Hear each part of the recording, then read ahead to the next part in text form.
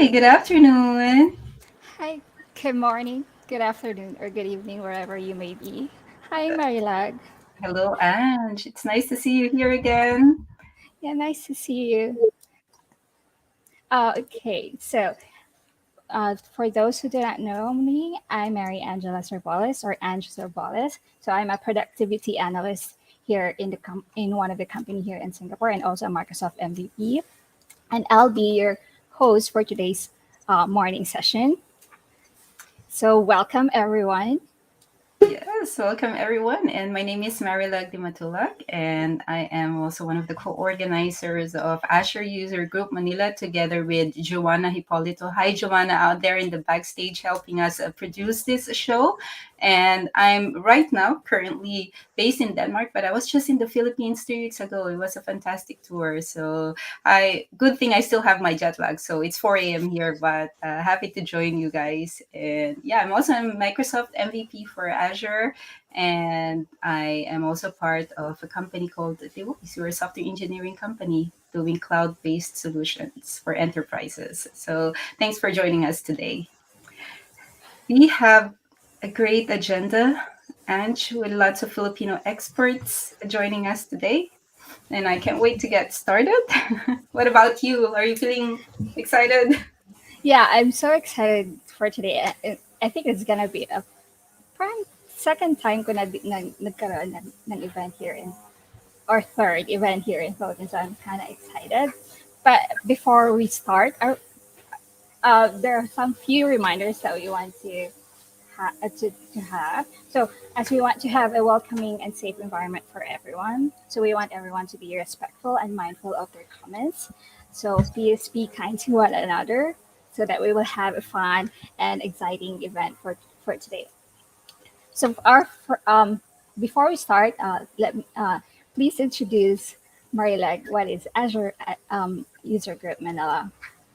Yes, so Azure User Group Manila is a community-driven organization. We started about 4 years ago.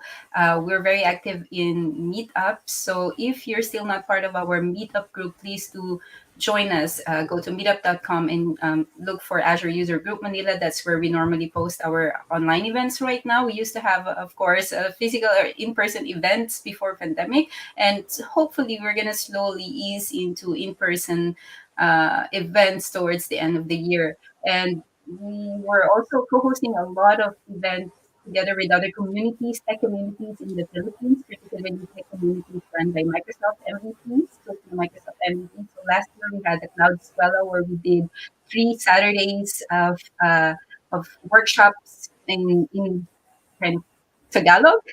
Uh, so we did that. So hopefully we get to do that again in August. I'm planning to also host some study groups for Azure Fundamentals 8900. So please watch out for that. And just also, I want to also add that I'm part of ulap.org. That's another organization, but ulap.org is a nonprofit organization that helps upskill underrepresented youths in the Philippines within cloud data and technology. So, yeah, you will find us also online on ulap.org. Thank you. Please subscribe and join the AZUGMNL meetup. Okay, so let's start with our first session. Okay, so our first speaker for today's session is Ron Dagdag. He is a lead software engineer at Spacey and also a Microsoft MVP. So Ron Dagdag is a software craftsman with 20 plus years of experience. So he currently supports developers at Spacey with their IoT, cloud, and ML development. On the side, Ron Dagdag is active participant in the community as a Microsoft MVP, speaker, maker, and blogger. Please um, Hello, Please welcome Ron. kumusta?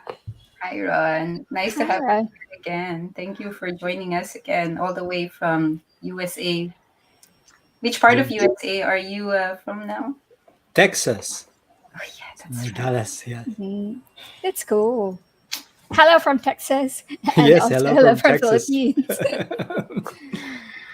Okay, so take it away, Ron. All right. Good morning, good afternoon, good evening. I am here in Texas, so it is good evening for me. My name is Ron Dagdag. Today, I will be talking about managing IoT devices in Azure, the simpler way. Welcome. Let me ask you a question before I get started. Who among here on the crowd or online is a Lego fan? And if you are, say hi to the chat or say yes. These are things. And when you want something to build, let's say you want to build a car from these different pieces. A person can kind of see how that car would look like, putting it together from these different pieces.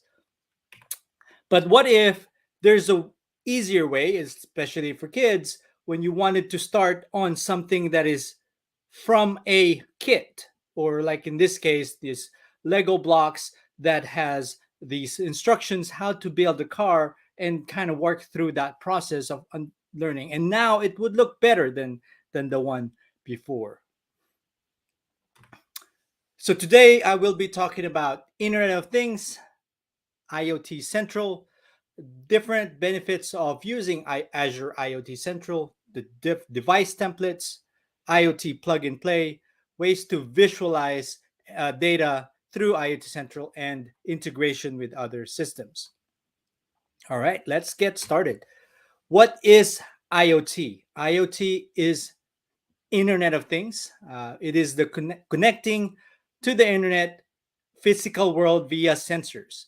Most likely, if you had one of these Google Home devices or these, uh, you know, Amazon devices, the quote unquote Madam A or Alexa, you have these IoT devices that interacts with the physical world around you.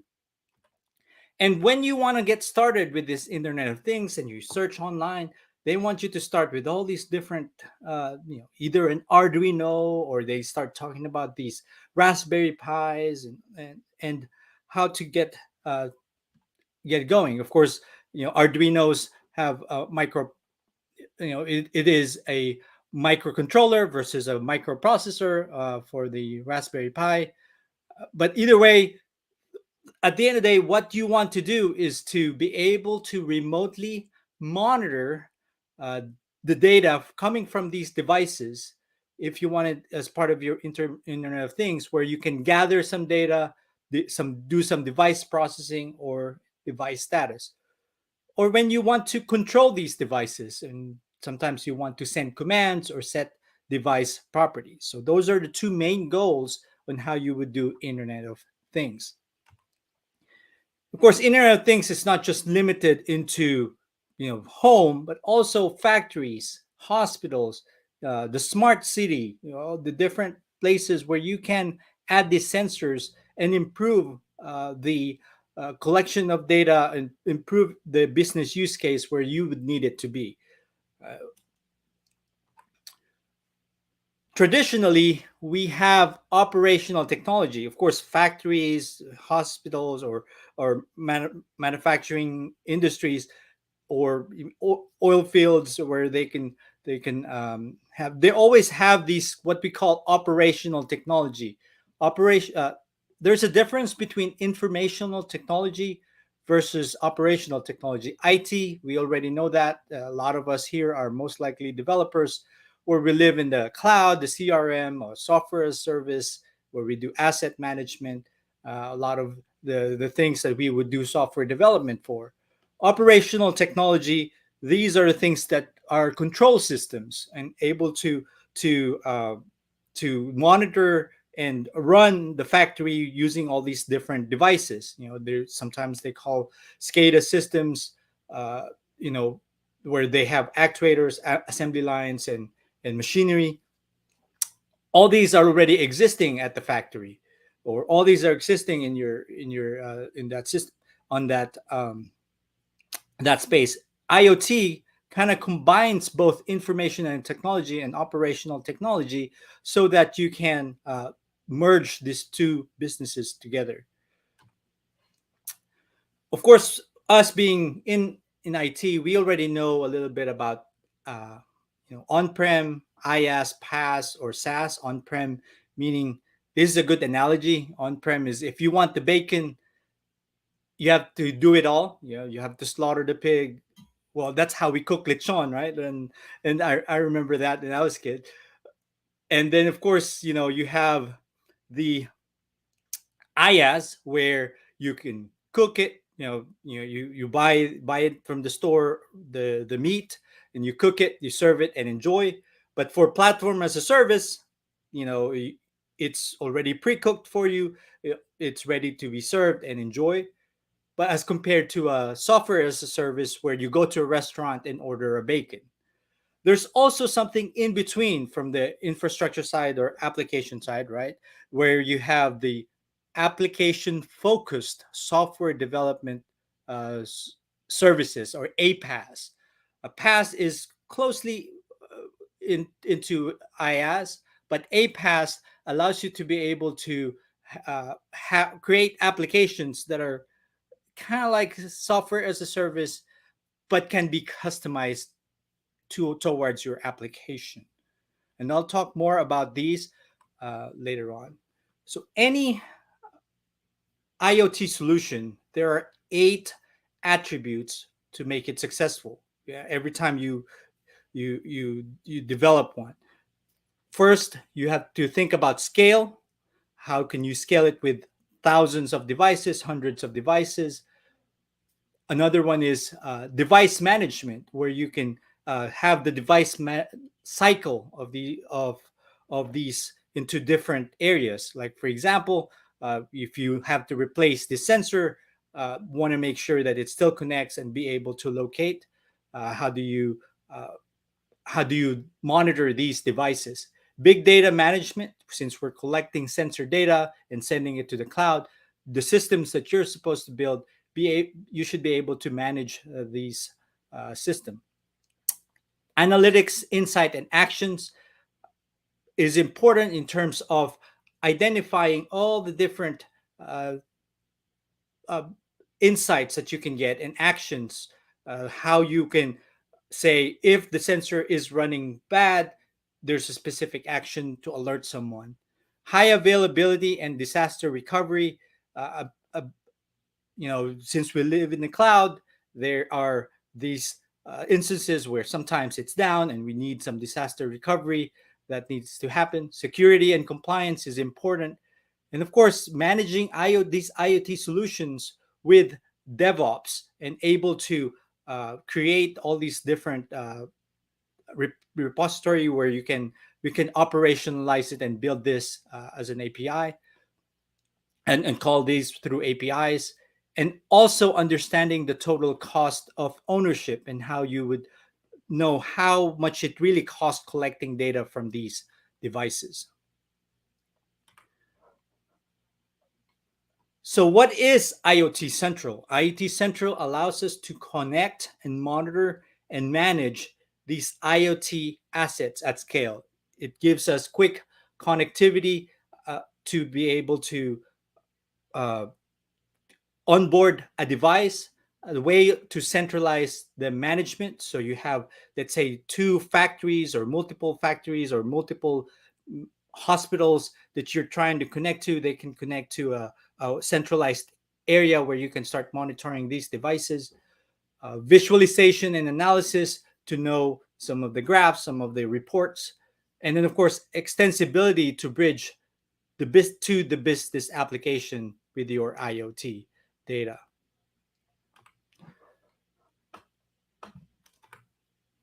So we did talk about the on-prem IaaS and PaaS. IoT Central is an application focused software development services, or APaaS.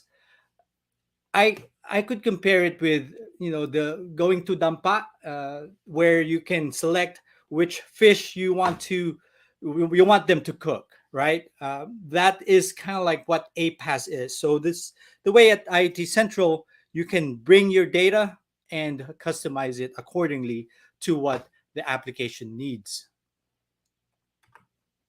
So one of the benefits is low code environment. Uh, there's less coding that you need to do in order to onboard some of these devices and also monitor. data analysis and visualization. Uh, it has a way to store non-frequently changing data, ability to have reusable templates. They have different types of device measurement. So in case you have these different conversion of data set, and then highly secured authorization and authentication. So in terms of architecture, IoT Central is actually a collection of all these different platform as a service that Azure provides, from the IoT Hub to device provisioning services.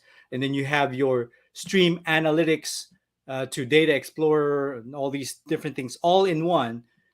And on the device side, you can connect it via IoT SDK, RTOS, or Azure Sphere, or if you need to work with IoT Edge.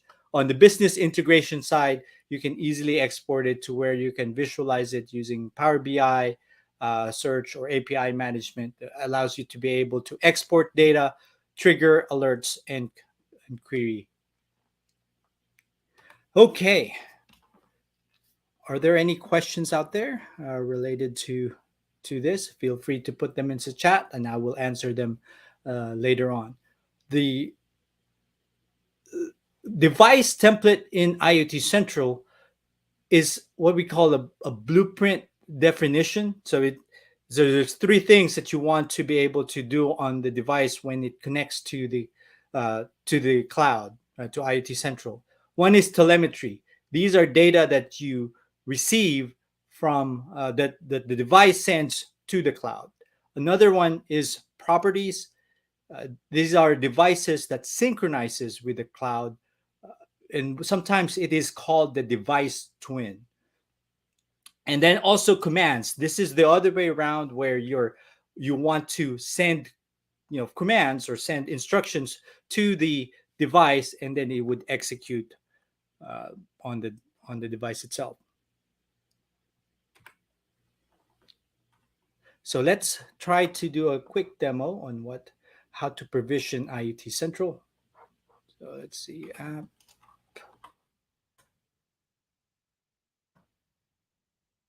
So if I want to create an IoT Central app, I can go to apps.iotcentral.com/home. I can click build app. There's already like pre-existing applications that can be used as a template. So let's say if you have something that you're building for retail, for energy, or for government, or for healthcare, you can have these templates. If you're going to create from scratch, you can use this and create app. You specify the name, the URL, you specify the pricing plan. There are 2 free devices when you select one of these, and these limits the number of messages per month. So if you just want to try it out, just 1 or 2 devices, you can easily just pick standard 2, and as it receives these messages, it would and you can do this. And then you need the subscription, Azure subscription, in order to connect to IoT Central or to create an instance of IoT Central.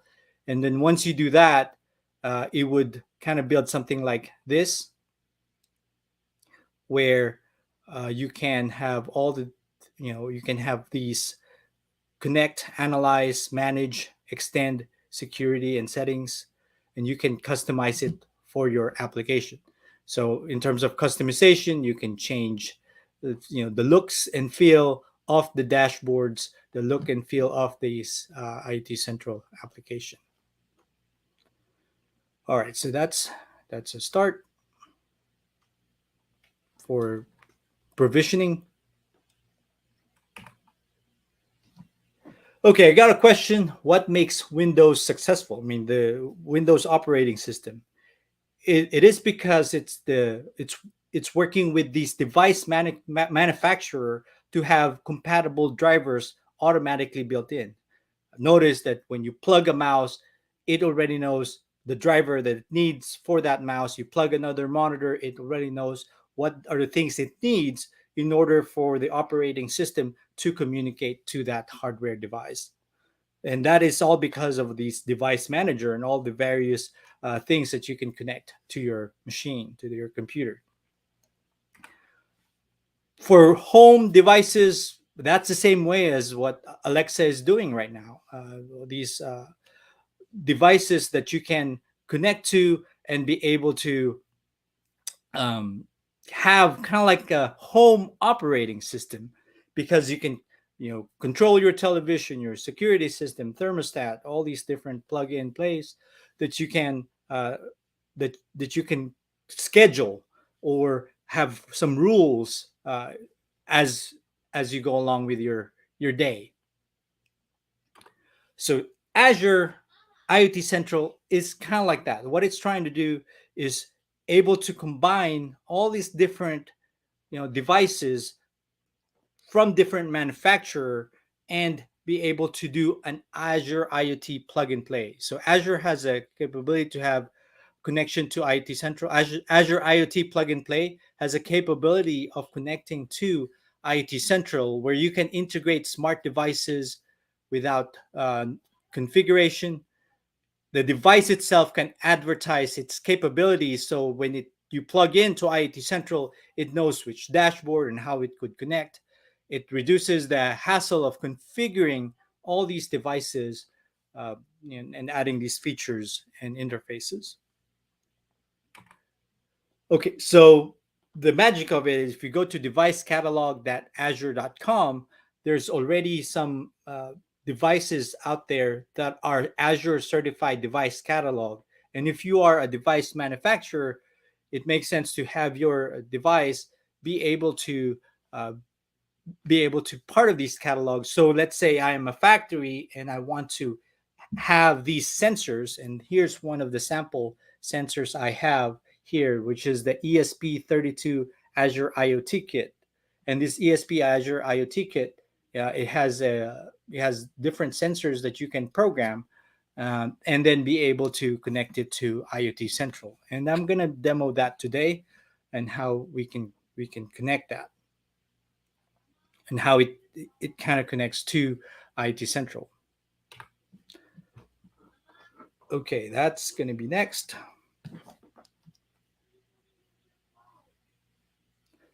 Okay, so while I'm setting this up, I want to make sure I can showcase how the connection is, and I want to. So I have this device that I'm actually monitoring. There's instructions you need to follow in order to set up this device, and how it would connect to Wi-Fi, because it has a Wi-Fi module, and also how it would you would need in order to have it in IoT Central. Since we don't have a lot of time in going through all the different steps and processes, what I'm going to demo today is how we're able to showcase it in in IoT Central after it connects to and gets his connection on IoT Hub, and then get the data from flowing from these sensor. Okay, so if I go to IoT Hub right here, this is my application. If I go to devices, so notice how I have this device. I was able to connect it to this IoT Central instance. I can create one using this create new button, and then I can specify the device name, the device ID. I can also make it a simulated device, and then I can specify what template it can use. In this case, it's using this ESP32 Azure IoT Kit, and I can use that just to simulate a sample of this device. So, and then get some telemetry data. This ESP32, it actually, once it connected to the internet, once it connected to Wi-Fi, it was able to register itself, because these are one of the Azure device, and it's in the device catalog. Once it's able to set this up and identify what device it is, it selected and download the correct device template. A device template is uh, a definition, or the blueprint that gives the characteristic of what we're monitoring on this device. So that's what it did here on the ESP32. It actually knows, hey, you need this dashboard, you need to uh, visualize the temperature, the humidity, the light, the pressure, and all these different systems, or all these different telemetry data. It also built up this where it reported who's the manufacturer, what is the software version, the OS on that device. You can actually send commands to this device right here. It so let's say, let's get an example. So hello Manila, and what I'm going to do here, I don't know if you can see it, is I'm going to click run. And what this one would do is it would send data from the cloud to the device. Let's see if it shows up right here, a little bit closer. So how it, so it says there, hello Manila, and it was able to receive it on this device. Uh, you can also view the data that it is receiving, where you have all your telemetry, the commands that was sent, and what's actually happening on this device. In this case, it's sending every few seconds the telemetry data of what's going on with this. Okay, so that's how you uh, use the device. I'll kind of demo the device template real quick and what it looks like. So the device template uh, allows you to uh, specify, right? Like in this case, the different telemetry data that you want to receive that this device is seeing. So like in this case, the temperature, it specified the telemetry, what is the temperature, and then what type of data as you're receiving, especially what unit it is, and then like in this case, humidity and percentage. So it's a way to define the raw data that you're receiving from device, and so that we can visualize it. And how you would visualize it, you can specify it here, where you can add these different tiles, and these different tiles you can map according to the data that you're receiving from that device. Okay, let's go back to the presentation. So visualizing the data, I did show you a little bit of how the dashboard would work. So let's look at that next. So we did talk about devices and how it would connect to IoT Central. Device groups allows you to specify, okay, if you have it in different location, all these different uh, devices, you can group them together into, let's say, factory A versus factory B, factory C, or hospital A. And now you can start naming them where they need to be. Of course, the device template, we discussed that a little bit. The data explorer side, where you can create a query, you can specify, okay, based from the data that I'm receiving from this device, let's say the temperature, I can analyze it. And right out of the box, there's already visualization for you. Notice that we didn't have to do any program just or do anything else just to analyze our data on what we're receiving. It kind of gives us all the data set, all the ways you can start, grouping them or creating these data exploration. So in this case, I can also do pressure, those kind of things, right? And now you have two data set that you're receiving. The dashboard side allows us to be able to create personalized dashboard. So you're not just limited to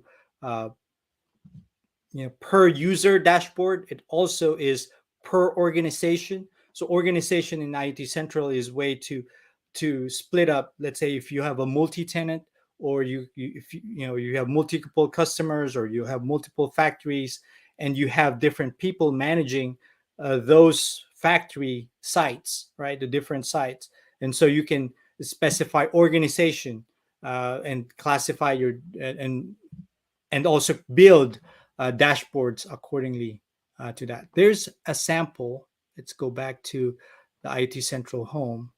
That might be a better way to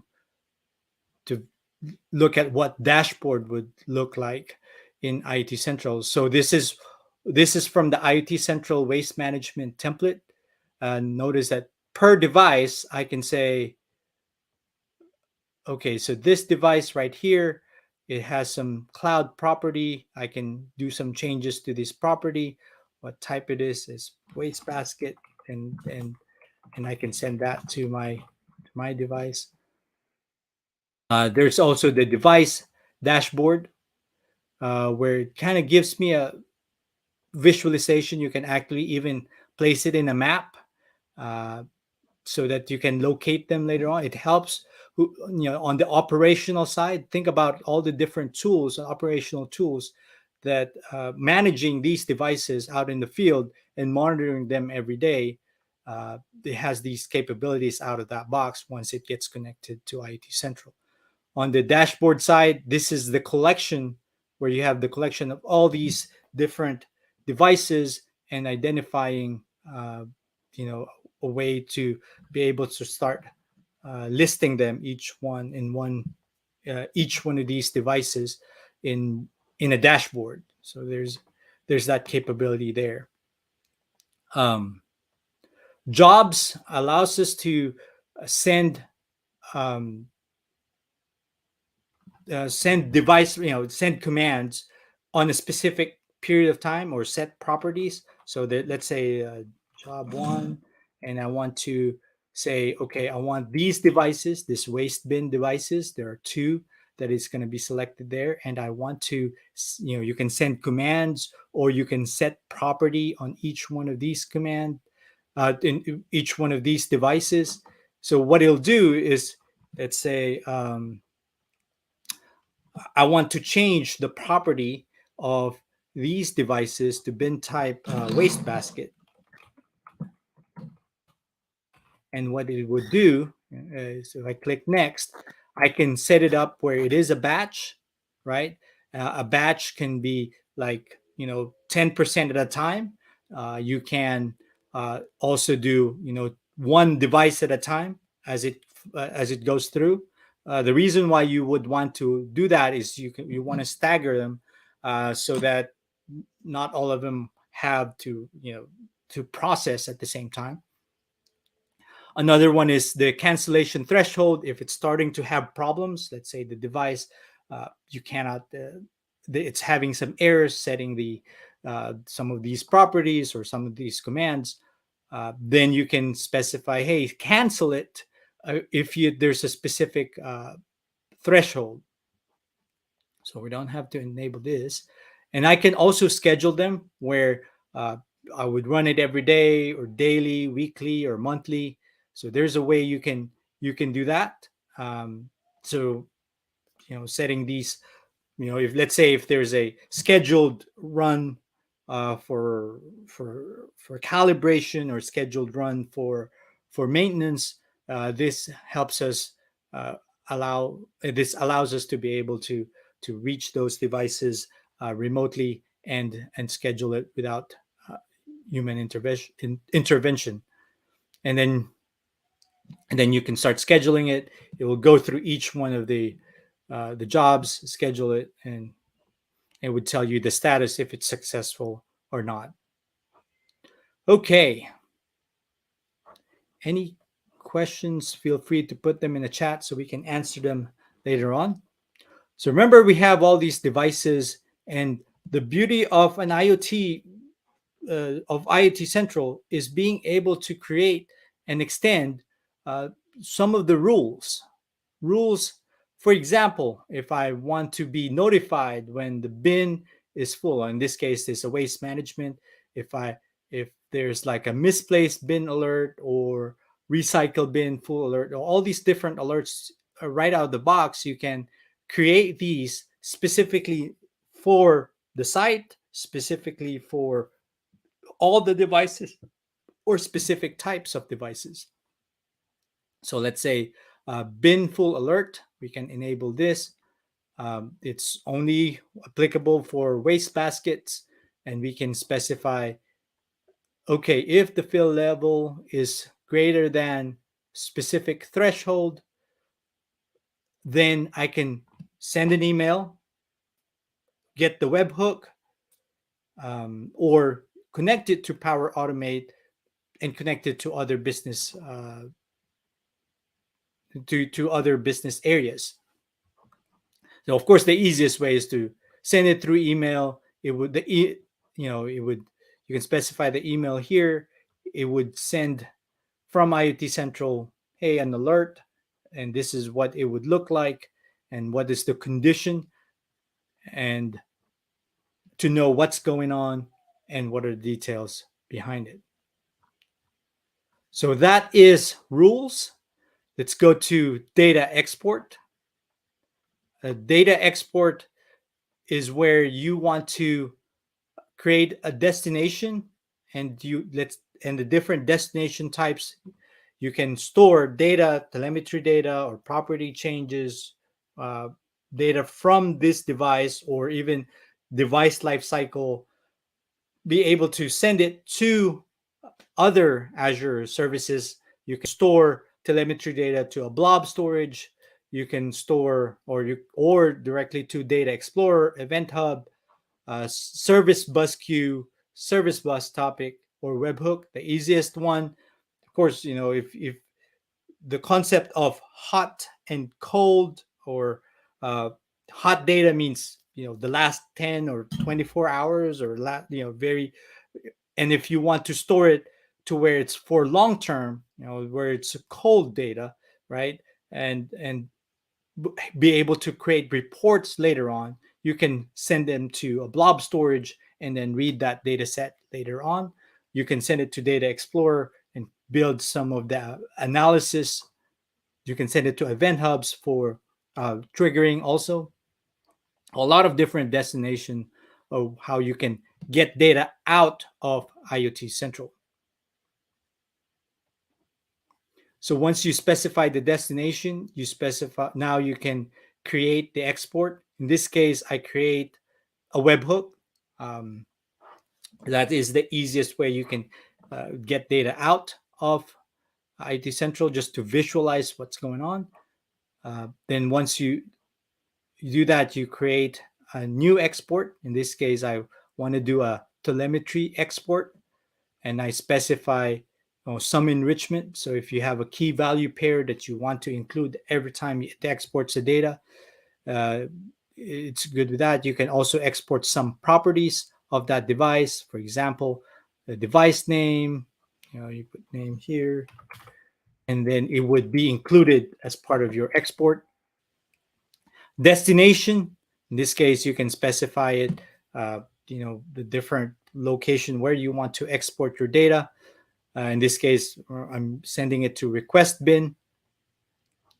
And this data transformation, I think it's interesting, is where, based from this sample, this is the data that IT Central is receiving from your device. Of course, we want to simplify that as it goes through the downstream, right, or upstream, yeah, or sending it to a different, let's say on a webhook, or you're sending this to Event Hub, or you're sending this data into to blob storage. You can build this transformation query. Sometimes it is using JQ in order to uh, create these, in a way, templatize it, right? It transforms this data set, and this commands, you can use it to flatten the data, and it would look something like this, right? So from this data source, it transformed it, to where once you're receiving it on the other end, you can even change some of the, instead of telemetry one, you want to call it something uh, 200. And then one on the other side, once it starts exporting this to your destination, it will have this key instead of anything else. And it will have, like in this case, key value pair rather than data that you're receiving where you have the ID and value. So it simplifies that process without, think about what's happening here. I didn't have to create a server to do my data transformation. It's kind of built in as part of this service. So once it receives the data, it knows how to transform it properly and send it to the particular destination. So that is a lot of the power of IoT Central, is ability to scale these devices. If you have, think about thousands of devices or even hundreds of devices in multiple factories, and monitoring each one of those, and then exporting that to a specific uh, location, or and monitoring those and having those rules, uh, and managing these devices, and of course the data export side, where you can uh, combine them together or create reports for later on, however you need to set it up. Permissions, this is where you can create these organizations and sub organizations. So you're not just limited to just, let's say, just factory. So let's say um, a lot of it is more different organizational structure on how you would split uh, these data set. So these devices, I mean, so you can have your own organization, another sub organization around that. So let's say this is, receiving area or something. So all the sensors that are on the receiving area for that factory, now you can make that as its own organization. So it's not just limited to one factory, multiple factories, or uh, not just multiple factories, but maybe different customers, right? So it allows you to be able to split them into multiple areas, and then each user can be uh, part of that organization. So when you add a user, you have a way to select, okay, this person can only see devices under that organization, devices assigned to that organization, or assigned to this factory, under that organization. And then you can also specify the role, what the, you can specifically identify, and a lot of the customizations you can do and limit. If this person can only view status of these devices, they can't create device templates. An operator has a way to be able to do more, where you can even identify all these and granularly, uh, I have different operators, viewers, and what it can do and cannot do. So it gives us the ability to not just view, update, create all these different roles and customizations you would need in order to uh, deploy these to scale. Device connection groups. This is allowing you to be able to do a SaaS app, use device provisioning service, where you specify an enrollment group. An enrollment group is if you're using X509 or certificates. So sometimes devices, to make it more secure, rather than a connection string, you can use certificates, or instead of the shared access key. And then you would know how to connect and how uh, in order to be able to make it more secure. These API tokens gives you that flexibility, where you can create a custom application, like a React app that would connect to your IoT Central APIs to send and customize these commands. We also use API tokens for the DevOps side of things, right? Because you can specify, how to create the device template, automate that creation, automate how you would manage jobs, the rules, and also uh, you know create scripts and how you would be that would be part of the DevOps cycle. Okay. Of course, under application, you can manage it through, you can copy the existing one if you want to. This is where you would delete it after you're done playing with IoT Central. If you want to delete this whole application, you go to application management and delete. Pricing, you can switch back and forth depending on what type of devices and how many times you're sending data to the cloud. So if it's something that only have few messages a day, just wakes up, sends the messages, and then goes to sleep, maybe it might make sense to have just use standard 0, 1, and 2. Of course, there's different cost involved. Last time I checked, standard 2 here in the US, it's about 80 cents per device if you're using these. Uh, I believe 40 cents on the standard 1, and I don't remember on the standard 0. Device file storage allows us to be able to upload the data that's coming from these devices to the cloud, so send media to the cloud or files. uh, so let's say if you have images that you're capturing on that device, you can use this directly to where it would specify the storage account where it would store uh, from device to the cloud without using telemetry, sending it through telemetry. Of course, you can templatize your IT Central system too, uh, so that others can create apps according to a certain template. Customization, you can change uh, the logo. If you want to change the logo to something else, uh, you can do that. You can remove the logo, specify some of the text. Um, so a lot of these customizations you can do. Helpful links and text, and there you go. We've walked through all the different functionalities of what you can do with IoT Central. We went to visualizing the data. We also looked into how to integrate with other services where you have the rules, export, and APIs, where you can have an email, a webhook, a Power Automate.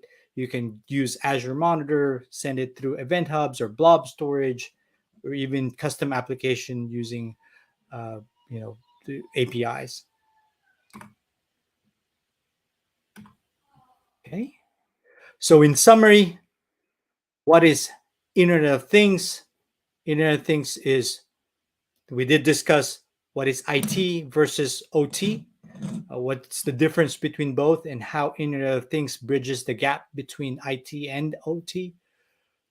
We did talk about IoT Central, where it would simplify the creation of different IoT solutions. So think about different sensors, how you can combine from different manufacturers, play, add them into a centralized location and start receiving data there. The different benefits of IoT Central. Uh, the main benefit I can see, and I showed you a little bit of, is the low code environment. There's less, if you just want to do data export and do transformation, we didn't do a lot of coding. If I want to create the dashboard, where you're able to edit, move things around on that dashboard without going through a lot of coding. The device template, I did talk about the device template, where you can receive telemetry data. Telemetry data is data coming in from the device to the cloud that gets sent every minute or every hour or every few days. So how to map that to a device template. We also talk about properties. Properties is more of a device twin, to where I can it synchronizes by itself. The device have its own property. There's a device twin, or the virtual representation of your device in IoT Central. You can specify a property there, and even though the device is turned off, it knows how to synchronize itself once it turns on, and so data does not get lost, or some of the properties does not get lost, and vice versa. If there are changes on that device that you need to reflect to the cloud, it would do that, um, and synchronize it. Commands, like what we did a while ago, is I send data from the cloud to that device, and it gave us and change some properties, or it did the command to do something on these.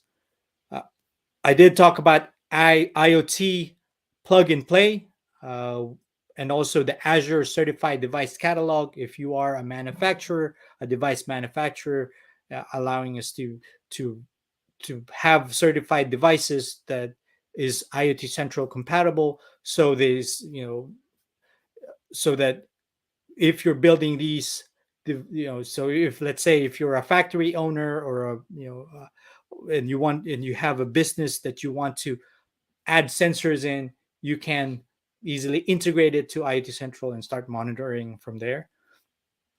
Data visualization, I did talk about how to kind of put dashboards together and kind of map what's from the telemetry data, and how to visualize that telemetry data, or how to visualize these properties.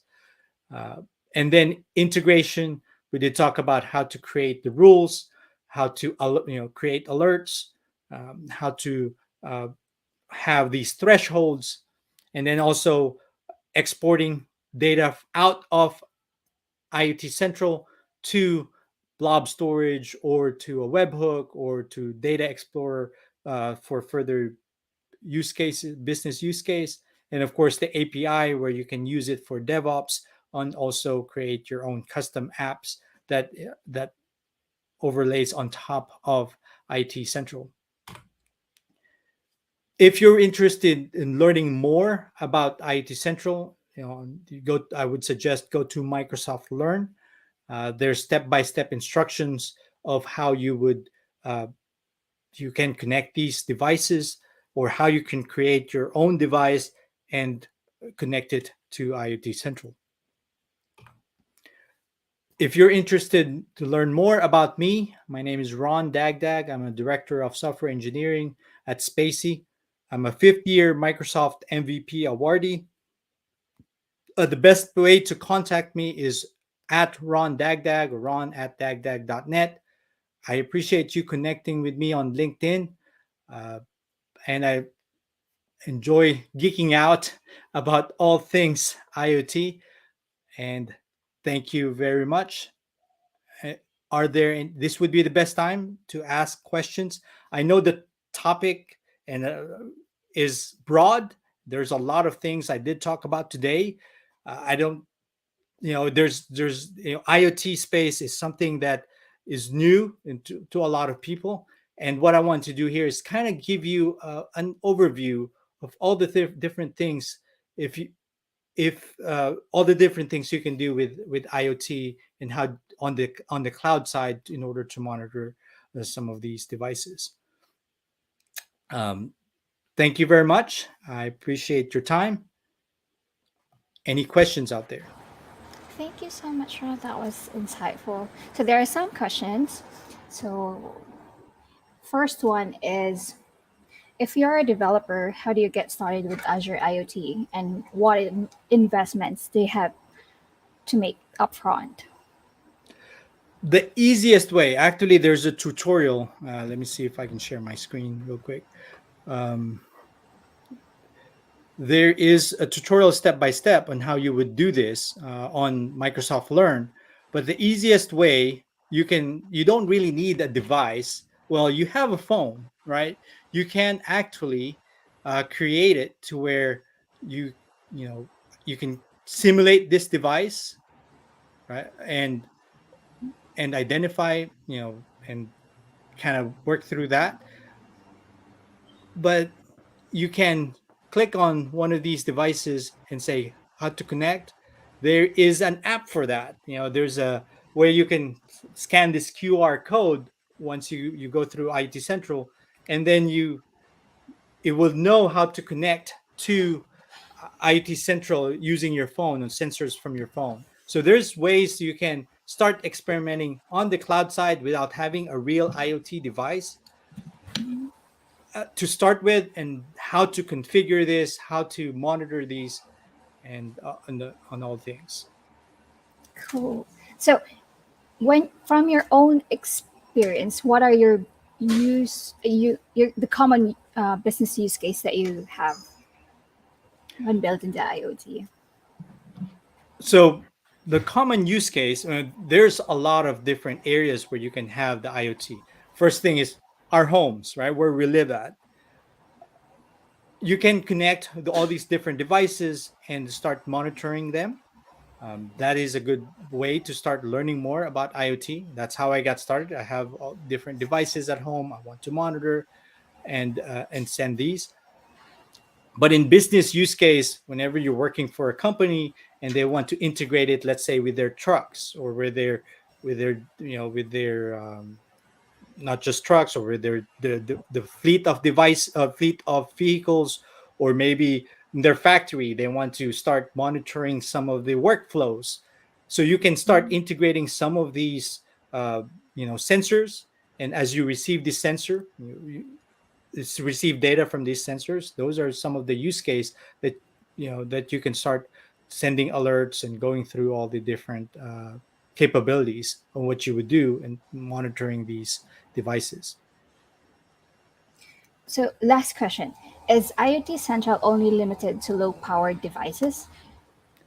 It is not just limited to low power devices. You can actually create a JavaScript application or a Node application to connect to IoT Central. So like I said before, it's your phone. You can use it to connect to IoT Central. You can create a C sharp or a .NET application or Java. There are SDKs out there, and how you would connect to this, and step by step instructions online and how you would go through if you want to get started. With that, thank you so much, Ron, for your Mhm. insightful sessions and also for answering our questions, some questions. You're Um, welcome. so thank you. So if you have any more questions with Ron, and if you feel shy to post it in online, you can go check out Ron Dagdag in LinkedIn, and also check out his Twitter profile as well. Okay, so our next session, our second session, our speaker is Pio Balistoy, Microsoft MVP Data Platform in Singapore, lead data platform consultant in Python services. So Pio is a Microsoft MVP and certified trainer for data platform as SQL Server professional with more than 17 years of experience with SQL Server operation, architecture, and administrations. So he brings his passion for SQL Server as a community leader for Singapore SQL Path and Philippine SQL Server user group. So he is currently one of the lead Microsoft data platform consultant for the Python services. He also co-founded Accent One Inc., a technology solution company based in the Philippines and Singapore that helps SMEs integrate and develop Microsoft-based business applications. With that, please come aboard, Pio. Hello, good morning, everyone. Good morning. So the floor is yours. All right, let me just share my screen. Yeah, hi, good morning, everyone. Welcome to the Global Azure Bootcamp 2022. I hope everyone is having a great day. Make sure you check out all the sessions that is happening right now. This is a global event, so there are sessions not just for the Manila event. There are other sessions happening simultaneously in different countries. So if you want to find out more, just look for the Global Azure Bootcamp pages, and you'll be able to see what sessions are happening right now. On our session today for Manila, I'll be talking about securing your data in Azure SQL. So we're going to talk about all the features and configurations that you should be thinking about when you're deploying Azure SQL in the cloud, so that you can keep your data secure. Uh, As Ange already introduced me, I'm Pio Balistoy. I'm a lead Microsoft Data Platform Consultant for Pitch Services. I'm currently sitting as a board member for the Microsoft Azure Data Community Advisory Board, and I help the community by organizing the user groups in Singapore and Manila. If you want to connect with me after this session, or if you have any questions, feel free to connect with me in Twitter, in Facebook, or any of the social media uh, links that you can see on your screen right now. And when we started doing a lot of online sessions, I am also hosting data sessions. So all of our episodes are currently on YouTube. So make sure you check it out if you are interested in data platform, not just in Azure, but in database development and database platform. So do check that out if you want to find out more. And today, like I said, we're gonna talk about securing your data in Azure SQL. So this module, hang on. So this module is part of a learning path in Microsoft Learn. It's part of the Azure SQL Fundamentals learning path. What's that? So learning paths, Microsoft Learn is where you can find out how you can find out about Azure services, how you can learn how to use them, what they are for. If you are interested in finding out how they operate, and how you can enhance your, for example, if you are an existing database administrator and you wanna start using the cloud, that's a great place to start to find out all the services available for you. It doesn't just have links and tutorials. It also has labs included that you can use and try out all the services. So it's a great place to learn, whether you're starting with Azure, or if you're preparing for example, if you're preparing for Azure Data Fundamentals certification, or Azure Database Administrator Associate certification. This is one of the learning path that you should be checking out to get you up to speed on what's the topic on Azure SQL, as well as how to use all the features that you can find on Azure. Uh, After this session, if you want to find out more, if you want to try out anything that I will be showing you today, you can go to the learning path. You can check out the module, and you can try out everything that I will be showing you to I will see everything that I'll be showing you today. uh, but since this is a learning path, it's a very wide topic, and we only have an hour, so we're going to focus on how to secure your data in Azure SQL. We are going to divide the topic into four important pillars, which is platform and network security, identity access management, information protection, which is data protection, and encryption, and security management. On platform and network security, we're gonna talk about all the configurations and settings that you should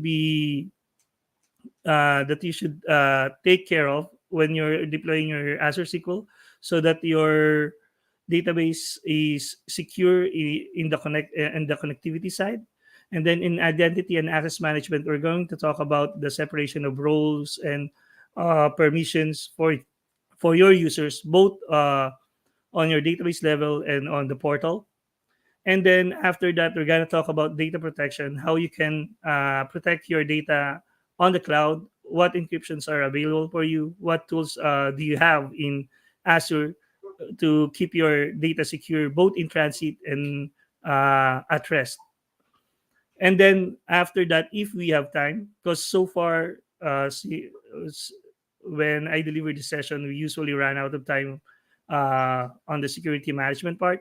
But on the security management part, we're going to talk about after setting up your database, after setting up your infrastructure, your environment, what do you need to do after that to monitor your environment, uh, how you can keep it secure, all the logs, the audit, the available features for you in Azure to help you monitor your environment and keep it secure. So if we have time, we're gonna talk about, and I'm gonna show you where you can find that in the portal. Uh, yeah, and like I said, if you want to find out more, just head over to learnmicrosoft.com, and you can explore the module. At first, let's talk about the network security for SQL database. So let's talk about this example of the environment. Here we have an Azure SQL, MySQL. Let me. We have MySQL DB Serve database Windows.net uh, in West US. This is your Azure SQL, and then in your environment, you usually have different clients coming from different location, right? So here in our example, we represent them as Azure VM, but it can be any client application or client, for example, client server. It could be a workstation, it could be a service. But to simplify, we're gonna just represent them as Azure VM. So here we have different applications or clients connecting to your database from different location. One from US East, and this is one VNet, a virtual network.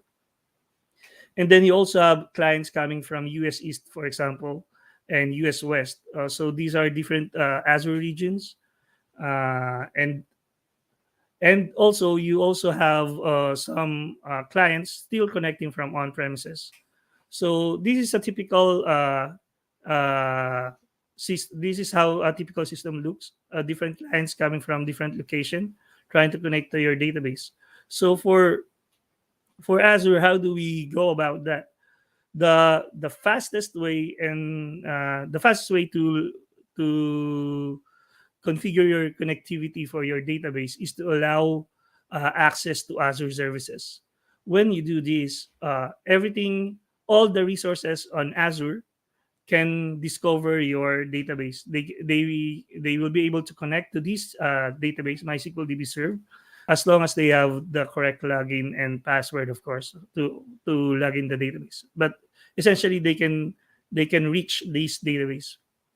This is like I said, this is the fastest way to set up your connectivity, but uh, it's also the most unsecure. When you do these, everything on Azure can discover your database. So it's not just within your subscription. So it's the less secure. You usually just do this if you're doing POC, if you just want to test out something real fast. On Azure, but for production environment, for an enterprise application, for example, it is recommended to turn off allow access to Azure services. So that's the first one. What's the next? I don't want it to be available to everyone in Azure. So the next way you can configure your network connectivity is using firewall rules. Now, for firewall rules, you specify specific IPs that can connect to your database. This makes it a lot more secure than the first option. You only specify the specific IP that can connect. This is uh, this is more than enough. For example, if you have one or two client that needs to connect to the database, when you do that, this specific IP, for example, this specific IP can now access this database. Now, since we're putting specific IP, this will also allow you to connect your on premises to your SQL databases. Now, the like I said, it's more than enough if you have just a few clients that you need to connect to your database. But if it becomes if you have more than, for example, more than 10 clients, and it keeps on changing, if you have an application residing on a client that has a dynamic IP that keeps on changing, now this will be very hard to maintain on the administrator part, because you need to keep on updating the IP, make sure all the IPs are updated.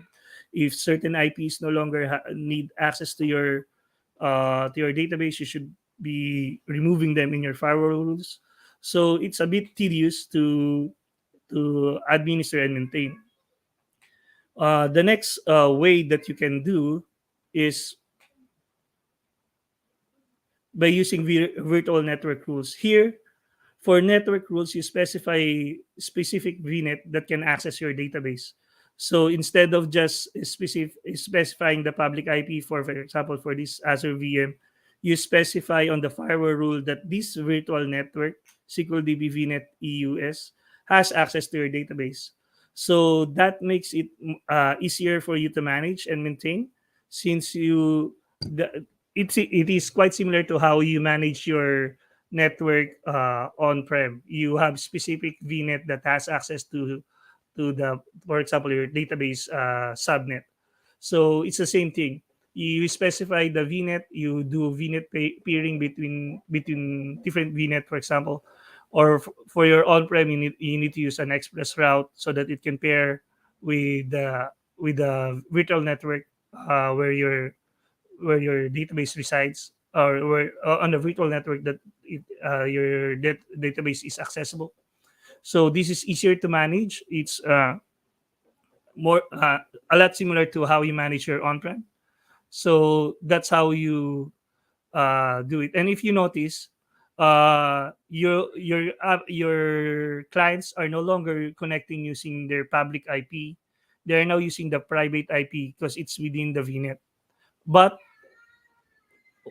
if you notice, if you do a NS lookup on your database, you will still see the public IP for you will see it will you will still see some information that you might not want to be available for the public. For example, the public IP for your database, and later on you will see, you can even see the DNS IP of the server for the server.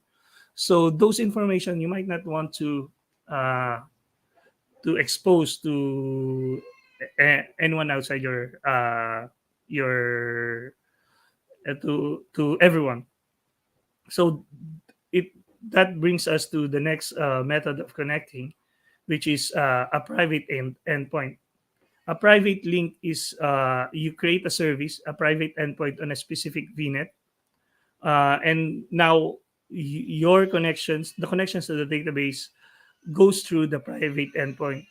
This way, you can even disable the public access for your database. You can disable access to it through internet. If you do that, all connections to your database goes to the private endpoint, which is more secure. And if you try and find out more information about the database server, you won't be able to see its public IP, the DNS, the private DNS, the public DNS server. You will only see the private IP of the database, which is not very useful for anyone outside of the VNet.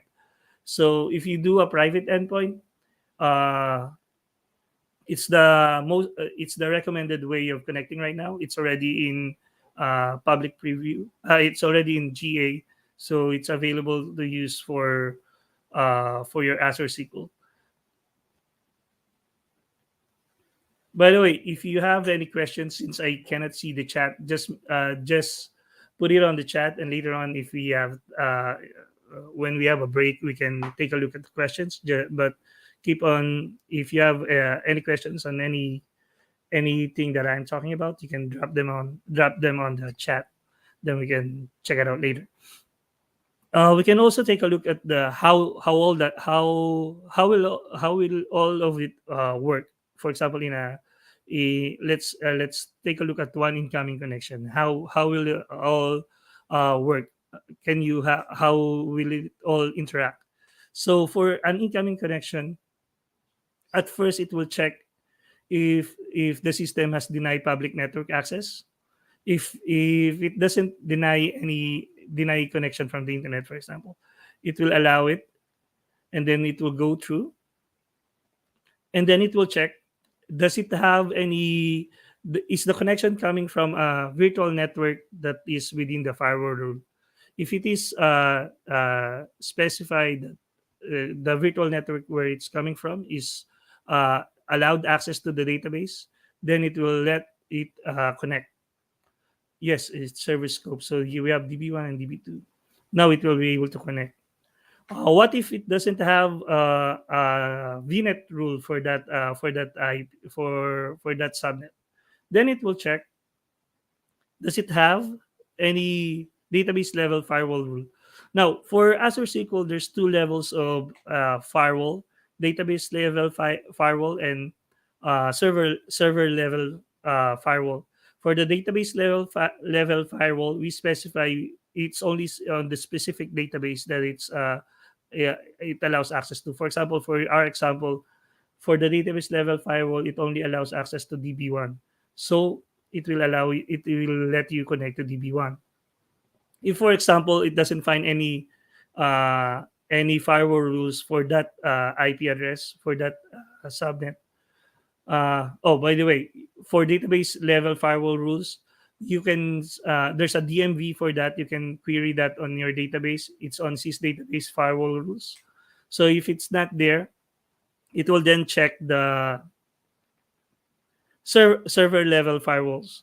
So when it check the server level firewall, it will check if you have access to the logical server. For example, here the logical server is my server database.windows.net. So if you have access to the server, so the logical server where the database is located, then it will allow you to connect to the databases. But if it's not, then the connection is denied. So that's how all the firewall rules work. Now, what if we deny public network access? Earlier on, I showed you there's only one way you can deny public access for your database, and that is using a private endpoint. So when you have a private endpoint, it will deny public access, and then you can only connect through the private endpoint. So if you have access to the private endpoint, then you'll be able to connect to the databases DB1 and DB2, and that's uh, how all the connection works. So let's take a look.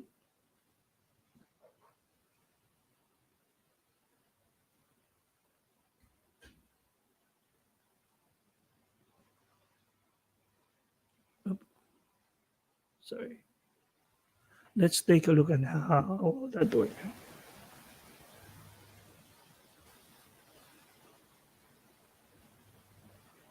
Okay, so I have here a logical server SRV or Azure SQL. If you go down to the firewall network, that's where you can see it. You see here, when you provision a Azure SQL database, this is one of the parameters. Are you allowing Azure services and resources to access this server? If you set this to no, to yes, then everything on the Azure network can discover your database, and they can connect if they have a login for the database. So the recommendation, this may also come out on the DB300 exam. The recommendation is to turn this off when you provision, unless you specifically are just testing or want to leave it on. To make it more secure, you turn this off so that it will only be accessible to the resources that you want it to be to access it. So you can see here this section. This is the firewall rules for the IP. This is let's delete this one.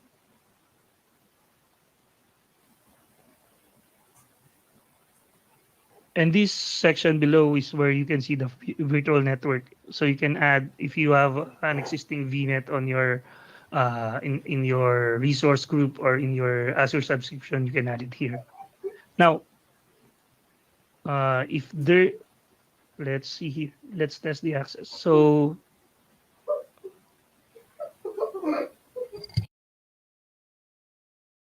let's check first my IP.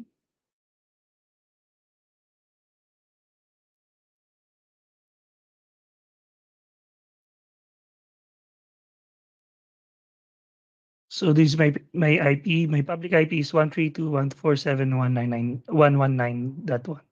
So right now we remove any IP rules, right? Oh, which is, you can also see here in the portal, which is correct. That's my public IP. So we don't have any firewall rules, so we shouldn't be able to connect. So when I refresh this connection, I won't be able to connect. The How can you add your the if you're on the portal, the quickest way is to do this, add client IP, then it will add your client IP.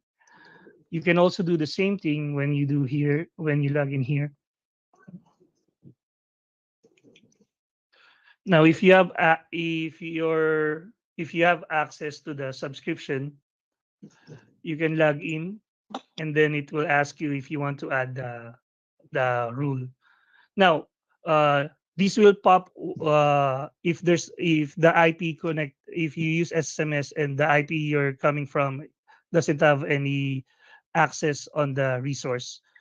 No, if you have permission to the subscription, for example, this account, that's it's the owner of the subscription, I'll be able to add. But if you don't have the proper permission or proper role on the subscription, you won't be able to add the IP. You will be prompted with an error.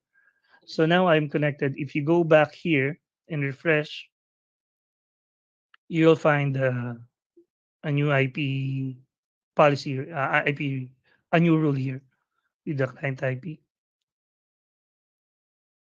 So that's why it's the easiest way. So when we go here and we check, let me check. Let's connect.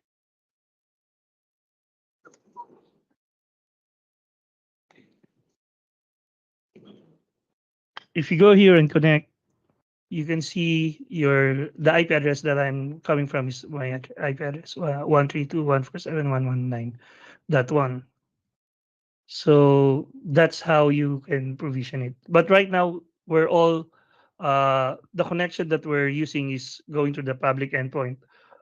You can verify that. You can see here that deny public network access is disabled because this server doesn't have any private endpoint created yet. So you won't be able to deny public access because that's the only way you can connect. If you look at our server name, if you check if it's up, if you're going to the public endpoint,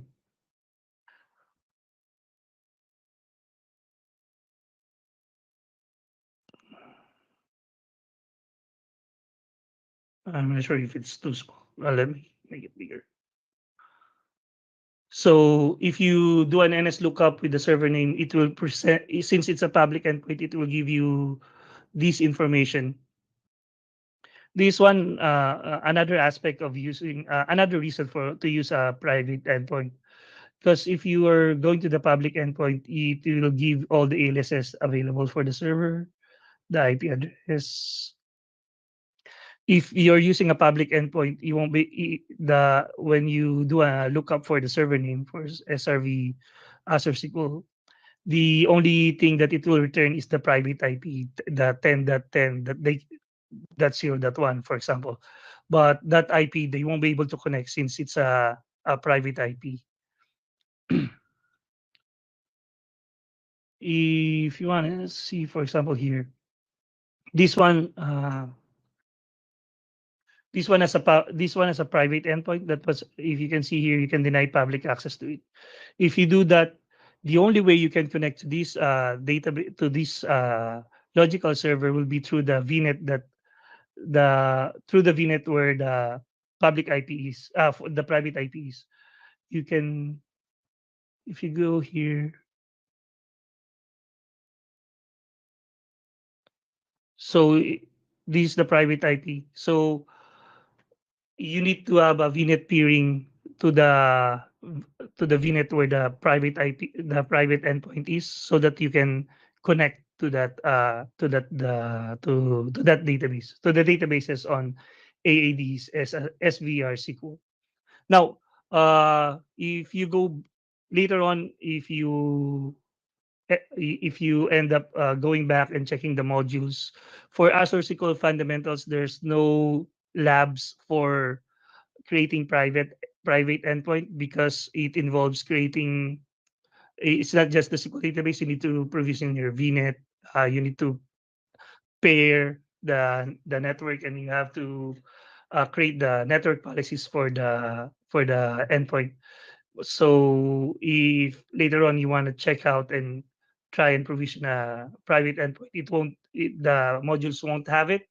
But if you are interested, we can set up a different session and we can discuss more about private endpoint. Or if you want to try on your own, you can go to aka.ms slash SQL workshops.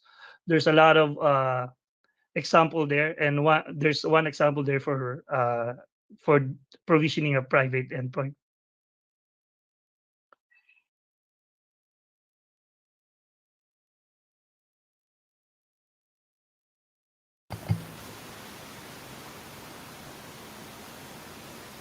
All right. So that's how it looks. Let me see if there's any question before we proceed on the next part. All right. I don't see any questions. I'm going to proceed. So yeah, so that's how you can set up your network. So you might be, how can we sum it up? For Azure SQL database, for your network security, if you can configure a private link, a private endpoint, then you should be using a private endpoint. Uh, and to top it off, you should be denying public network access to your SQL database. That is the most secure way of configuring your network security. But for any reason that, for there might be some reason, technically, or as a business requirement, that you cannot do that. You cannot use a private link. If that's the case, if it's not possible, make sure to turn off your allow access to Azure services, so that it's not discoverable on everything inside Azure. And then make sure to configure your firewall rules, so that the specific IPs will only be able to connect, or either that, or use virtual network rules. So that's how you should be configuring your network security for Azure SQL database. For Azure SQL managed instance, it's a bit different, because for managed instance, during creation, you already specify, it's quite similar, but well, a different implementation. For managed instance, when you uh, deploy your managed instance, you already specify the specific VNet that it will reside, and it will only be connect. You can only connect to that through that specific VNet. So in essence, it's also the same as a private endpoint, because it's on a specific virtual network. So that's something you need to consider during creation of your managed instance, not afterwards. And of course, every company has its own network practices.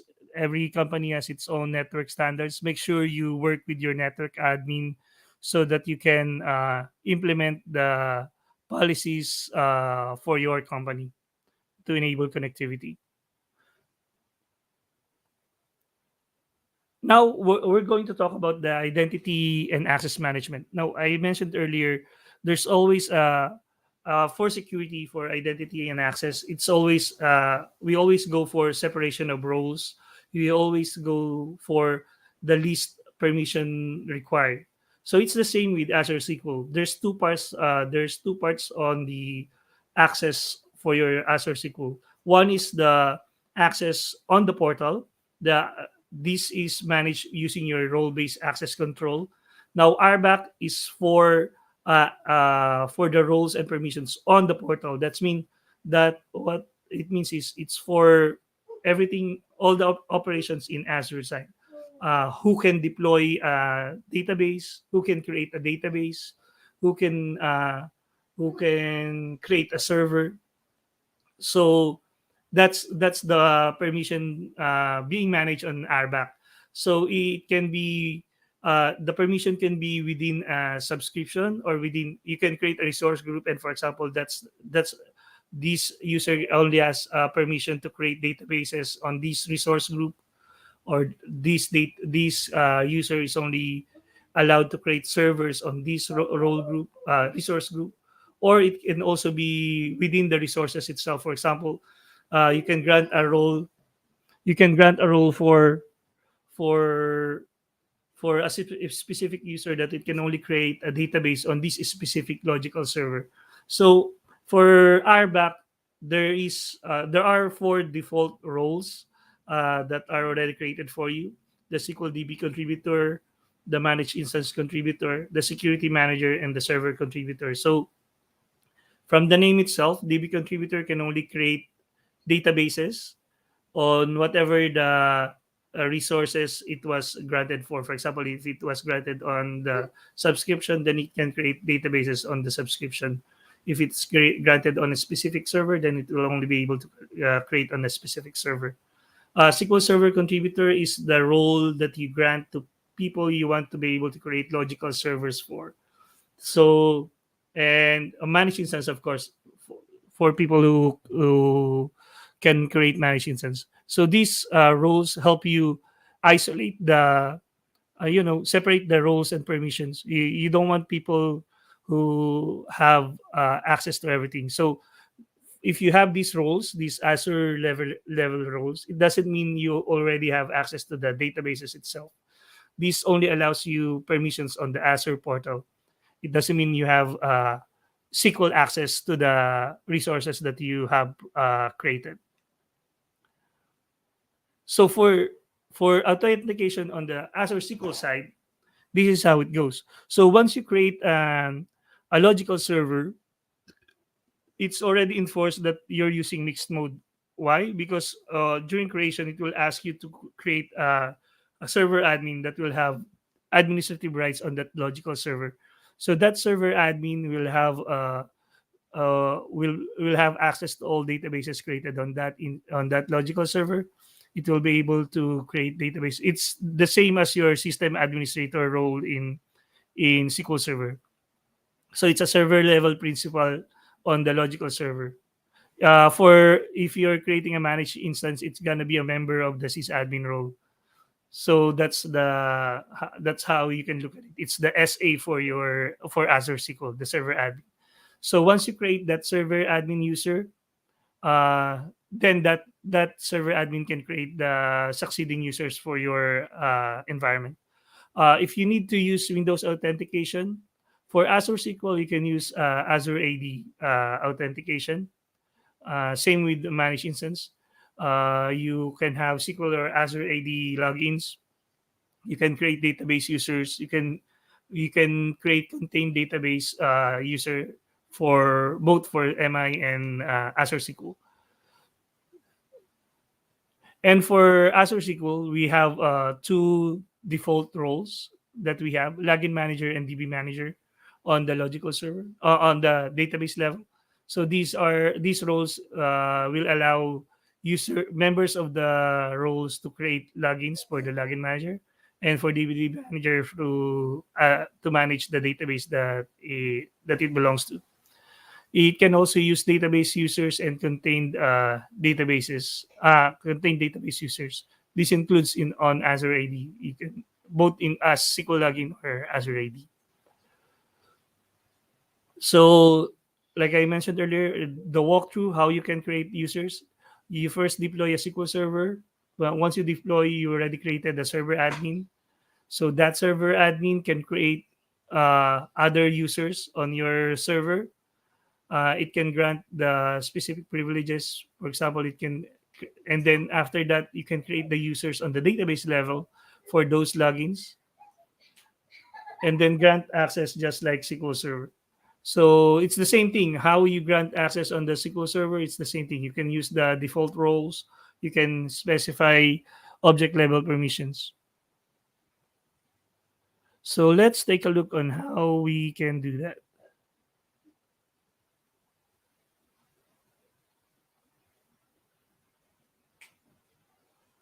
Let me just connect.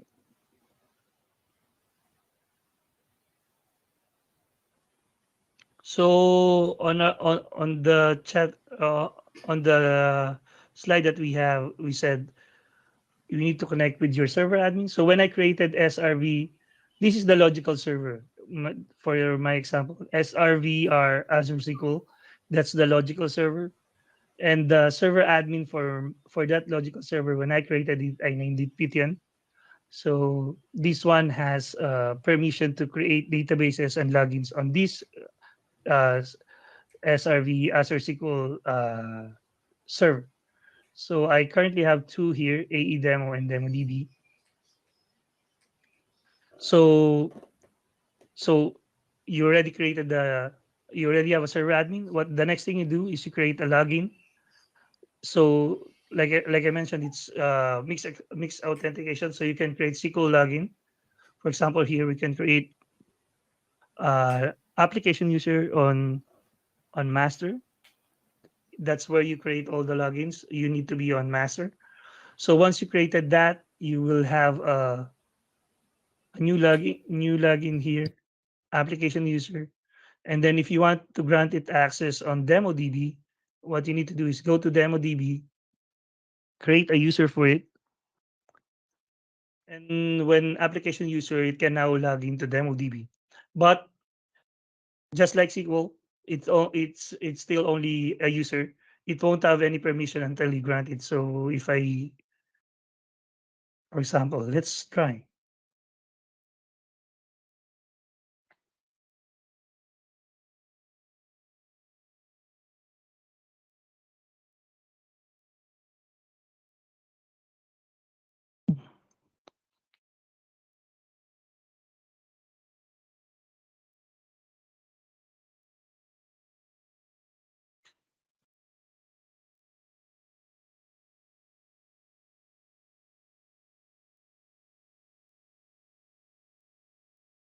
There you go.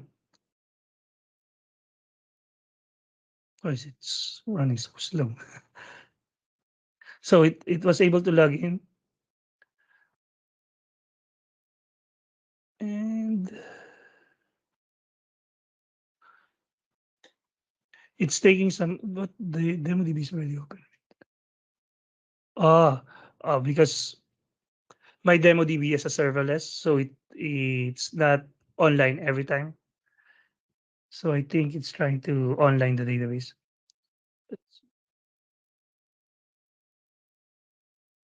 Serverless is one of the option for one of the deployment type for Azure SQL database. It's the cheapest one because it's charged per second, and I'm a cheapskate, so I'm using serverless.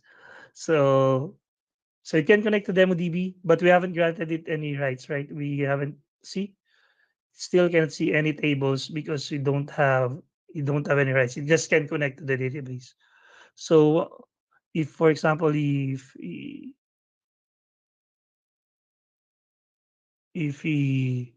there's a sales customer, let's reuse this. If he does this, because he doesn't have any permission. So once you still need to grant him permission so that he can select. It's the same thing. It's just like SQL. It's Azure SQL, but it's definitely just like SQL. The way you provision permission on SQL Server, it's the same in Azure SQL. One thing that I was mentioning earlier, you can create uh, this the syntax for creating AAD login. So, but I wanna demo contain database user. So we mentioned earlier, you can create contain database user using AAD. So I'm on DemoDB. I have this another user on my AD. I'm gonna create a user for it. If you is if you don't have any login for Pius PR Balistoy, Yahoo Junior Yahoo.com Yahoo dot on Microsoft.com. So so that means it doesn't have any login. We're just gonna create a user for it on DemoDB. Oh yeah, that's another thing. If you're granting permission on AD accounts, you need to log in with an AD account. So let's change the connection because we previously connected using the server admin PTN, right? So we connect with a AD account. Not you, not yet. Let's do this. So now I'm connected. Let's switch DemoDB.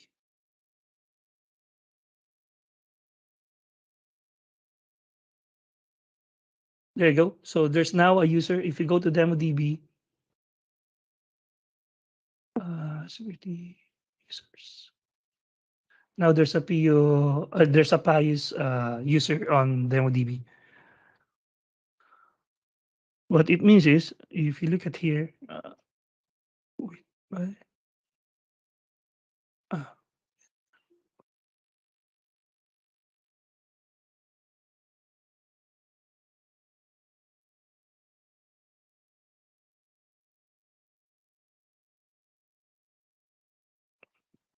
so we got it read right. So when we connect, for example, here, this one, let's reconnect. We try connecting using Pius. I hope I remember the password.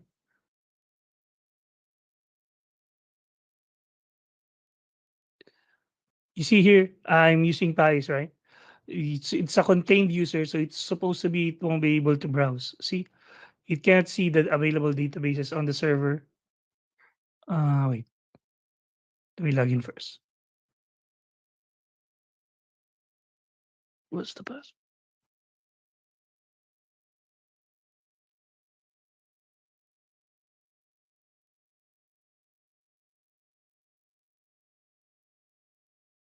Again.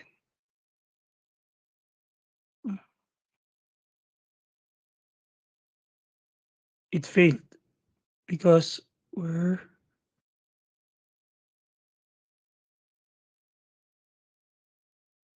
because it's a contained user, right? Let's try. We only granted it access to DemoDB.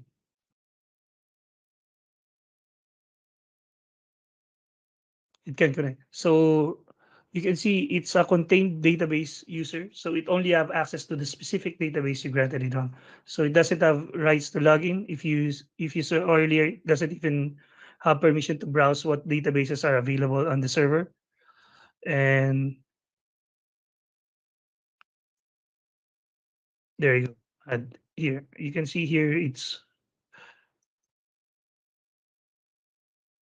Pius at Priorist. Okay, you can see it. So that's how a contained database user.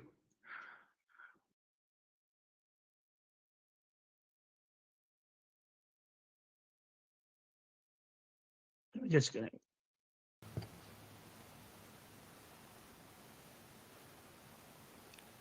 All right. So that's how the login works. So as you can see, it works just like SQL. So all the permissions you still need to grant within the database itself, within the server itself. So the important part to take away from that is there's a separation of role. Your Azure portal roles doesn't always mean you have access on the SQL server itself. You still need to provision that afterwards. So that's for the identity and access management. Now we go to data encryption. For encryption on Azure SQL, even for Azure, most connections in Azure are enforced by TLS, transport layer security. So for Azure database, it's also enforced. For Azure SQL database, you have an option whether to enforce which version of TLS, because it gives you leeway. For example, if your client doesn't have the latest TLS available, then it will just use whatever is if it has TLS 1.0, then it will allow you to use TLS 1.0. But you can also force that on the portal itself. If you wanted to use the latest version of TLS, you can enable that on portal. May enforce that it will always use 1.2 because it's a lot more secure than 1.0. Uh, Interesting fact, even for your Windows server, TLS 1.0 is already being disabled. There was a Windows patch for that disabled TLS 1.0 because the latest version 1.2 is a lot more secure than 1.0, and you should be using that in your application. If you're not, if you haven't yet, you should be updating your servers. And for managed instance, it's enforced 1.2. You cannot downgrade that to any version of TLS. Now TLS encrypts your connection, so it protects your connection in transit. Uh, for Azure SQL, TDE, transparent data encryption, is by default enabled for your databases. TDE encrypts your data at rest, so that's on the storage part. That means your data on the storage won't be readable to anyone without the certificates that you created it for. So, if, for example, the story someone got a copy of that storage, they won't be able to bring that database online without the certificate. uh, so it's enabled by default. uh, the I mentioned certificate for Azure SQL. You have an option to bring your own keys, bring your own certificate. You can integrate it with Azure Key Vault if you want to keep the keys on Azure too. You can put it on Azure Key Vault, but you can use your whatever your key management system is. If you have an existing one, you can bring your certificates. Just like SQL Server, column and cell level encryption is also available. Column level encryption is allows you to encrypt raw data on your for your table. For example, if this needs to be encrypted, you can enable that the same way you enable column encryption in SQL Server. Always encrypted is also available for Azure SQL. Always encrypted is it was introduced in 2016. It encrypts your data both at rest and in transit. So even your administrator, for example, won't have access to the unencrypted version of the data unless they have access to the certificate. So it's the most secure way of encryption. But the only drawback is there are some limitations, of course. And if i- it's good to use if you're, for example, starting right now, you're creating a new application and you want to use always encrypted. That's the best way because you also need to factor in how you handle the data on your application because the data is encrypted from the server itself, where it's stored in transit. It's always encrypted. So you have to have a process on decrypting it on your client side. So that's the most secure way. And now there's it's already in preview. I'm not sure if it's in GA, but last I checked, it's still in preview. But some of the limitations for always encrypted is you cannot you are limited on how you can manipulate the data since you receive it encrypted. The joins, the how you can use work laws, how you can join table is limited because, for example, if it's encrypted, it won't be able to uh, join the tables properly, or it cannot process your work laws correctly. So that's where always encrypted with enclave comes in. Enclave means you have we're using the chip capability of the server. Your data is processed on the in memory encrypted. There's sort of like a black box within the memory within where it can process the data while it's encrypted. So it's a lot more secure, but it requires specific chipsets, a specific uh, specific hardware. It's now available on Azure SQL, but in preview you can take a look at how you can leverage that. Uh, if you want to find out more about TDE, cell level encryption, and always encrypted, I did because these are very long topics, and you need to have a lot. You need to talk a lot about how it works and how you should be using it. I do have some sessions in data session discussing both topics, all of those topics. You can head on those episodes and check it out if you want to find out more about TDE and always encrypted. But in interest of time, because we're running out of time, I won't discuss it here. But we still have I think 10 minutes. I want to talk about dynamic data masking because I didn't talk about it on any of those sessions. For dynamic data mask, this is a way to to mask your data for different user. For example, you have a normal end user that doesn't need to know some of the information due to PII, for example, due to uh, data privacy. So for some of the users, you can mask your data like this. For example, the social security number, she doesn't need to know the actual security number, the actual email. You can mask that. While for other users that require them to know to see the data, you can give them permission to see the actual data. So this is data masking. Your data is not stored encrypted, but it will only separate the roles. For example, some users can see it masked, some user can unmask it. So the advantage, this is also available in SQL Server. The advantage for Azure SQL, there is already you can see this in the portal, and it will give you a list of suggestion of items that hey, this column looks to be a PII column. You should mask this. It will have those kinds of recommendation when you go to the portal. For example, here it's so. Oh, this is a first name. This is an email. You might want to put a mask on it. You can do that on the portal itself. You don't need to know the the SQL the T-SQL for creating the mask. So let me just quickly demo because we're running out of time. I just want to show this very quick. This is gonna be a quick one. Let's quickly take a look. I think that's uh, still 5 minutes. So let's take a look at how dynamic data masking works. So let's connect.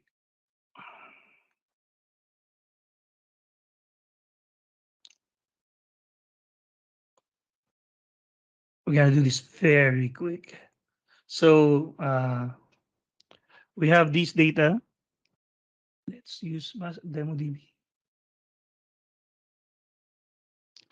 If you want to check out which columns are masked in your environment, there's a DMV for that. Sys mask columns. It will show you the list of columns that are currently masked. For example, here we don't have yet because we're about to demo it. So I have a table called customer on sales LT schema. It has the email address and the phone number. Now, I don't want some of the users to see the email address and the phone number. What we can do is add the mask. There's uh, command, two way of doing it. One is the alter table, alter column, and then you add the mask itself right in there. This is also this syntax is also the same for when you're creating the table itself. You do it like this. But you can also add it by using the add mask command, alter table, alter column, add mask. So you can there's different type of function. There's some default ones that for the common items like email, uh, default. You can also do partial and full masking, and you can specify what you want to substitute it with. You can also use random. So here I'm using email for the email and default for the phone number. So once we do that, like I said, since it's already masked, it should be you'll be able to see it here. I haven't executed the other one. So this one is also, yeah. So now we're gonna have two. So when we select that, what do you think? Mask or unmask?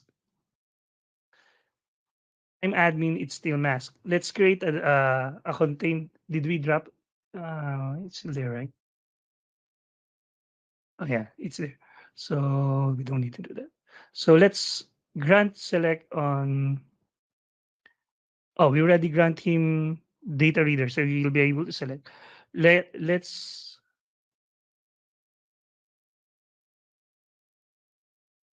no. Let's remove that. So let's create a user. Let's create the contained user again. So we will just grant him select on the sales schema. So when I execute this, what do you think? Should I be able to see or not see? Will it be masked? So I'm executing it as Pius. So you will see that it's masked. You can see the email address. It's XXX. Phone number is XXX. So I won't be able to see the data because I don't have the permission to unmask it. So if we, I'm just gonna revert because I use execute as user here.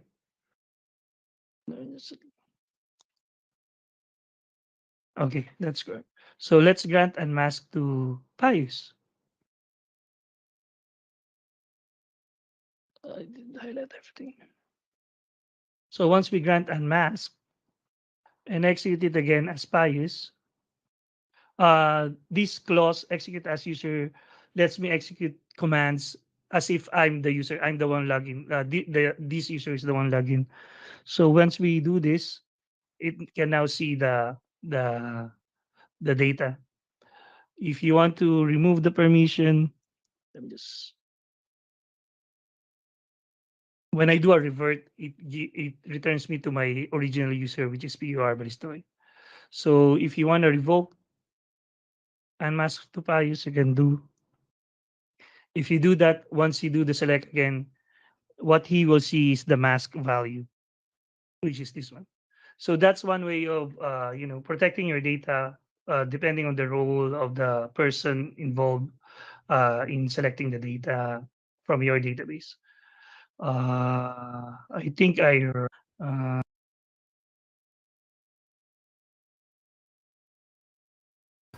right, so let me just quickly sum it up since I only have 2 minutes more. So for data protection, make sure you force connection encryption for your application. Use TD. It's already on by default. Don't turn it off unless you have a specific technical reason to do it. Take advantage of data masking and explore if you can use always encrypted for your environment. Uh, I'm gonna skip the last pillar for auditing and management since we already out of time. But like I said, everything I've discussed on this session, you can you can take a look at it at the learn.microsoft.com. You can go to the Azure SQL Fundamentals Learning Path, and you can discover and explore more about SQL Server about Azure SQL on that learning path. And then, yeah, so there's a lot more after that. You can check out the whole path that I showed earlier. So in summary, be aware of the security capabilities on Azure SQL. make sure you take advantage on what is on the what is available for you. Make sure you set up and separate roles on your application. Make sure you set up the authentication, the permissions correctly for your organization. Make sure you configure your network so that only the correct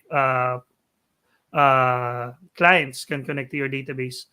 And then take advantage of data encryption and available tools for you on Azure to monitor your application and for your to monitor your application, not just for the threat for security, but for auditing. There's a lot of logs available for you on the Azure Security Center. And yeah, so if you have any questions, feel free to connect with me on any social media. And uh, that's all. That's all for the security in your data in Azure SQL.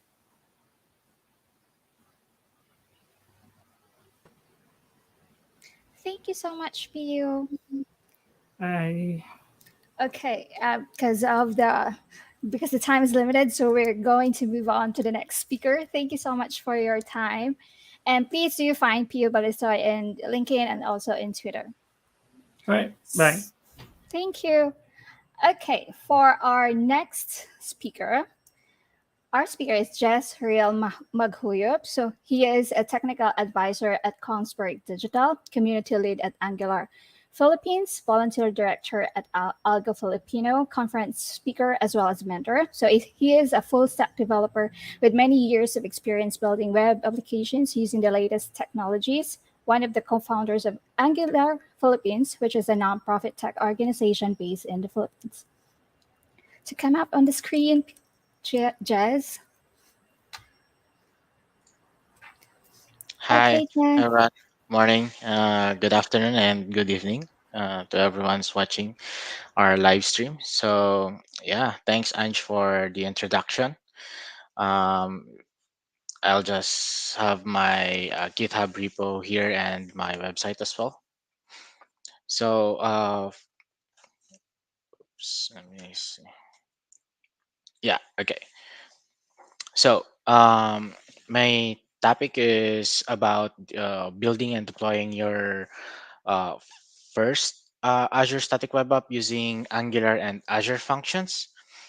And but before I dive into the technical part, I wanted to do a quick overview of what is um, Azure Static Azure Static Web Apps. So, what is Azure Static Web Apps? Azure Static Web Apps is a service that allows you to automatically build and deploy full stack web application from code from code repository to Azure, and it was initially or announced in preview back in May 2020, I guess, and it became generally available last year around May as well.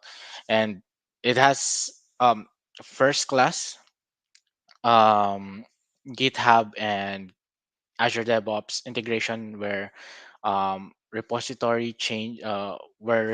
changes trigger builds and deployments, but aside from GitHub Actions and aside from GitHub and Azure DevOps, Azure Static Web Apps also supports other version control systems. But the main two are GitHub and uh, Azure DevOps. And then Azure Static Web Apps are commonly built using libraries or with modern web application using libraries and frameworks like Angular, React, Svelte, Vue, and even .NET framework like Blazor, where server-side rendering is not required. And you can also publish websites or static sites with frameworks like Gatsby, Hugo, and ViewPress, which are static site generators. Um, these apps includes basically static contents like HTML, JavaScript, CSS, and image assets for the application. And then some of the key features of Azure Static Web Apps is, of course, it can host static content like HTML, CSS, and JavaScript and images.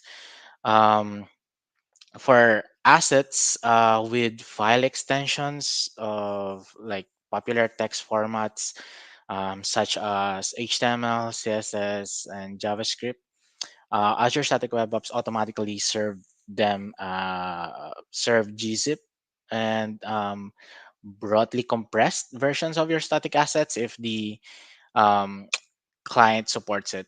So uh, the other features is it integrated API support provided by Azure Functions with the option to link an existing Azure function app using standard account. So currently, Azure Static Web App has two price plan. One is the free, and the other one is the standard price plan. So with the standard price plan, you have the capability to be able to bring your own Azure function, which means if you already have an existing Azure functions in your previous projects or external Azure functions, you can just hook it up with your Azure Static Web Apps with ease.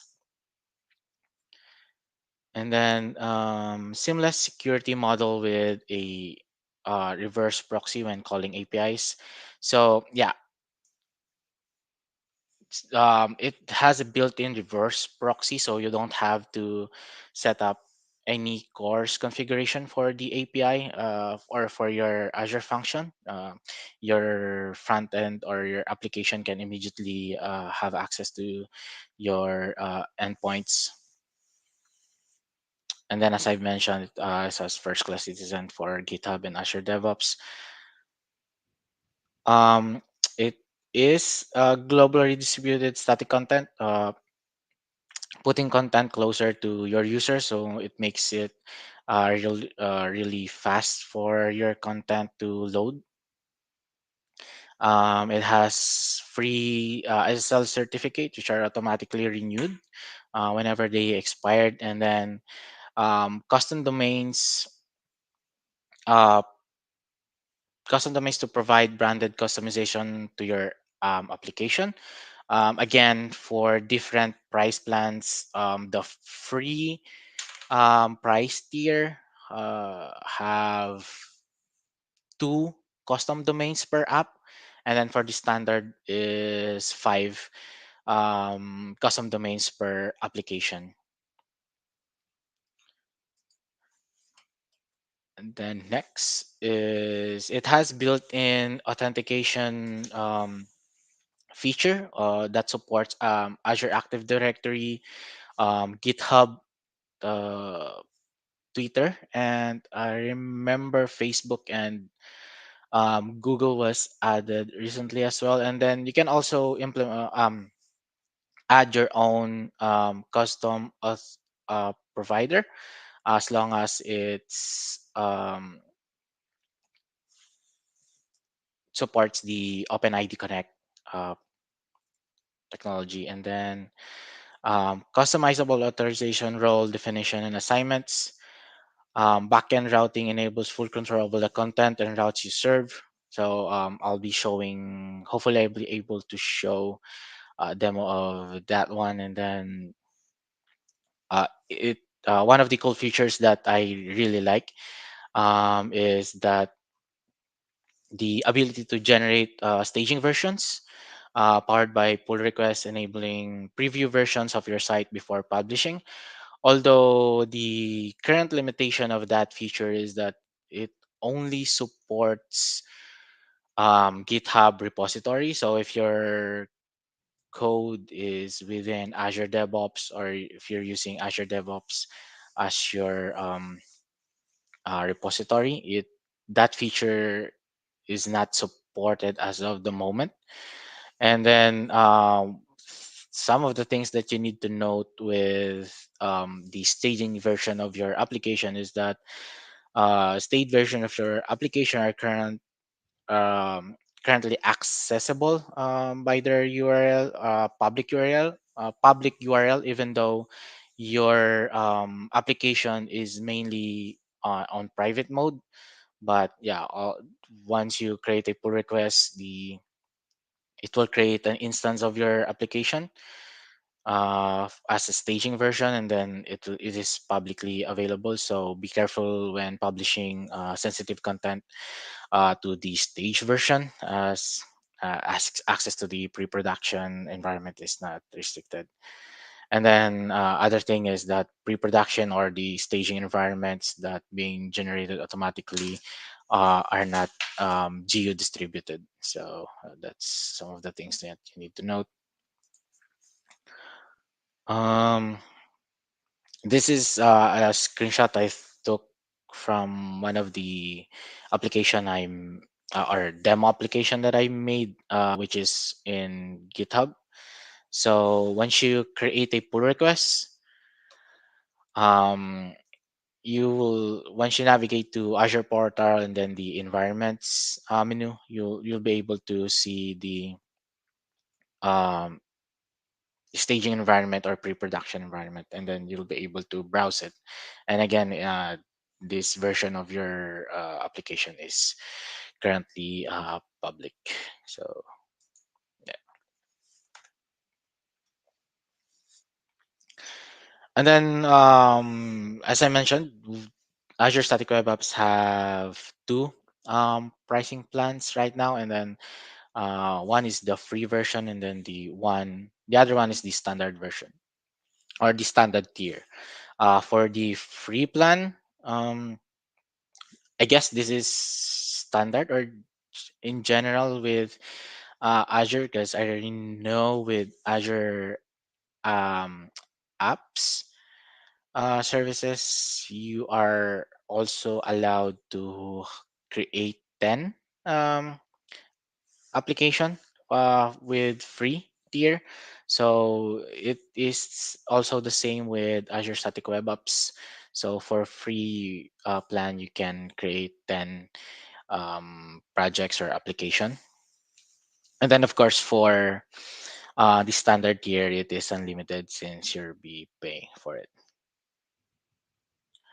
For the bandwidth, if your site exceeds these usage or quotas, Azure will not be serving your site. And of course, that's for specifically for the free. However, for the standard tier, it just accumulates additional cost for your application, or yeah, for your subscription or application. Uh, Yeah, custom domain already mentioned. You can create two per app and then for free, and then five custom domain per app for a standard tier. SSL certificate, both are available for pricing tier. Custom authentication, as I mentioned, it is supported. However, it is only supported or allowed for the standard tier. And then private endpoints, you can use private endpoints to restrict access to your static web app so that it is only accessible from within your private network. So again, this is only supported in the paid version. And then the allowed max application size for different pricing tiers. And then the staging environments, as I mentioned, when you create a pull request, it creates a staging environment or pre-production version of your application. For the free, uh, it is only able to create three version or three staging environments, and then for the standard, there's 10. For Azure function, you can have a manage Azure function, and then for standard, as I mentioned, if you have already an existing Azure function, you can bring your own and hook it up with the Azure Static Web Apps. And then uh, the it also has the enterprise grade um, edge. I think this was recently just added as well, but yeah. And then a more detailed, I guess, pricing plans comparison for both of them. You can see the cost per subscription for the bandwidth, as I mentioned earlier.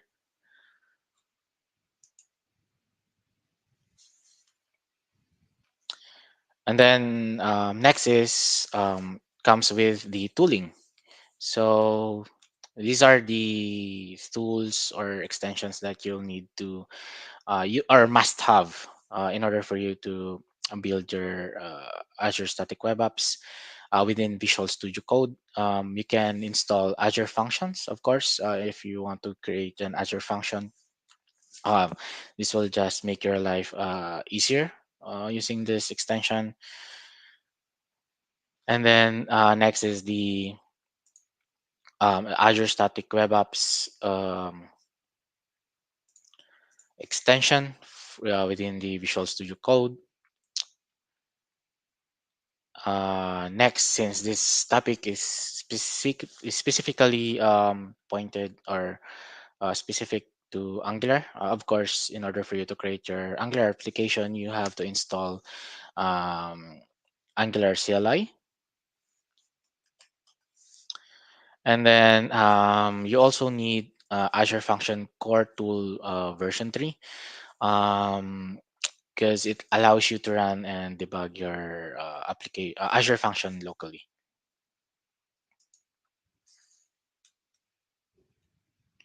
And then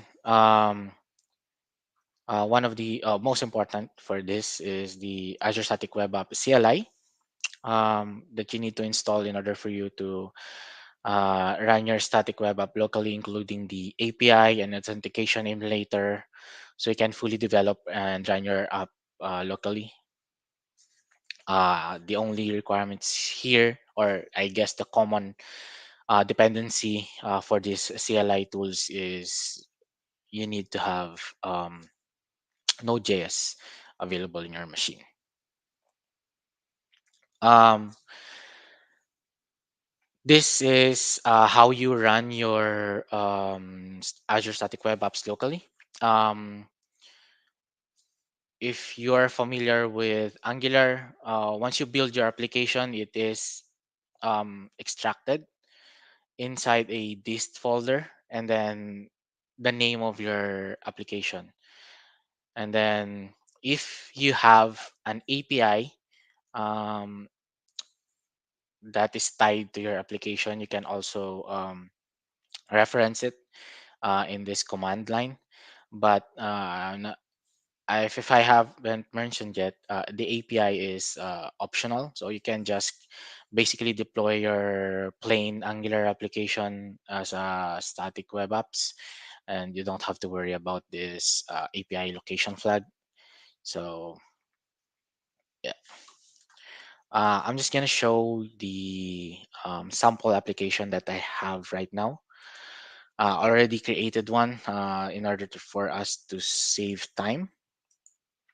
Uh, Let me just run this so you can see how simple it is. And then this one is the Azure function, which is a separate application. Later on, I'll be copying most of the contents of this project into the Angular one, um, just to make it easier since I'm building a static web app anyway. Let's see.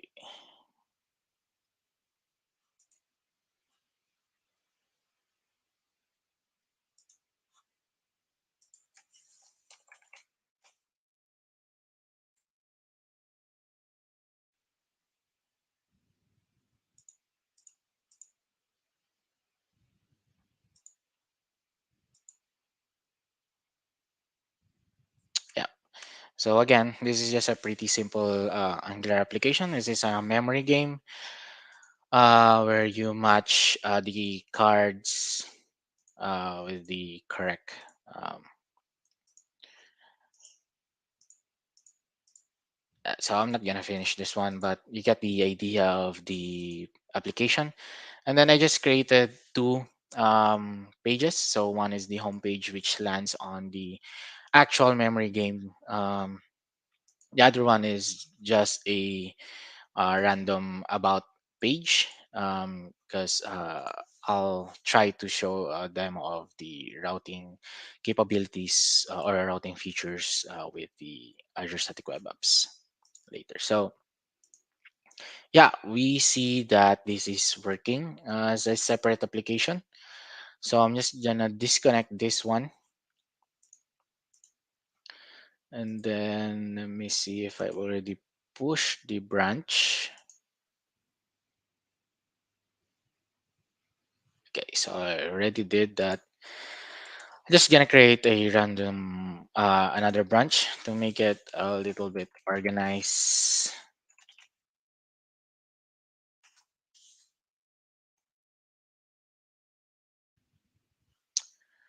And then what I'll do is create a um, Azure Static Web Apps create HTTP function.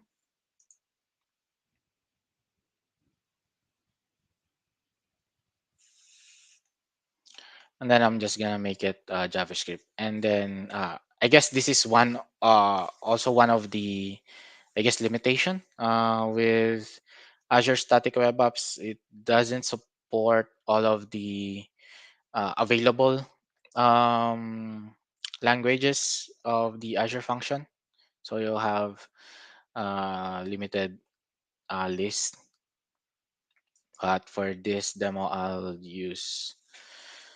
Uh, I'm just gonna copy the same name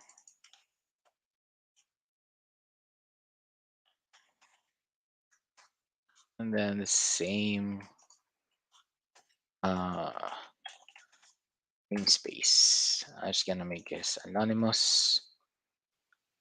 And then oops, extension, the JSON. Yeah.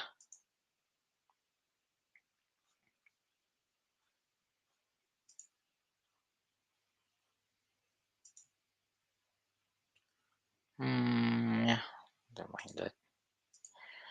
So, it basically just created an Azure function within our Angular application.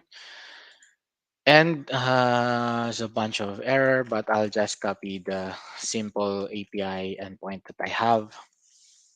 So let me just stop the Angular application. Um, it's just very straightforward. This is just a get endpoint that returns a list of string. Oops.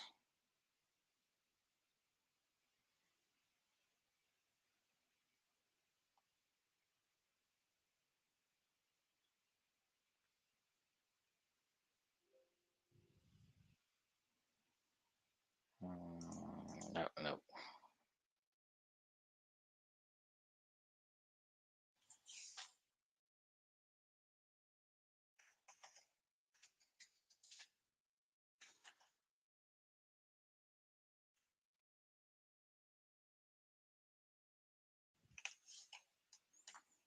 Mm,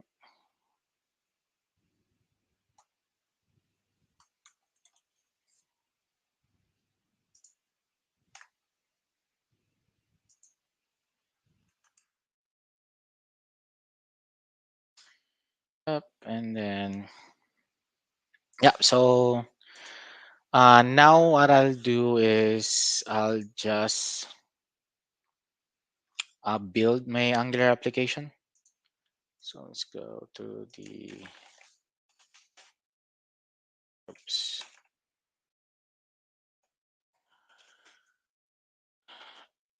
ng build. Then let me, while that is building, let me just check the script.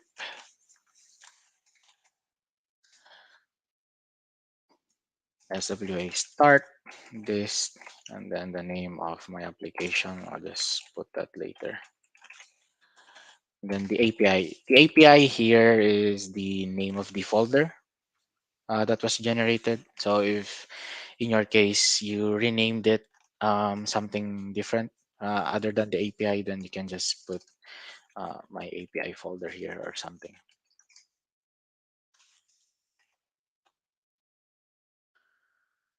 And then I'm just gonna go to the package JSON to get the name of my Angular app.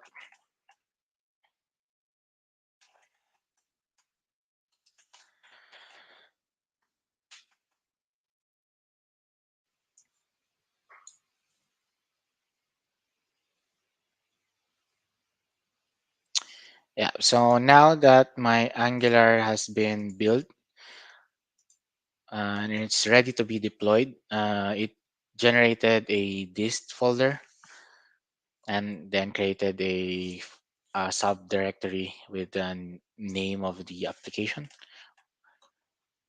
So what I'll do is I'll just run this script.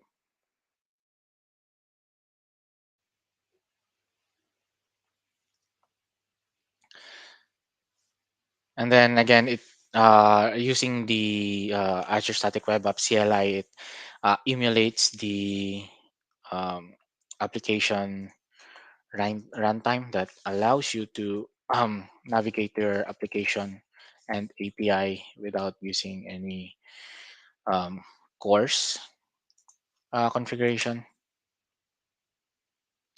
Yeah, so let's see the network.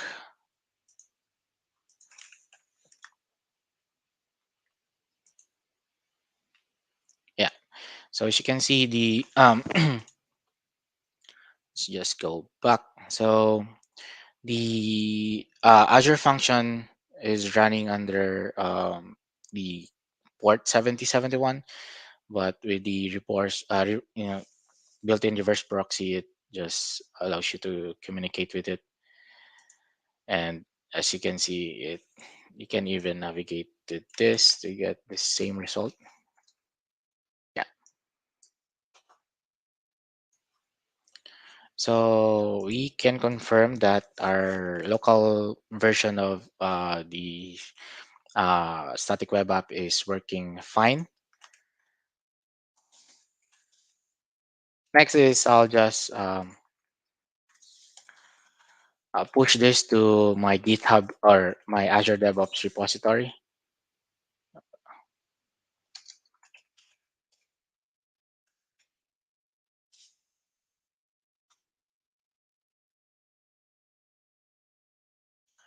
And then I'm gonna publish this.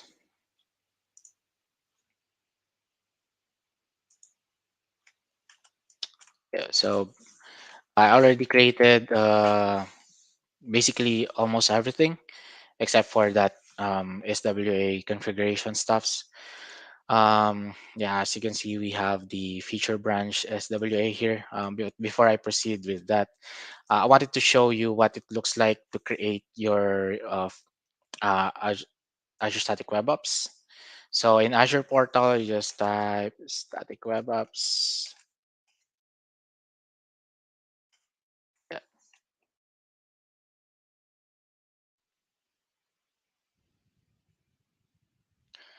and then hit create.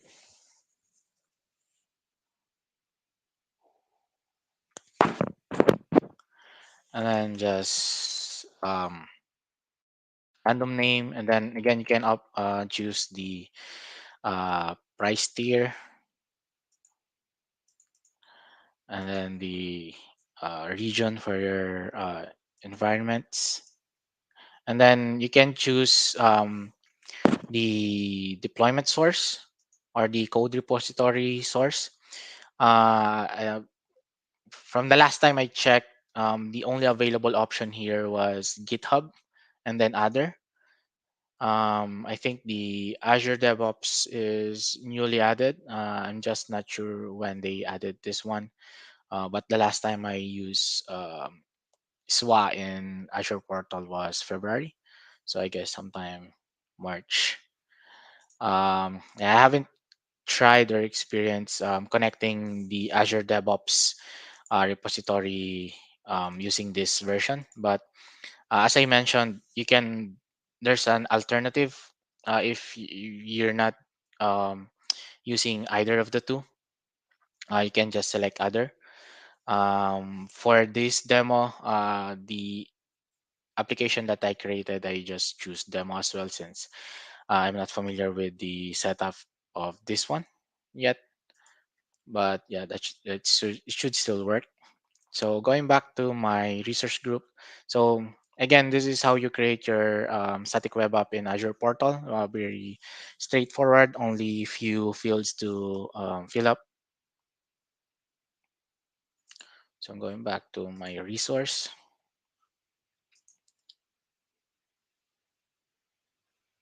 Yeah. So assume that this is our first static web apps that we created.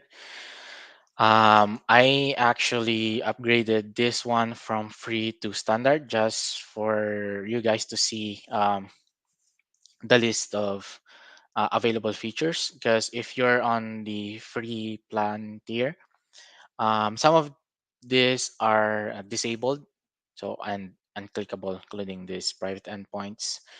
I guess identity. You can click functions, but you don't have this option to bring your own Azure function. As I mentioned, if you already have an existing one, so if I click this, I have one function that I created long time ago. So I can click this one, and then from my application, I can just let's say, for example, whether something, I can just use that immediately if I do that. Yeah. So I'm not gonna do that for this demo. And then um, I already added a custom domain, as I mentioned.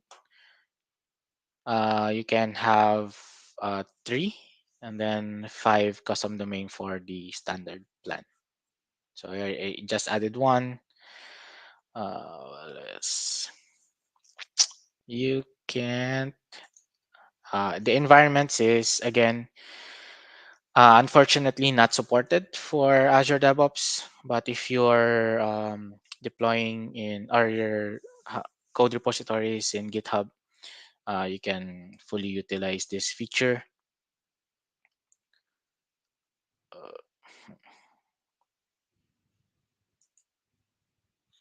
yeah. So just a few, I guess, settings here you can see in Azure Portal. So going back in Azure DevOps, I push my code, and then I'm just gonna create a pipeline.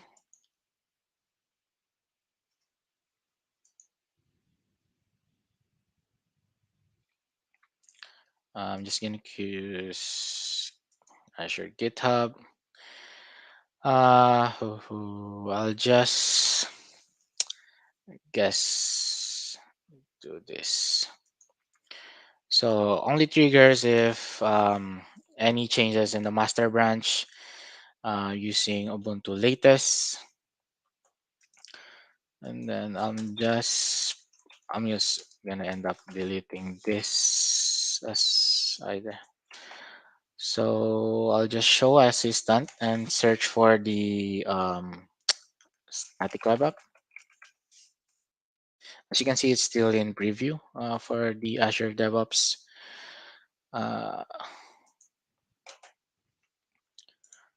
Application would be the dist. Wait, let me just copy and paste. API location is the API folder. And then I'm gonna let them build this for me.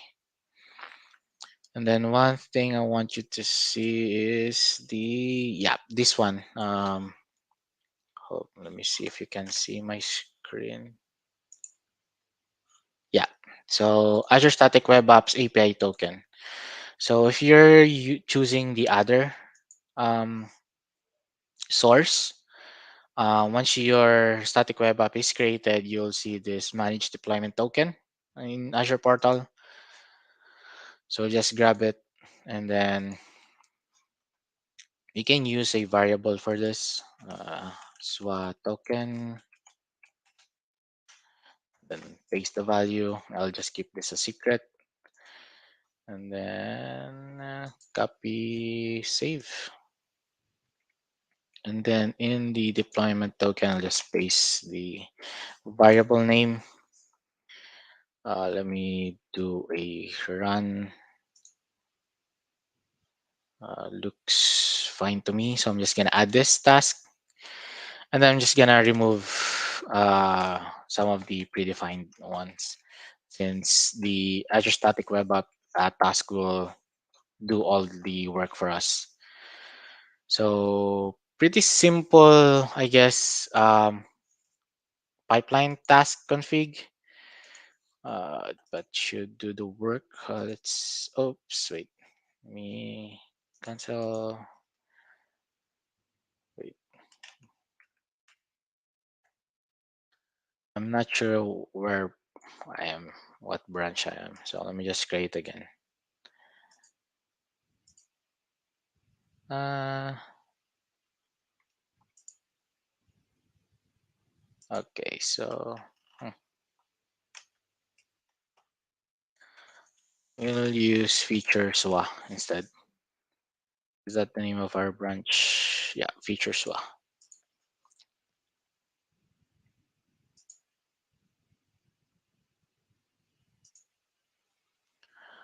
Huh. Like, so you know what? I'll just create this locally.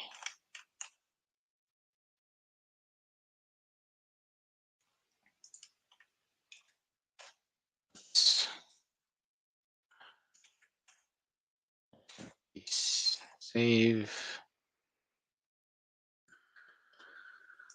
Let me see if I, yeah.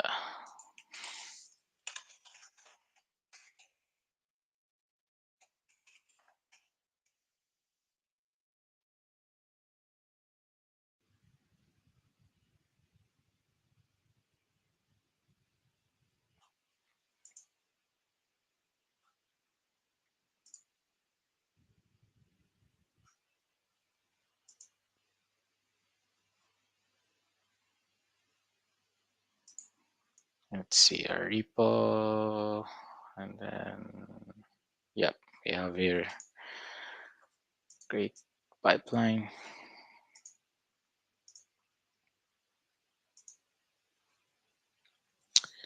I know I should be able to select the branch here. Wait,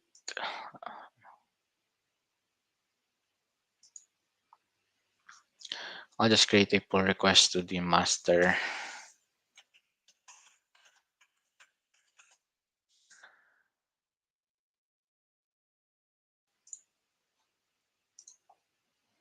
Approve.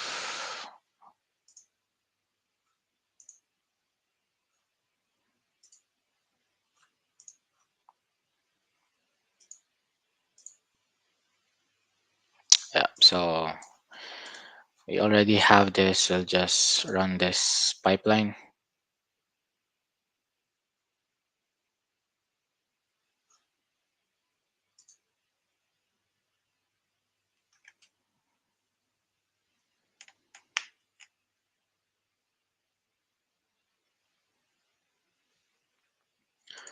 So while that is running, let me try to run the um, application again from my local machine.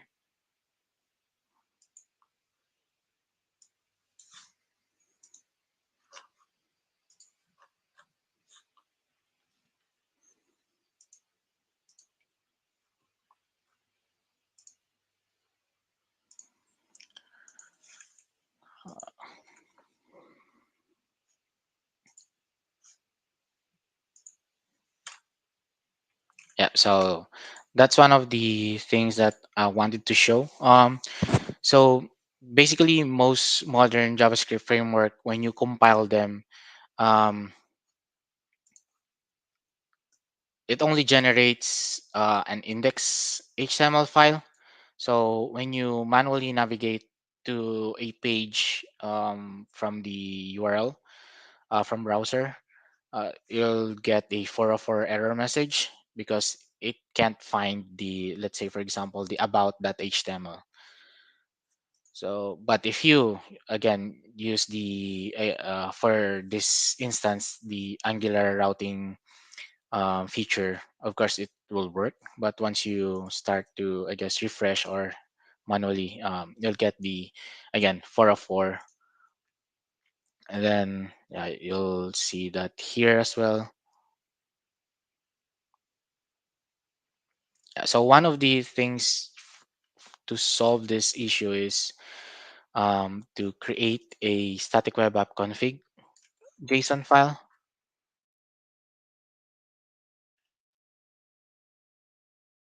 And I'll just gonna grab the code snippet that I have.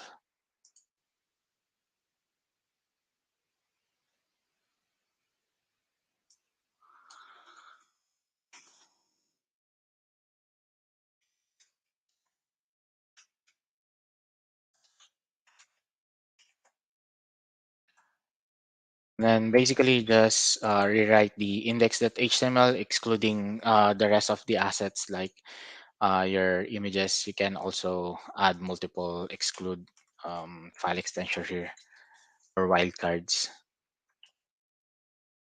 I'm just gonna stop this and then I'm just gonna build the application again, the Angular, before I run it as a static web app locally again. So while that is building, we have an error.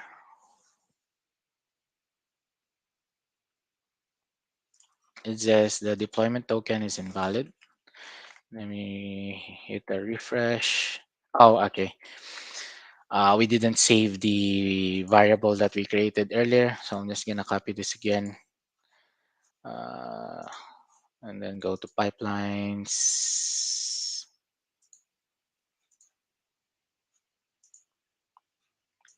Just gonna edit this, and then add a variable swa token value secret. Uh, Copy and then save. Oh, don't have to save that. And then, yeah, let's run it again.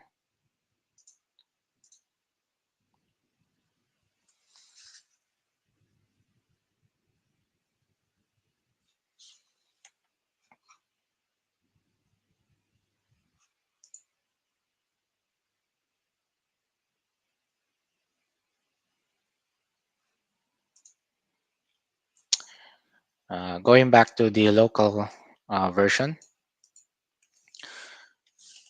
I'm just gonna run it as a static web app again. Hopefully the navigation fallback configuration works for our routing.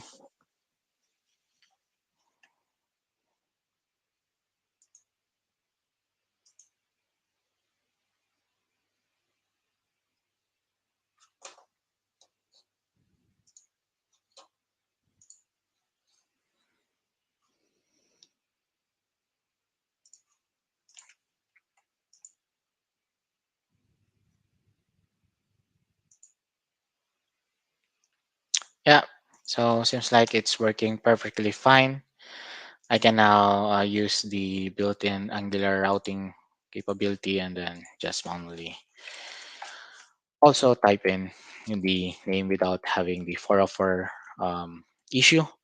And then just to add to that config, I can also do a um, route redirect. So I can also control the, just grab the snippet.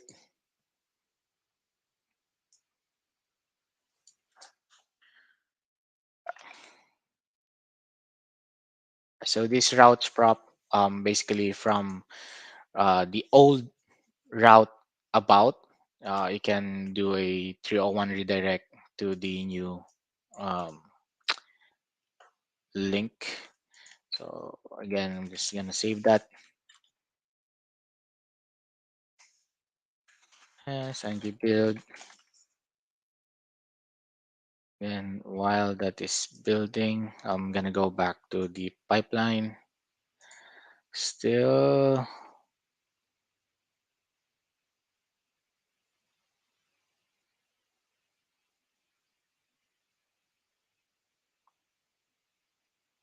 mm,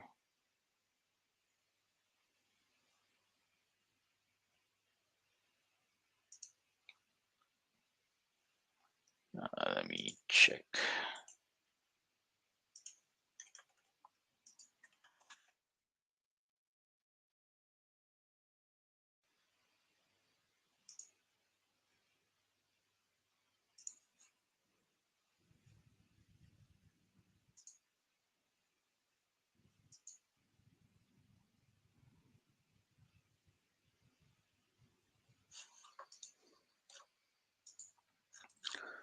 Let me check my snippet.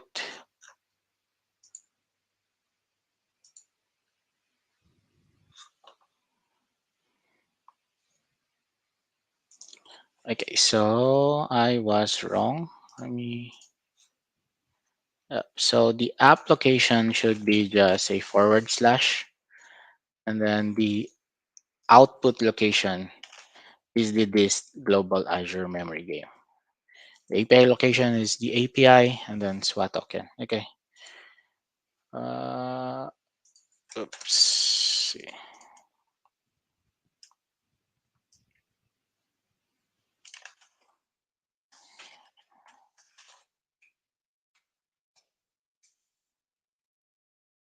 And save again.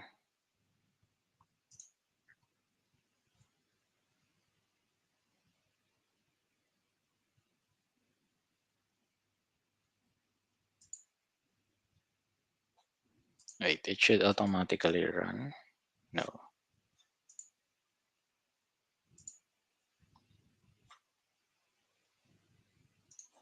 Just gonna edit the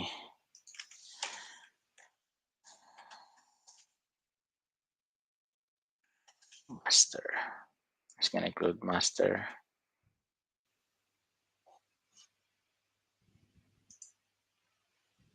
Yeah, so since the code is being pushed to the master branch, it triggers the pipeline automatically for us. So now we'll have to wait and hopefully that one works. So going back here in the local version, I'm just gonna run this as SWA again.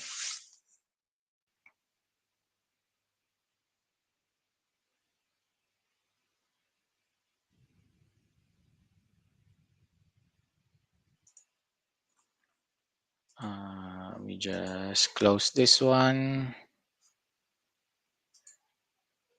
Yeah, oops.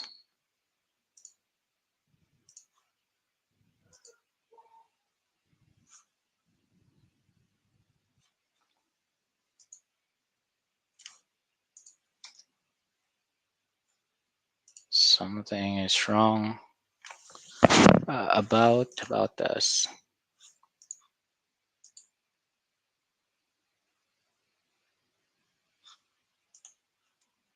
Uh, check my routing config.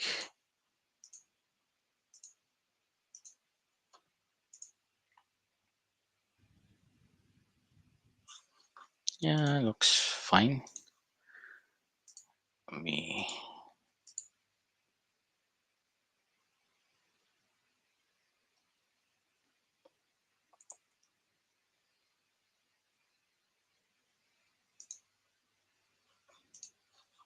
Yeah, so I'll just probably go back to this one later.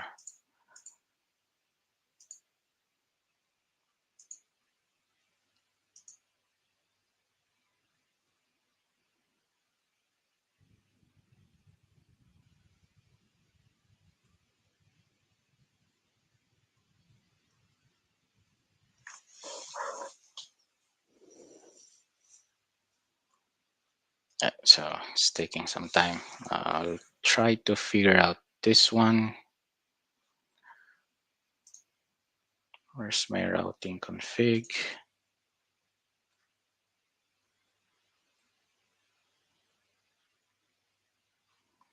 Yeah, looks fine to me.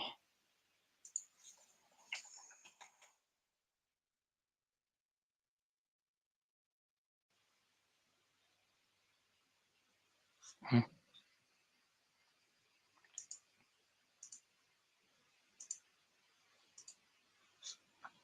Oh yeah, I have to also update this one.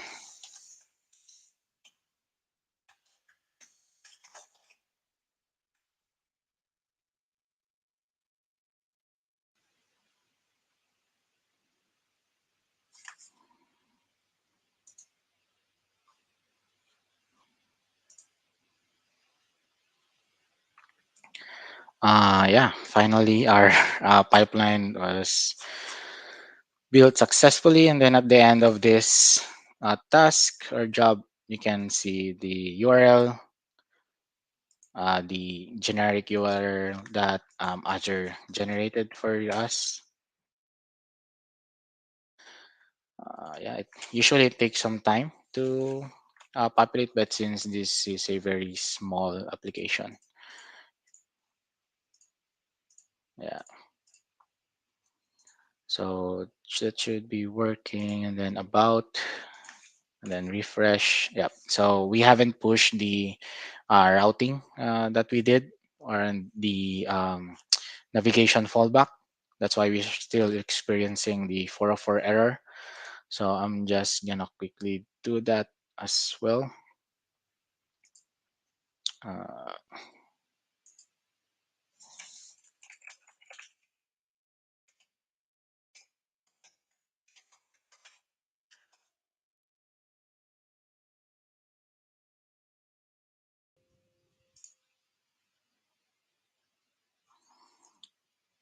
but yeah, so that's with the build pipelines. You can also do a different route. Let me just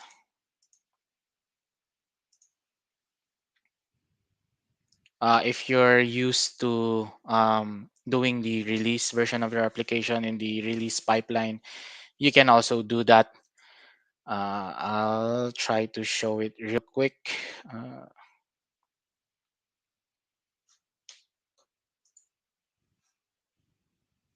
no, I'll just,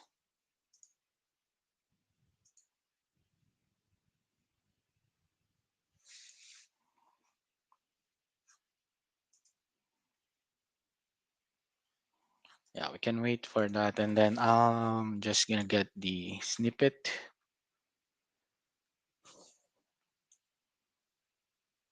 Where's the notepad?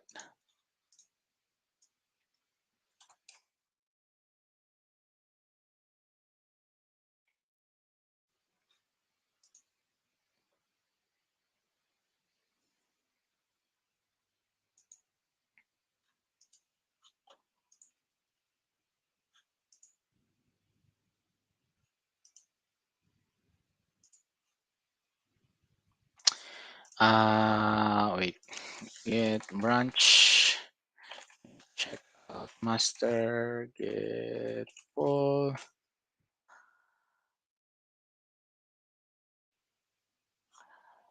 and then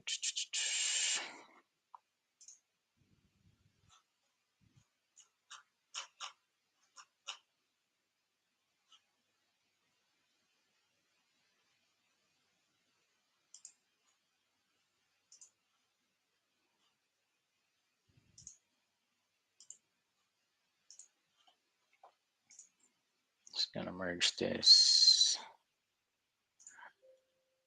pull, but I'll just copy the script anyway. Yeah, so I'm just gonna quickly switch to the uh, branch. I'll create pull request again to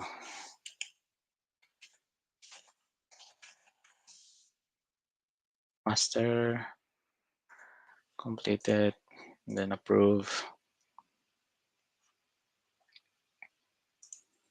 and then I am check out master, and then I'm gonna git pull since I only have 5 minutes left.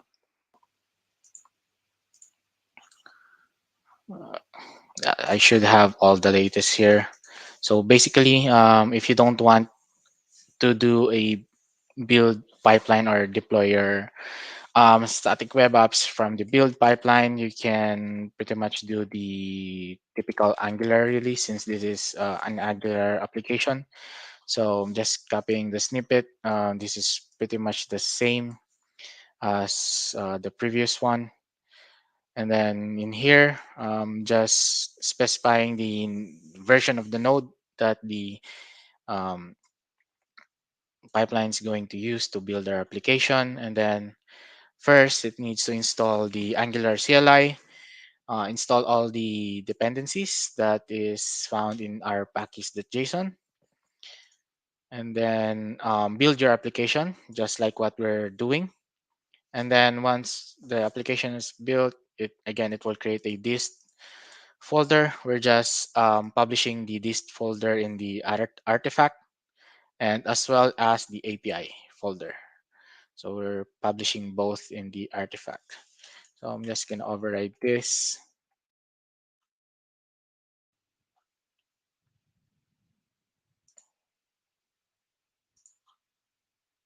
Yeah, so no need to wait for that because we already know what's going to happen. Update. Uh,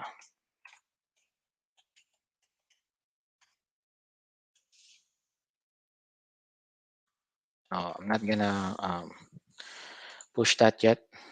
So assuming that we already pushed this version and our dist folder and then the API folder are stored in the artifact.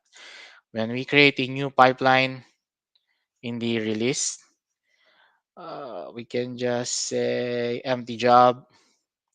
And then I guess, let's say if you have multiple instances, I have dev, I'll just say this is dev.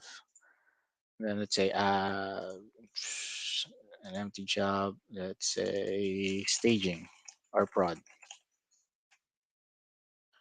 And then this one is manual. I don't want to deploy this once the dev is complete. So yeah. And then what you want to do is that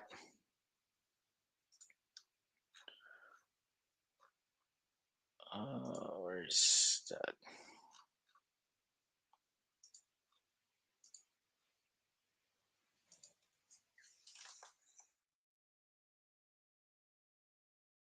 script?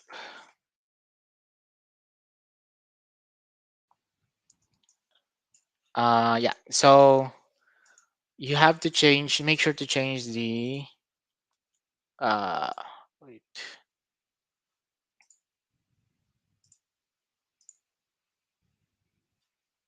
Uh, yeah, that should be fine. Then create Azure. You can also find the Azure Static Web Apps here. Oops. Similar to what we have in the pipeline, but again, in here you have more flexibility, I guess. It's pretty much the same setup, but you'll have to do this and then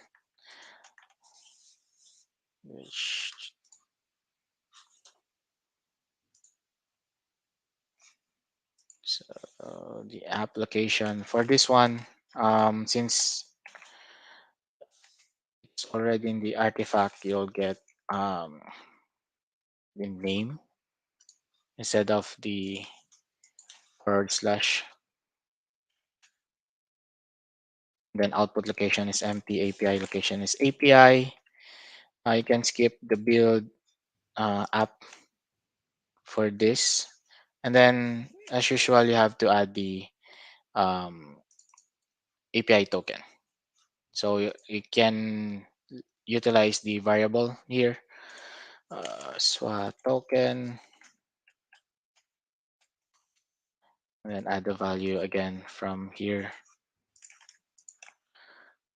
and then I just want to say this is only specific for the dev because um, other environment might have different token. If that's what you want to do, then I make it as a secret. And then yeah, you can just use the same format, swa token. And yeah, this should work exactly the same as the one from the build pipeline. It's just that you have more, I guess, flexibility here. For at least for me, this is what I usually do. Uh, so I guess that's the end of my talk. If you want to try it out and start your own journey, go to the Microsoft Docs, and you can choose different technologies or frameworks that you want to use. Like I said, React, Angular, Vue, and Blazor. And then you can also choose the path for static site generators such as Gatsby, Hugo. Yeah, that's it for me. Thank you very much for having me for this year's Azure Global 2022. Thank you very much, Jess. Real, thank you. Excellent talk on Azure Static Web Apps. And actually, I'm really glad that you showed how to deploy it using Azure DevOps because later today we have another session on Static Web Apps with Seiji, but I think he's also going to demo deployment on GitHub Actions. Yeah, So thank you so much. And yeah, we've reached the, we're halfway through Global Azure 2022 Azure User Group Manila Philippine Edition. And I'm just going to go ahead and introduce our next speaker for today. He's Brian Anthony Garcia, good friend of mine. We actually just met a week ago in the Philippines when I was there. And Brian is a Microsoft MVP for developer technologies, and he's also the country director for SAM Consulting. He has over 5 years of professional experience in mobile and web development, cloud, and DevOps. Let's welcome Brian on stage. Hi there. Kamusta? I think Oh, you're yeah, I'm on mute. muted. Hey, Marilog, how are you? Good. Good to see you on screen again. It was Yeah, much better. It was much better in real. So, in person, yeah. Yeah, I yeah. was glad to meet you as well. So, yeah, I'm excited for today. So, we got lots of topics. I've enjoyed the previous ones, so hopefully they would also enjoy what I have or I will be presenting for today. So, yeah. My favorite topic, Cosmos TV. Take it away. All right. Okay, thank you, Marilog. All right. Uh, Good day, everyone. Hope your day is going well. I'm Brian. I am a Microsoft MVP for Developer Technologies, and I am here to talk to you about how you can manage an Azure Cosmos DB and how you can actually migrate data from, let's say, an SQL database into uh, an Azure Cosmos DB using data or Azure Data Factory. Um, Now, the main topic here is still Azure Cosmos DB. It has minimal to no coding. Data migration is just one of the topics that I will be talking about, but we're still gonna be focusing on the Azure Cosmos DB.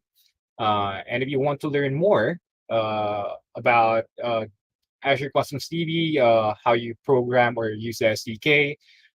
This might not be for you, but if you already had an experience with Azure Cosmos DB and you just want to learn more about its capabilities, and if you are also a beginner that just wants to understand what Cosmos DB is capable of, this is for you. So, yeah, let's start off with what is Azure Cosmos DB? Again, if you're a developer, this might be something that you would also want to understand. Um, well, First of all, it is a platform as a service NoSQL database offering by Microsoft Azure. It is a massively scalable. It is massively scalable, and it has up to nine nines or sorry, five nines of SLA. That means that you'll expect like I think 26 seconds maximum downtime in a month. So that's very low, by the way. Just so just so you know. When it comes to reads and writes, it can be as fast as single digit millisecond request. So that is something that I will be demoing later as well. Also, it has automatic horizontal partitioning. It also allows you to globally distribute your data, which one thing as well that I'm going to demo later. And it is multimodal. But for today, we're only going to deal with document database, but it also supports table, graph, and columnar. So NoSQL. What is NoSQL? So it just means that a database, it is a database that stores data differently than a relational database. In this example, again, we're talking about document database, and we're gonna compare it to the usual, the SQL database of the world, the relational database. So as we all know, relational database is structured, and it has rows. And compared to document databases has documents. For relational database, we have columns. For the document database, we have properties. And relational database are mainly strongly typed. That means that in a table, you'll have to fill up the same columns. So it doesn't matter if you have like other columns, or rather if you don't fill up the other columns actually, but it will always be there. Like if, for example, the last name is nullable, you can skip the last name part. You can leave it as blank, but it will still be there. It will still be a column for that row. Um, while for documents, you can add whatever property you want. And as you may see, you have these properties compared to columns right here. And you have ID, you have first name, last name, birth date, and you can even mix and match.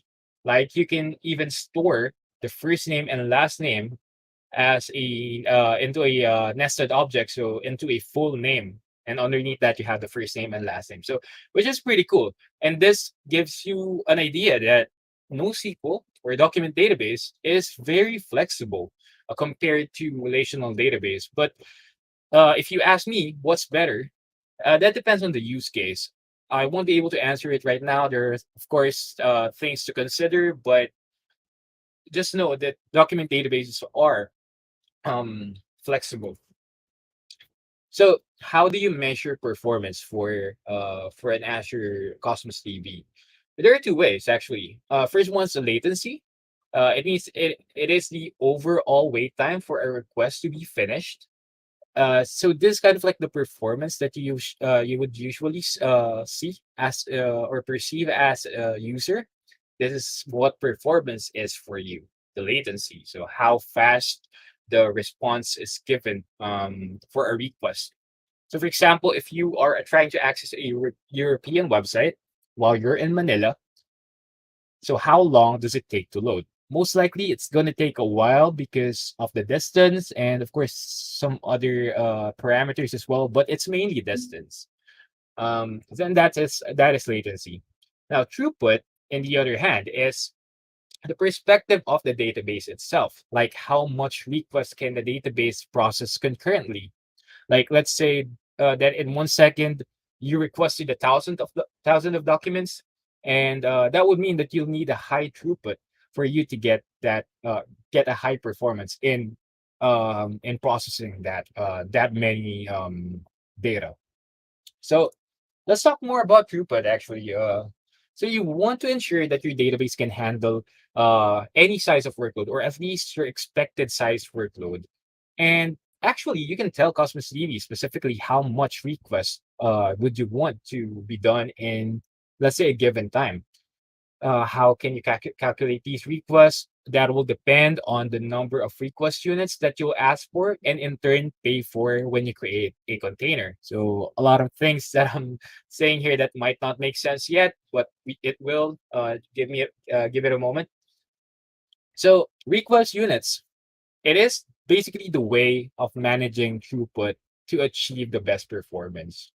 You can call it the throughput currency. So it is basically the computational cost of memory, CPU, and IOP. So you don't really have to think about those three.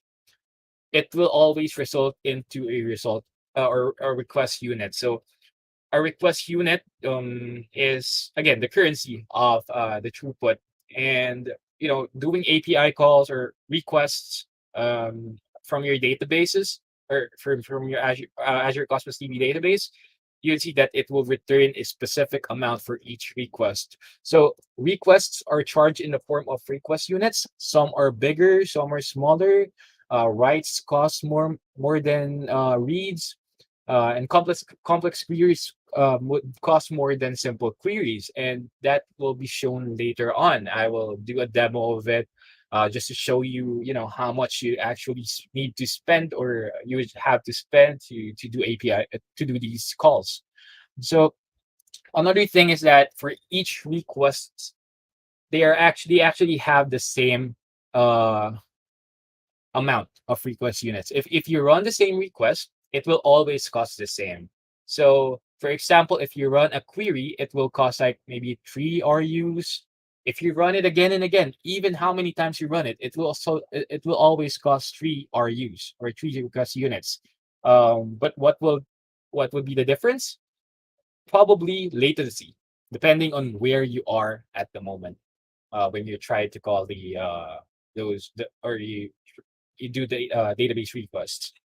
Anyway, so these requests will basically tell you how much you're going to be charged. Again, RUs are what are being charged to you, and yep, you actually have multiple offerings, throughput offerings, which you can avail for your Cosmos DB, and each is designed to accommodate different types of scenarios or workloads. So first, you can provision manually, manual throughput provisioning, and this allows you to reserve a specific number of RU per second. So we are, by the way, paying by the second. So you can reserve like 1,000 RU per second. That means that you can use 1,000 request units, and if a request would cost like let's say one request unit uh per call, that means that in a second you can call thousands of them, and there will no and you wouldn't be throttled. So again, it depends on how much RUs you'd need, probably around uh 5 or maybe 20 or less. Actually depends on how you build your request. Again, if it's complex, it's going to be much expensive, much more expensive. Anyway, this is always guaranteed available. That means that whatever happens, you'd still have that same amount of request units available per each second, and you can always lower it down if you want, if you needed to, and of course to make it higher. But the problem here is that you always have to pay for that exact that reserved RU. Meaning, if you reserve 5,000 RU per second, you'd have to pay for it even though you're not using it as much in the between midnight and early mornings, like when no one's using it. You'll still have to pay for the 5,000 RU per second, even though it's only being used like 1,000 RUs per second. So it's not really that cost effective, but you can make it cost effective if you adjust it manually on those times. So that is that is for you to decide on how you can actually handle, or how you should actually handle it. And that's for the manual, but we also have the auto scale. Now this auto scale, it allows you to reserve a maximum RU per second, meaning that you don't really need to always get to that number of RU, but it will all automatically scale up and down when needed. So For example, you have a reserved max 5,000 RU per second, and at the beginning you don't really need that much. It will automatically adjust to, let's say, 2,500 RUs. Then suddenly there's more traffic. You'll have to adjust to 3,000, and then you need even more. Then that's the time when you adjust to the maximum, which is 5,000. And then all of a sudden, no one uses the database anymore, and like in the midnight and up to the morning, then it will adjust to as low as 10%. So that's the thing. You can it can only adjust to as low as 10% of the max RU, meaning if you have 5,000 max RU, it can only adjust up to 500. So 10%. So that's the auto scaling. So it will be a lot cheaper, but at the same time, it's not quickly adjusting, or rather it takes an hour to adjust, uh and it checks or detects the traffic, like, okay, if within the hour there's not much traffic, then let's go down to this much RU per second. And then another hour, it'll take another hour to adjust, so it takes a while to adjust as well when it comes to the RUs, um to the scaling of the RUs. And lastly, we have the serverless, which is um a consumption-based model, and you don't really have to provision anything at all. You just have to pay for what you use. It is the cheapest if you think about it, or if you implement it properly. But if not, you might spend lots of money, because again, this is serverless, and it will give you what you need. It will give you the RUs that you need. But what if, for example, there's such or a big influx of requests, like it required you to pay for it 100,000 RUs in a second, or in in an hour. I don't know. But serverless, that means that you don't really have a maximum and minimum. So it will automatically be you will just be billed with that, or how much are you spend. So yeah, basically it automatically adjusts. So just to give you a bit of information on how that works. So I actually already have an Azure Cosmos DB created. This one right here is an Azure Cosmos DB. We'll try to create one later just to show you some of the configuration. But right now we can actually adjust or scale our Azure Cosmos DB in the trying to look for it, the scale. Um, so this will open up the data explorer as well. And I have a couple of databases in here, and this is a container. And if you press scale, you see that I can manually adjust the required throughput for this specific container, or yeah, for this specific container. And I can even auto scale, and give a maximum yep. So there's just a reason why I couldn't do it at the moment. But basically, I can auto scale and just manually scale it. Maybe right now I'm in 1,000, and this is how much it would cost for me monthly. This is always going to be the same amount if I just keep it on the provision throughput. Let's say I can just use 500. It will be half, maybe 200 per second RU. So yeah, you can also open up the Azure capacity calculator, so you can get the actual value or the actual amount. For example, if you're just wondering how much you'd spend if you try and migrate to an Azure Cosmos DB, or just wanting to start with Azure Cosmos DB. So you can check if you add it to one or more regions, if you enable multi-region rights. Later on, we'll talk about those, and the number of requests that you would make in a second. And this is what you'll get right here. Just press calculate to retrieve the actual value. So yep, that is the capacity calculator right there. So that is for the throughputs. Now let's go to the global distribution. So replication is basically the ability to globally distribute your data and spread it across the world. And we need replication because it improves the performance. And that's one of the biggest benefits, as it ensures higher availability and lower latency, as you can set up replicas on regions closer to your customers. And also business continuity, which means that if, for example, there's an instance that there's kind of like a natural disaster or a failure in one of your regions, it can easily do a replica failover to one of your regions. Or if you have more, it is smart enough to understand or to pick the closest region to that failing region, or to that failing, yeah, to the failing region. Again, with no downtime. So it feels like it's just business as usual, except nothing happened. So that is the replication. That is global distribution. So how do you enable it in Azure Cosmos DB? It's pretty easy.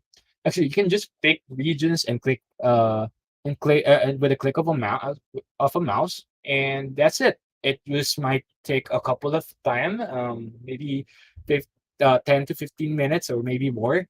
And that's the reason why I had to set it up. I had to set this up ahead of time, which you will see later on in my demo.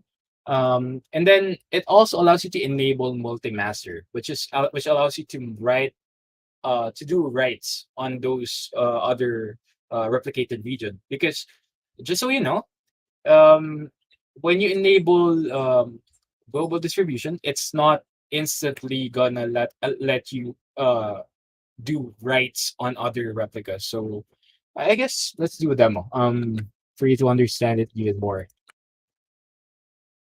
So we have again our Azure Cosmos DB right here, and we can go to replicate global data globally.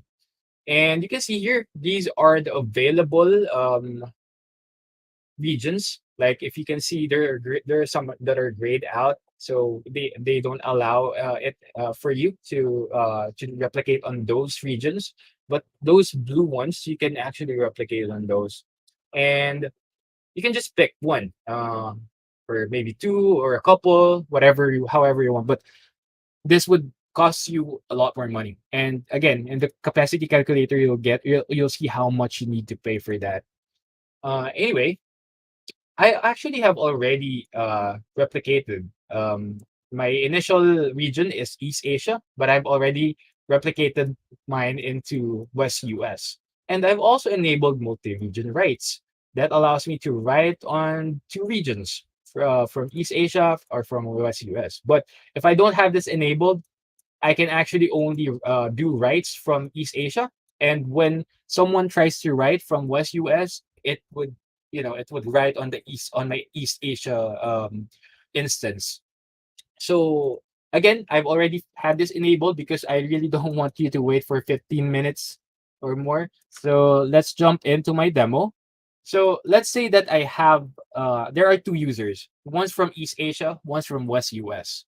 And for me to emulate that, I created two VMs that has same applications actually. And this application is actually from GitHub. So I got this from someone who was implementing this global distribution demo. And thanks for him. I got this demo. I didn't have to set it up, but still, I'm using my current um, Cosmos DB endpoint. So this is my endpoint, and this is my master key. So master keys are what you can use to actually manage, or to actually access your database, Azure Cosmos DB, and do requests. Um, yeah, same thing. So it's the exact same project, or uh, console application, and you can initialize it. You can query, you can write and read. And this is just, again, I'm not really going to discuss the code. Again, this is mainly for managing, just to show you how it works. So yeah, let's try running it on the East Asia VM. Again, currently I have, um, my Cosmos DB is available in East Asia. That is my main region. So I will have to do an API call right now. So let's do a query. I type in queue and 100 queries, and you can see here that it made at 100 queries or query requests.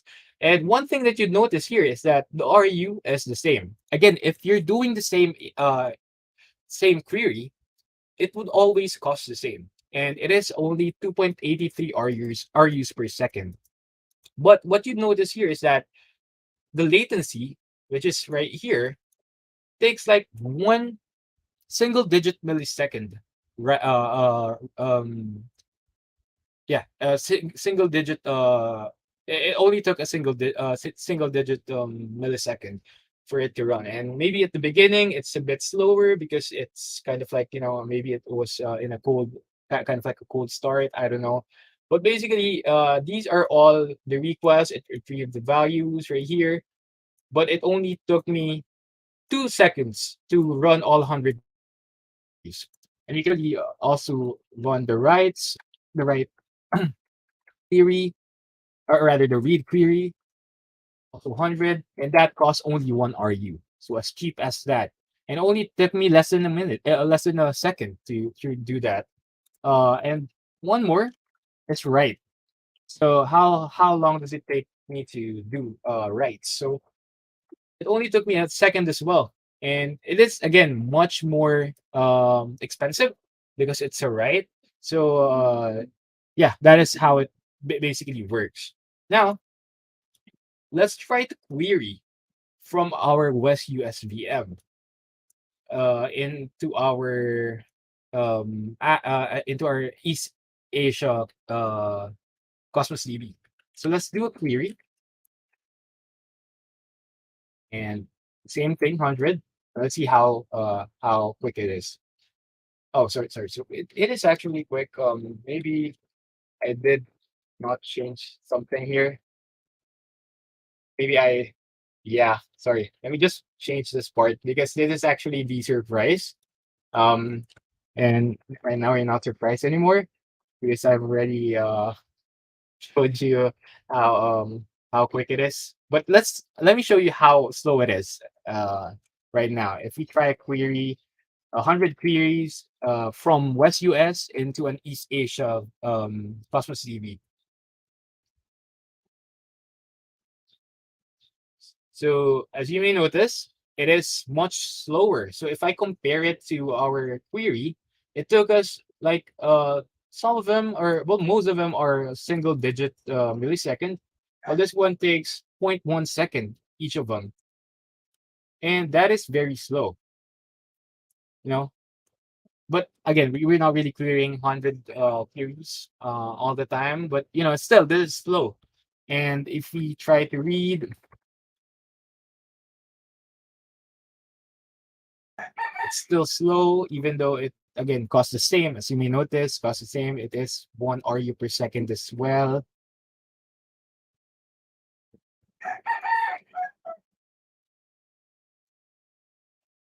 Yep.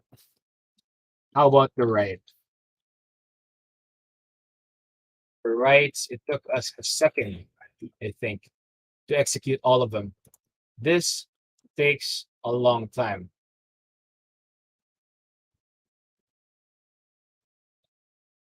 Again, this is because we are trying to call an Azure Cosmos DB in East Asia uh, from our West US VM, which again would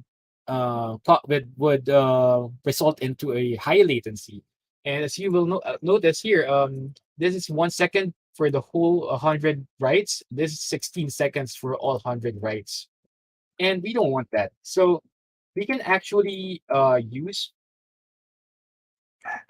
our already created replica in West US, and we just need to set up this Cosmos client options and set the application region to the Cosmos region, which is West US. Again, we already have this provision because I already did that change ahead of time. So now let's use this. And again, let's do a query. There we go. As you may see, it's much faster. It's 3 seconds only. It only took 3 seconds. Earlier, it took like 15 to 20 seconds. Now it's much quicker. Let's do write or read. It took us almost 2 seconds. How about writes? It took us less than a second. So that's how quick it is. That's how you can you notice the impact of global distribution, because if you have customers from all around the world, giving them these regions or setting up these regions close to them would allow them to get, of course, better performance, which is very nice. So that is that is global distribution for you. Um, Now let's go to data migration. Let's say we have a relational database and we decided that a document database would fit our system much better. We have tons of data in our SQL database and we want to move it into our new document database. And we're not really sure how we can do that. So let me give you an idea on how we can process that. So as you recall, we have a relational database and we have a document database. Now these two data or database store data differently. We're moving from rows to documents, we're moving from columns to properties, and we're moving to strongly typed schemas into no schemas at all. Or and then ultimately we're moving to tabular data into JSON data. So from a relational DB row, we now have stored data into a JSON format. And not only that, we can actually change the format of the properties itself. And we could, as you may notice, we can set up nested objects if we want to. Additionally, relational databases, we are striving for less, or we want to avoid data duplication, and we want everything to be normalized. But in the uh, document database, we strive to have these denormalized, and we'd rather have data duplication. And essentially, we would already get these pre-joined data instead of manually doing it. So these are just some of the things that you have to do before you can actually move your data um, from SQL database into document database or Azure Cosmos DB. You'd have to transform them into something that would fit the document database better. And how can you actually migrate them? So there are actually lots of options to choose from to migrate data from another source to the destination. Specifically here in Azure Cosmos DB, and we want it to come from an Azure SQL database. But we'll have to focus on the Azure Data Factory. You'll have the data migration tool that you can use in a desktop. You can use um, Spark connectors for Databricks and HCN sites. You also have those custom tools, Kafka connectors, and a lot more actually. But we want to focus on the Azure Data Factory, which is a powerful ETL service for data integration that allows you to ingest on premise or cloud data with the help of 90 built-in connectors, which you will see later on. And it is very easy to use. You can construct ETL or extract, transfer, load, or extract, load, transfer processes code free. So it's kind of like a drag and drop environment, and it's very easy to use. So let's take a look at it. Do a quick demo. So on our first migration, we want to retrieve this data. So this is our Azure SQL database, and we want to retrieve the addresses. So we're just joining the address and the customer address so we can get the address type from the customer address. And we're only retrieving the main office addresses. And as you may notice here, we are not only changing the names of them, like from here, state province to state province name, from postal code to zip code, and country region to country region name, we're also adding a prefix of address dot. So the point of this is that in the migration, what happens is that this is treated as a hierarchical or this is treated as if it is a hierarchy, meaning underneath address, we have address types, we have address lines, and we have country region name. And underneath location, we have city and we have state province name. And by the way, we also have address zip code. So they're basically going to be a hierarchy. So we want to retrieve this. So when we store it in our document DB, it would understand that they should be in hierarchy. So as you can see, the data at the bottom, it is basically this, and you get that alias right here. So now what we want to do is we want to create a new container in the AdventureWorks database that we have. Let's name this first one addresses.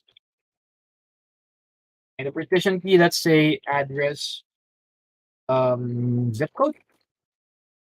And let's create a new one. While waiting, you can actually go and create an Azure Data Factory, though we won't create one right now, but I will show you how you can create one. You can search for Azure Data Factory, and once you click it and click add, you can just fill up the details. There's just a few details that you need. The things that are going to happen or that needs to be configured are an actual studio or the actual Data Factory studio. So you can select, let's say, a resource group, a name, data fact data factory GB 2022. Select the closest to you where you want to run this data factory or the pipelines for the data factory. And then the version should be left as V2. We don't really want to use the V1. And for the next one is a Git configuration. Since we don't really want to configure this, you just have to skip it. Next, we don't really need it. We don't really need these, and we can just create and review. And once you create this, it will result into this. This is the Azure Data Factory instance. And what we want to do now is to click Open Azure Data Factory Studio, and this will open up um, this studio right here. This is going to be in a new tab. So what we want to do now is to create a new pipeline, and we'll name it address pipeline. And what we can do here now is, again, this is the environment of the Azure Data Factory. There are lots of things that you can do here. I'm not really going to discuss all of them. I'm just really going to show you how easy it is to migrate data coming from an SQL database into an Azure Cosmos DB database or an Azure Cosmos DB. You can just, go to activities, go to move and transform, and move and drag the copy data. Let's change the name to copy.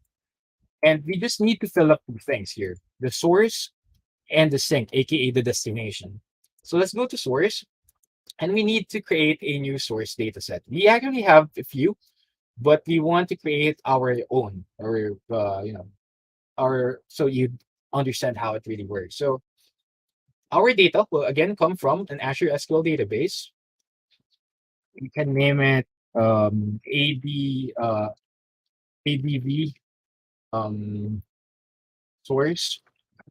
Yeah, ADV source. That would be fine. And create a new one, which means we have to create a link service for our from which our data will come from which database will or which database we'll be using. So let's name it Azure ADV BB. Yes, that would work. Let's select the subscription where it is stored, right, and the specific database underneath the server. And you just need to provide the name, or rather your credentials, and let's test the connection if it works.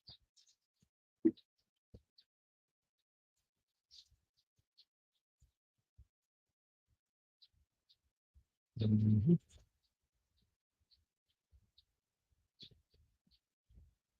It's taking a while. Sure why.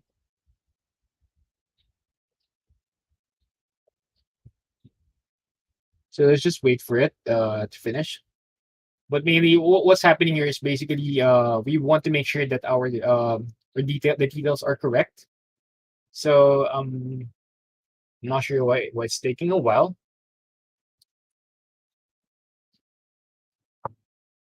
Oh, yep. Let me try again.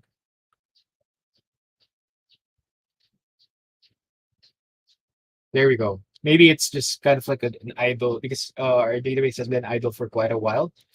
But anyway, now we can create this. And we're not going to choose a table name because normally you choose a table name where the data will come from.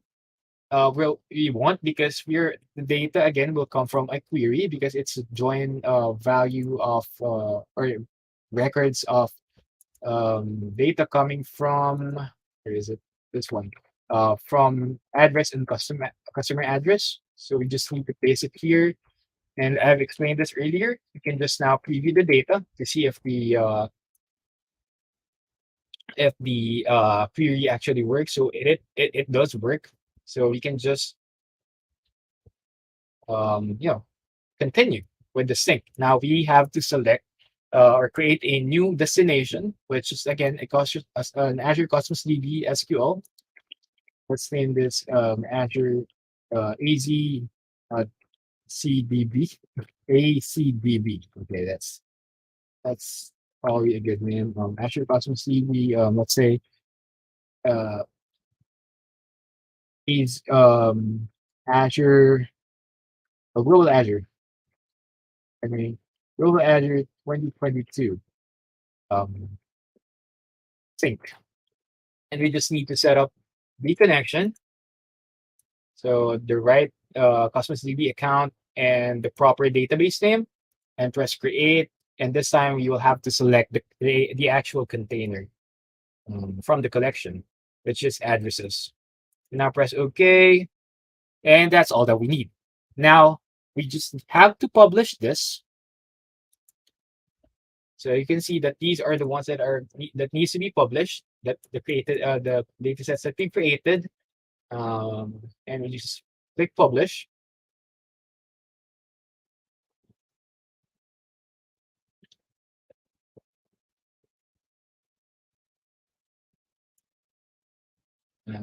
Takes a while, but once it's done, we can just trigger this by clicking trigger. So triggering this will obviously, run the whole pipeline, which there's only one action here in our pipeline or activity here in our pipeline. So I'm not sure if it's already done. Let's try. Oh, let's try and let's cancel this. Let's try and trigger this now. So this is now running. You can see, you can actually view the pipeline and you see here how it's running. But since it's a single pipeline, so you don't see anything much. But you can see the duration, how it looks like. Again, the source is the Azure SQL. We're doing an SQL query and we're passing it into our Cosmos DB. And it's already done. So you can view the result.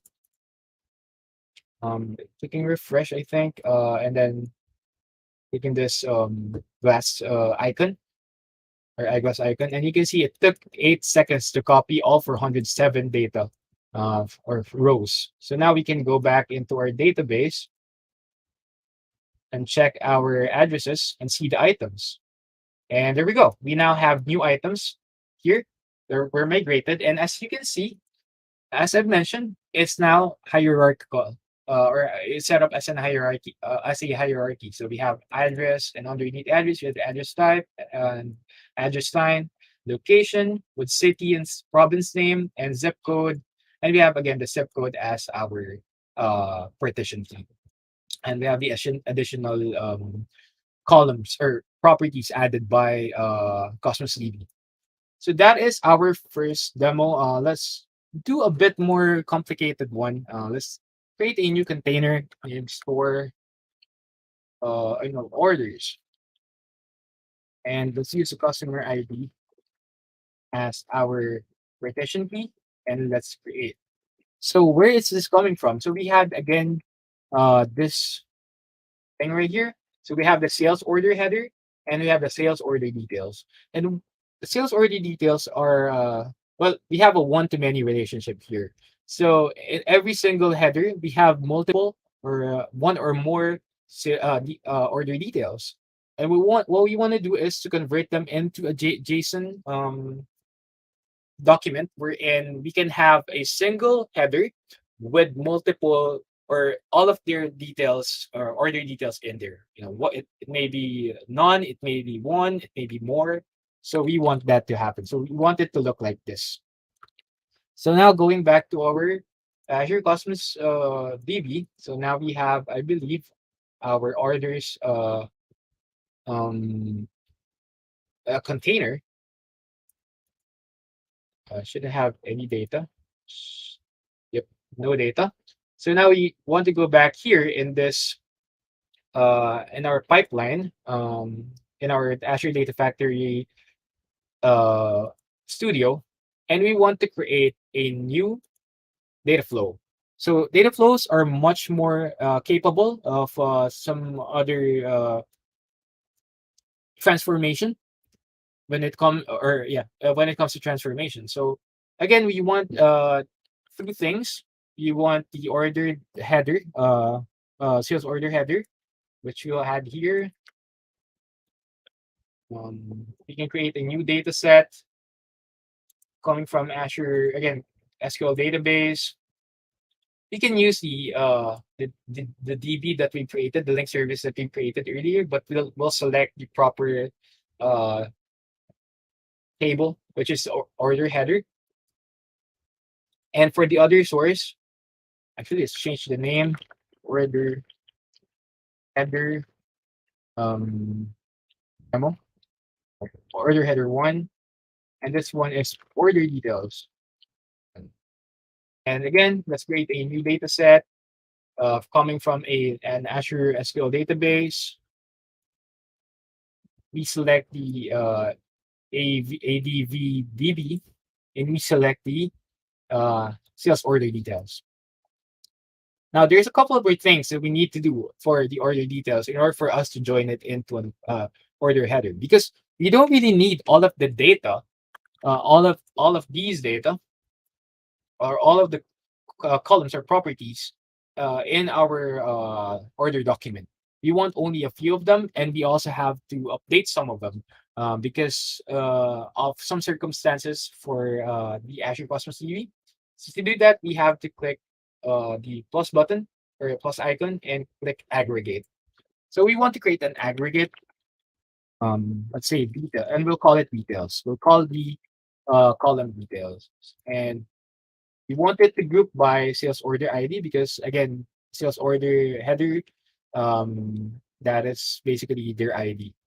And we want to do an aggregate, and let's name the column details, and we have to add an expression. Now this expression it's actually, you can create your own expression if you want, but we also already have something prepared, which is a collect expression.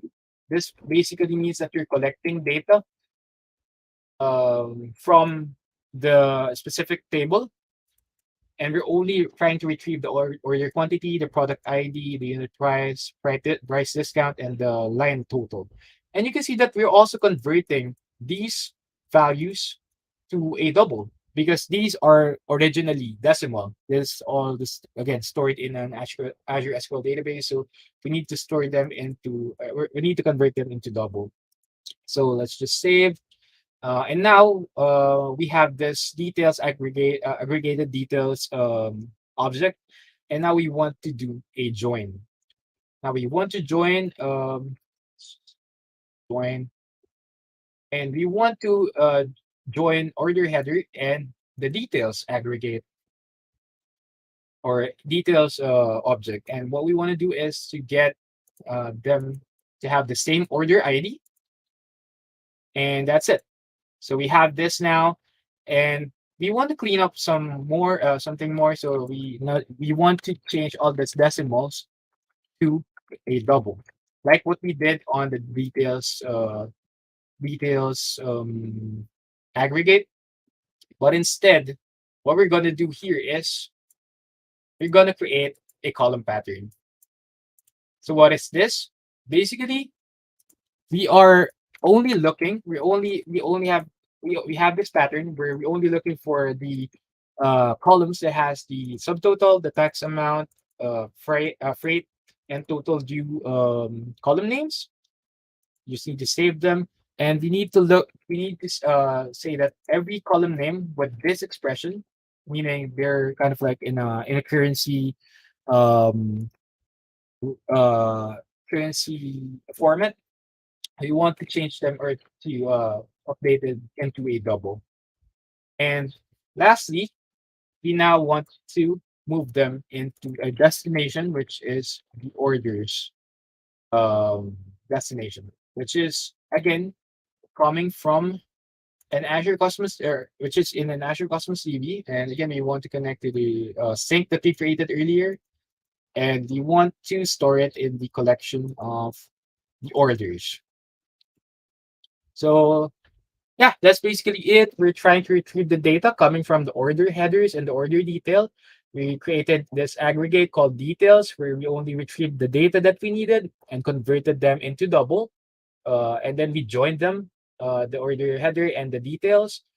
So we'll have like the details underneath each order header. And then we just updated some other decimals into double, and then we moved the data into the orders container in the Azure Cosmos DB. And now we can just publish this, and then we can create a new pipeline, and we can just drag, uh, I don't know what it is. I think it's this one. Yeah, it's called the data flow. So we can just drag this data flow here, and there's going to be a, oh, what happened? Let's drag it again. Okay, my bad. Yeah, so let's give it an order pipeline name, and again publish it, and then finally we can run. So we basically have this pipeline that only has this data flow running. So we can just trigger this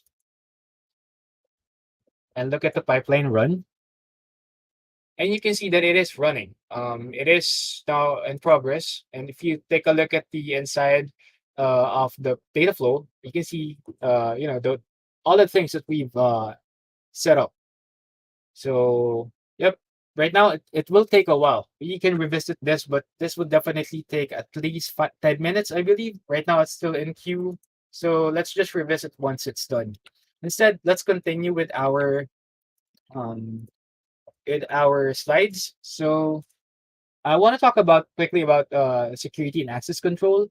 So let's talk about the network security, because network security is the first line of defense for unauthorized access for your Cosmos DB account. So Azure Cosmos DB, since it's in Azure, which is a public cloud, this allows your DB to always be available to be accessed anywhere in the internet. By default, um, you can access an Azure Cosmos DB account anywhere, and it's kind of like a normal setup for some. But for most of the time, such exposure is often unacceptable for sensitive data, especially if it's a production environment. So you have a couple of options. First is um, this one is the IP firewall, which is kind of like a normal firewall that you'd see in systems. Basically, it can only allow a specific IP or a specific IP range to access your Cosmos DB account. So you have your Azure Cosmos DB, you have a public endpoint, you have this firewall setup, IP firewall setup, and you only allow this IP or this public IP um, whitelist in your whitelist of IP firewall, and he can, or this device or this machine can access, of course. But if this isn't in your list, it will be denied access. So how can we set this up?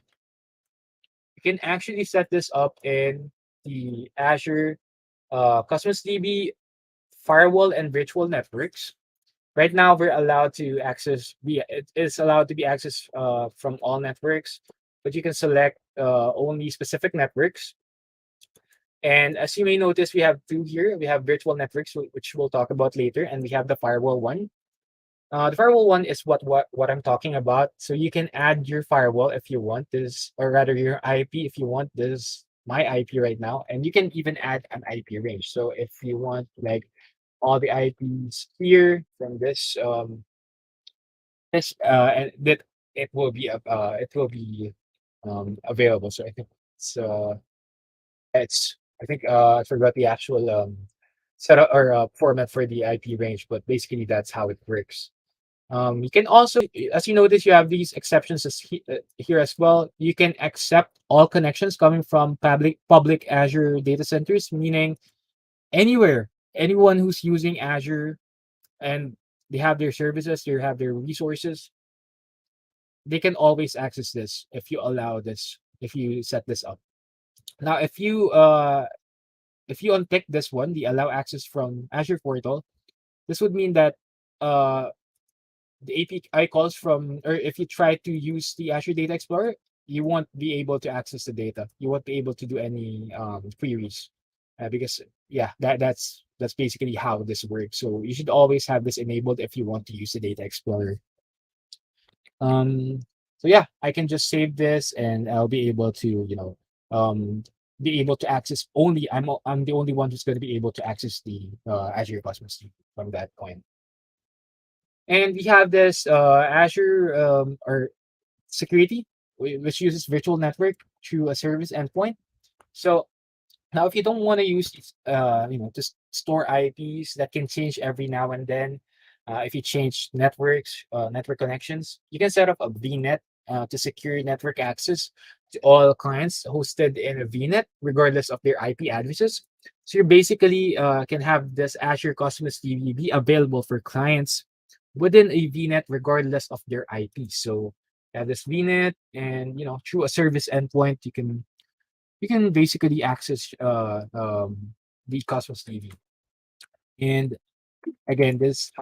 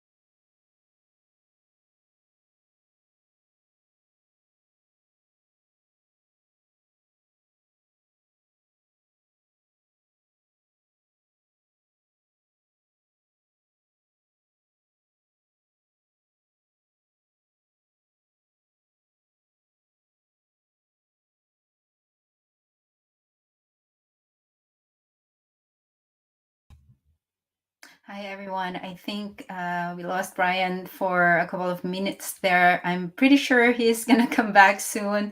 So maybe there's just an internet or network problems in the Philippines right now. So I'm gonna have to do a spiel, or we can also take a short break.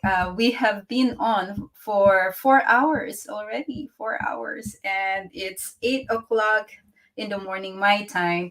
So maybe it's a good time to get coffee, go get some drinks, and we will be back in a couple of minutes. Don't go anywhere. Don't leave us. We still have a lot of really exciting sessions coming up. Next up would be in a couple of minutes. I guess we have none other than Jonah Andersson.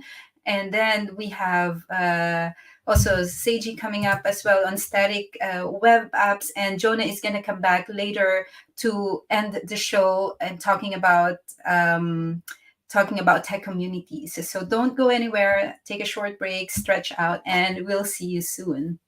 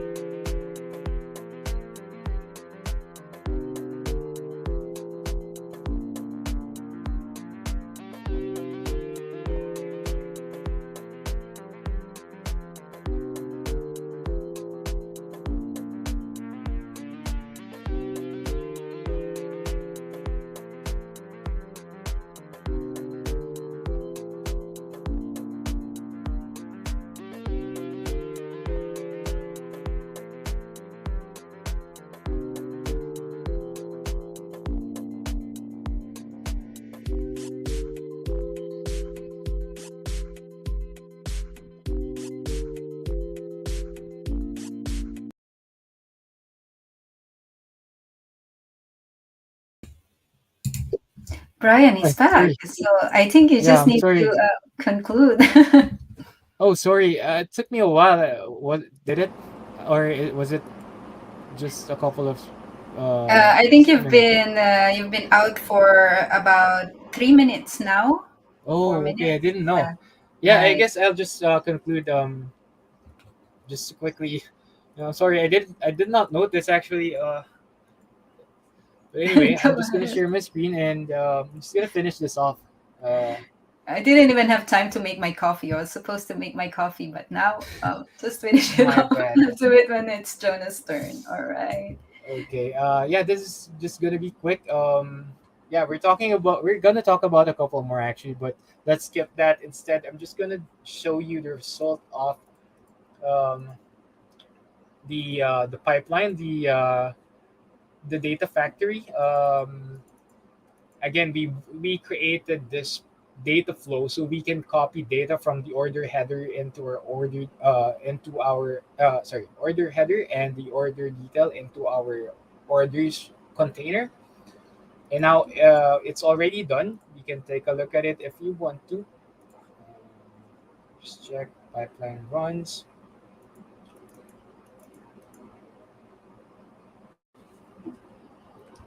And there we go. You can see here that it's already done. How long it took for it to be copied. Um, doesn't show much, but this has 32 rows written basically.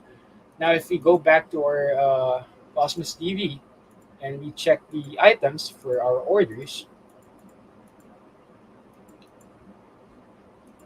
try and refresh. There we go. Now we have the data, and as you can see, we have these details. This details property that shows all of the uh, order details for this specific order header. Now, if you look at some other ones, you can see that there's only one of them because obviously it's only one data correlated to this sale order ID. So and you'll see for the others they have more. But yeah, basically that's how it works. That's how migration works. It's as easy as setting up this drag and drop activities, setting up data flows. If you want to learn more, you can just search for this Azure Cosmos DB tutorials somewhere in the internet. You definitely find some of them. But yeah, I will have to skip some of the others because there are a lot more that I would like to discuss, like backup and restore. But we don't really have that much time, unfortunately. So yeah, if you have questions, you can send me an email in briananthonygracie@live.com, or you can visit some of my social media accounts on Twitter, on Facebook, and LinkedIn. You can send me a message if you have questions. But yeah, if you want to learn more about Azure Cosmos DB, you can look at the Microsoft Learn and look for Azure Cosmos DB. I've learned a lot from them actually. This is where I started. That's the reason why I got these details or I got these topics for you. And yeah, thank you for listening. I hope you learned a lot when it comes to Azure data migration and global distribution when it comes to Azure Cosmos DB. So thank you a lot for listening. Thank you so much, Brian. It's a full packed session. Excellent, Yeah, excellent job. Next time, you need a whole workshop to be able to discuss all these yeah. interesting topics. There's a question for you in YouTube. I don't know if you can log Okay. on in YouTube and answer Uh, coding with Guyver question about oh, sure, sure. indexing. Yeah, that would be I'll great. try to. I'll open up my the YouTube stream right now and answer it. Thank But you so yeah, much. And also, I want to plug that Azure Cosmos DB also have a new certification. It's out now. And if you want to get certified, you can also join the Azure Cosmos DB certification study hall. Look it up. So it's from Learn Live TV.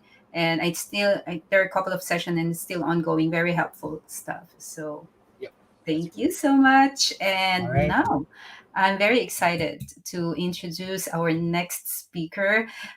She's a very inspirational tech leader. Jonah Andersson is a Filipina Swedish full stack software engineer and an Azure developer and Microsoft MVP for Azure in Sweden. I think she was also the first female Azure MVP in Sweden. So great stuff. So she works as an enterprise software engineer consultant at Forefront Consulting, and she's also the founder and community leader of Azure User Group Sweden. Shares technical knowledge at work and tech communities through public speaking, blogging, and by mentoring others. And I know she's also writing a book. So watch out for that. Jonah is very passionate about making a difference by advocating gender equality, diversity, and inclusion in tech.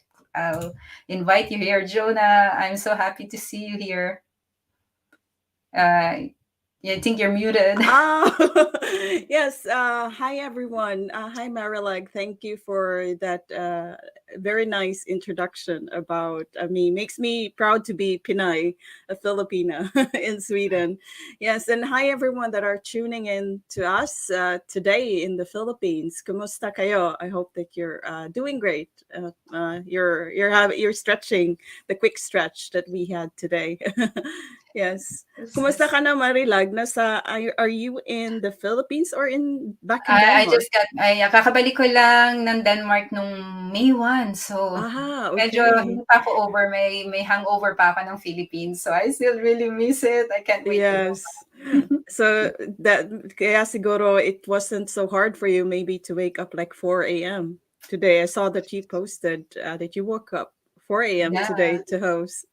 I think Yes. I even woke up at 3 o'clock. It's still hard, kind of, with Yeah, jet I lag. understand.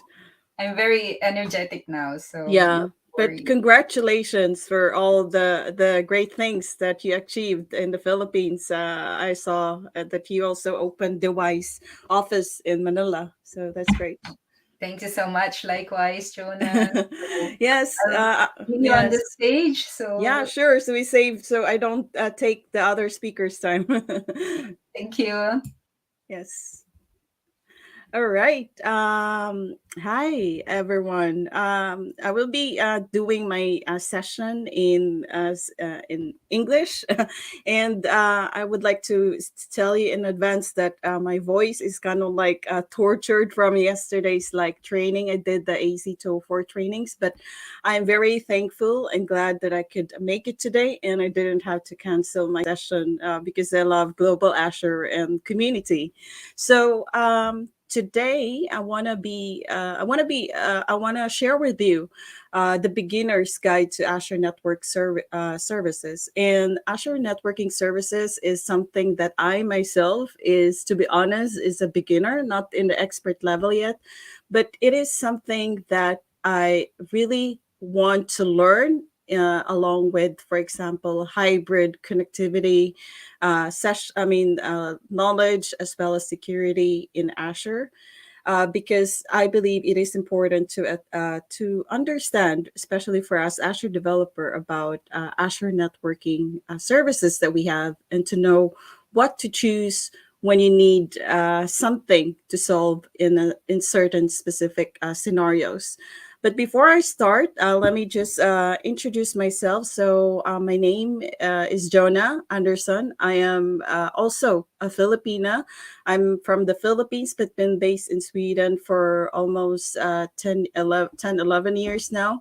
And by daytime, I work as a software engineer. I'm also, as Marilag also introduced me already, I'm Microsoft MVP for Azure in Sweden. And also, I help my colleagues learn more about Azure by training them some certifications.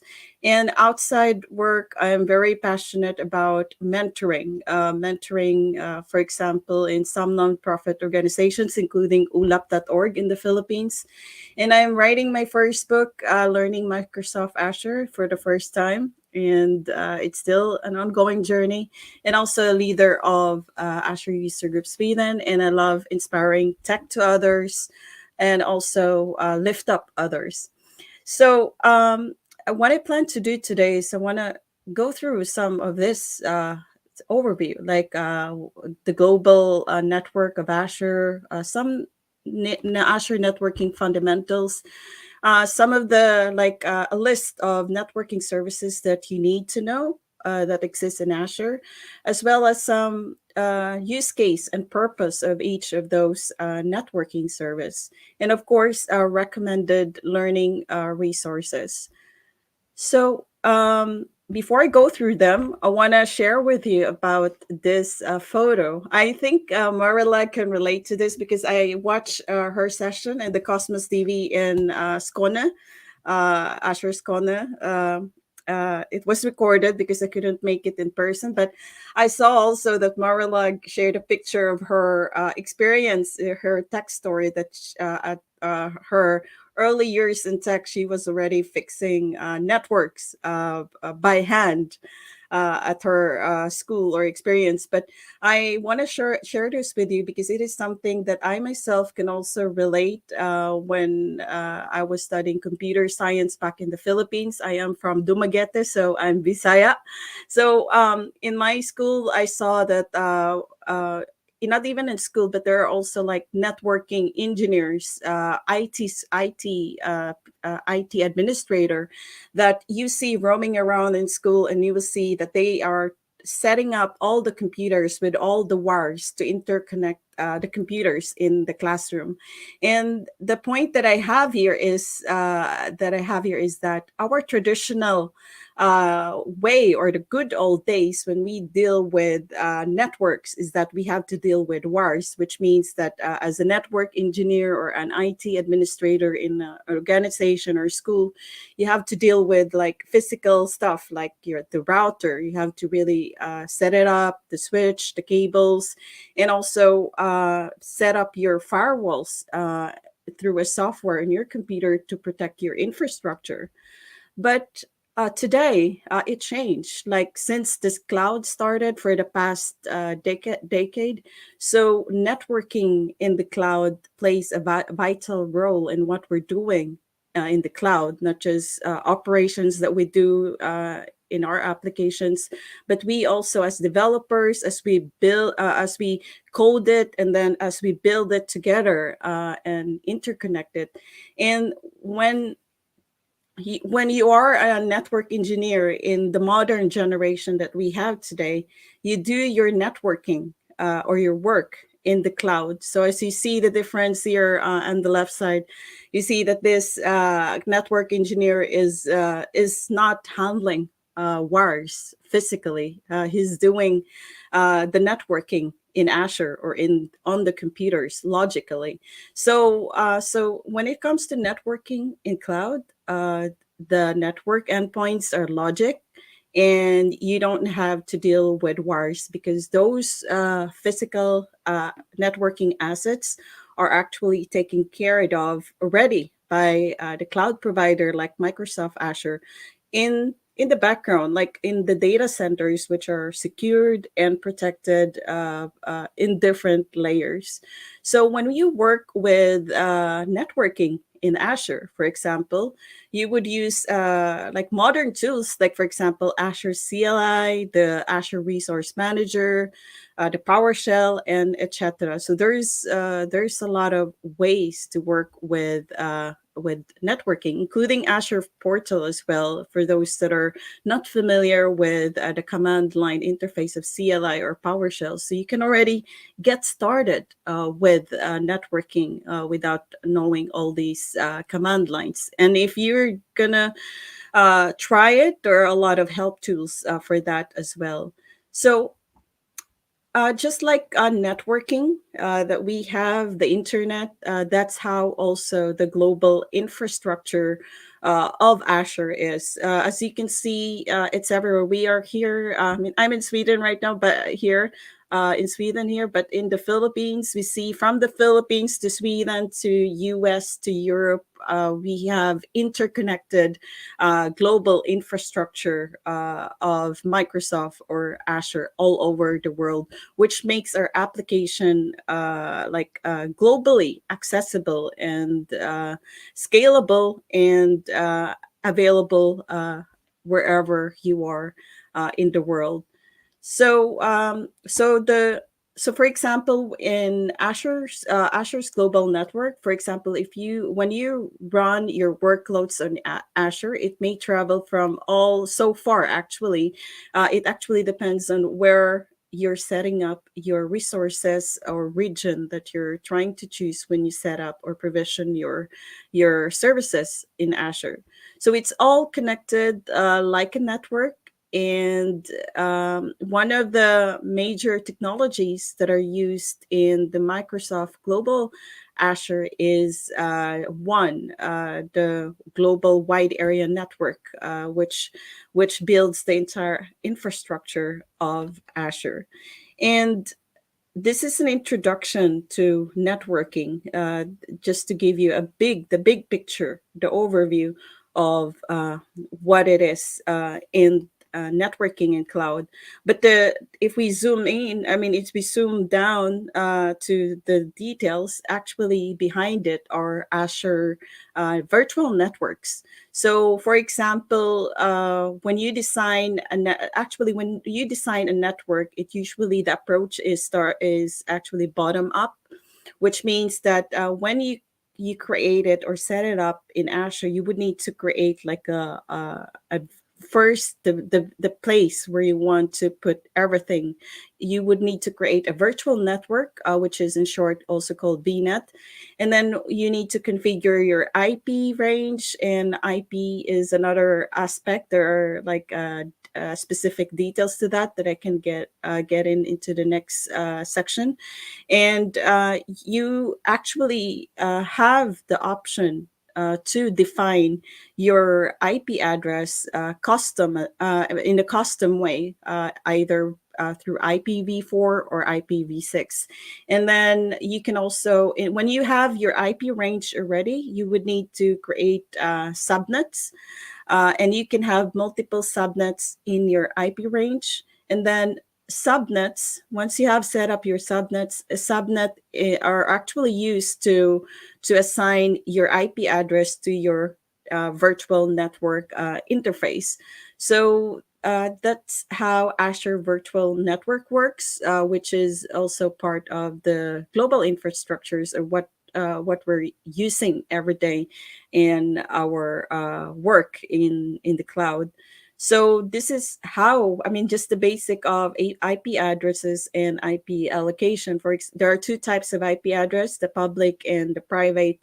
Uh, Private and the public IP address. So as you can see, public IP address can communicate inbound and outbound without a NAT, or network and access address transition through the internet.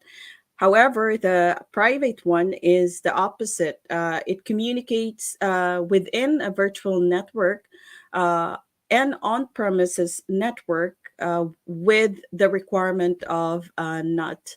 And usually, when it comes to IP addresses, they are not actually random. They are actually a string of numbers separated by periods. Most of us are familiar with it since we work with cloud and tech stuff. Usually, they are in the range of 0, 0, 0, 0 with points until 255, and this one that we see here. And the IP addresses are actually generated by IANA, Internet Assigned Numbers Authority, which is part of ICANN. So when you're actually assigning an IP address or a host in Azure, it actually means that you're assigning an IP address to the network interface card in the cloud or in the platform. So that's the basics of it.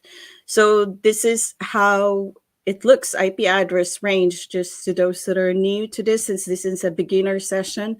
So IP address, behind the IP address that you see for your own computer, for your network, and even the networking that you do in Azure, behind it are actually binaries in different octet from 1 to 4.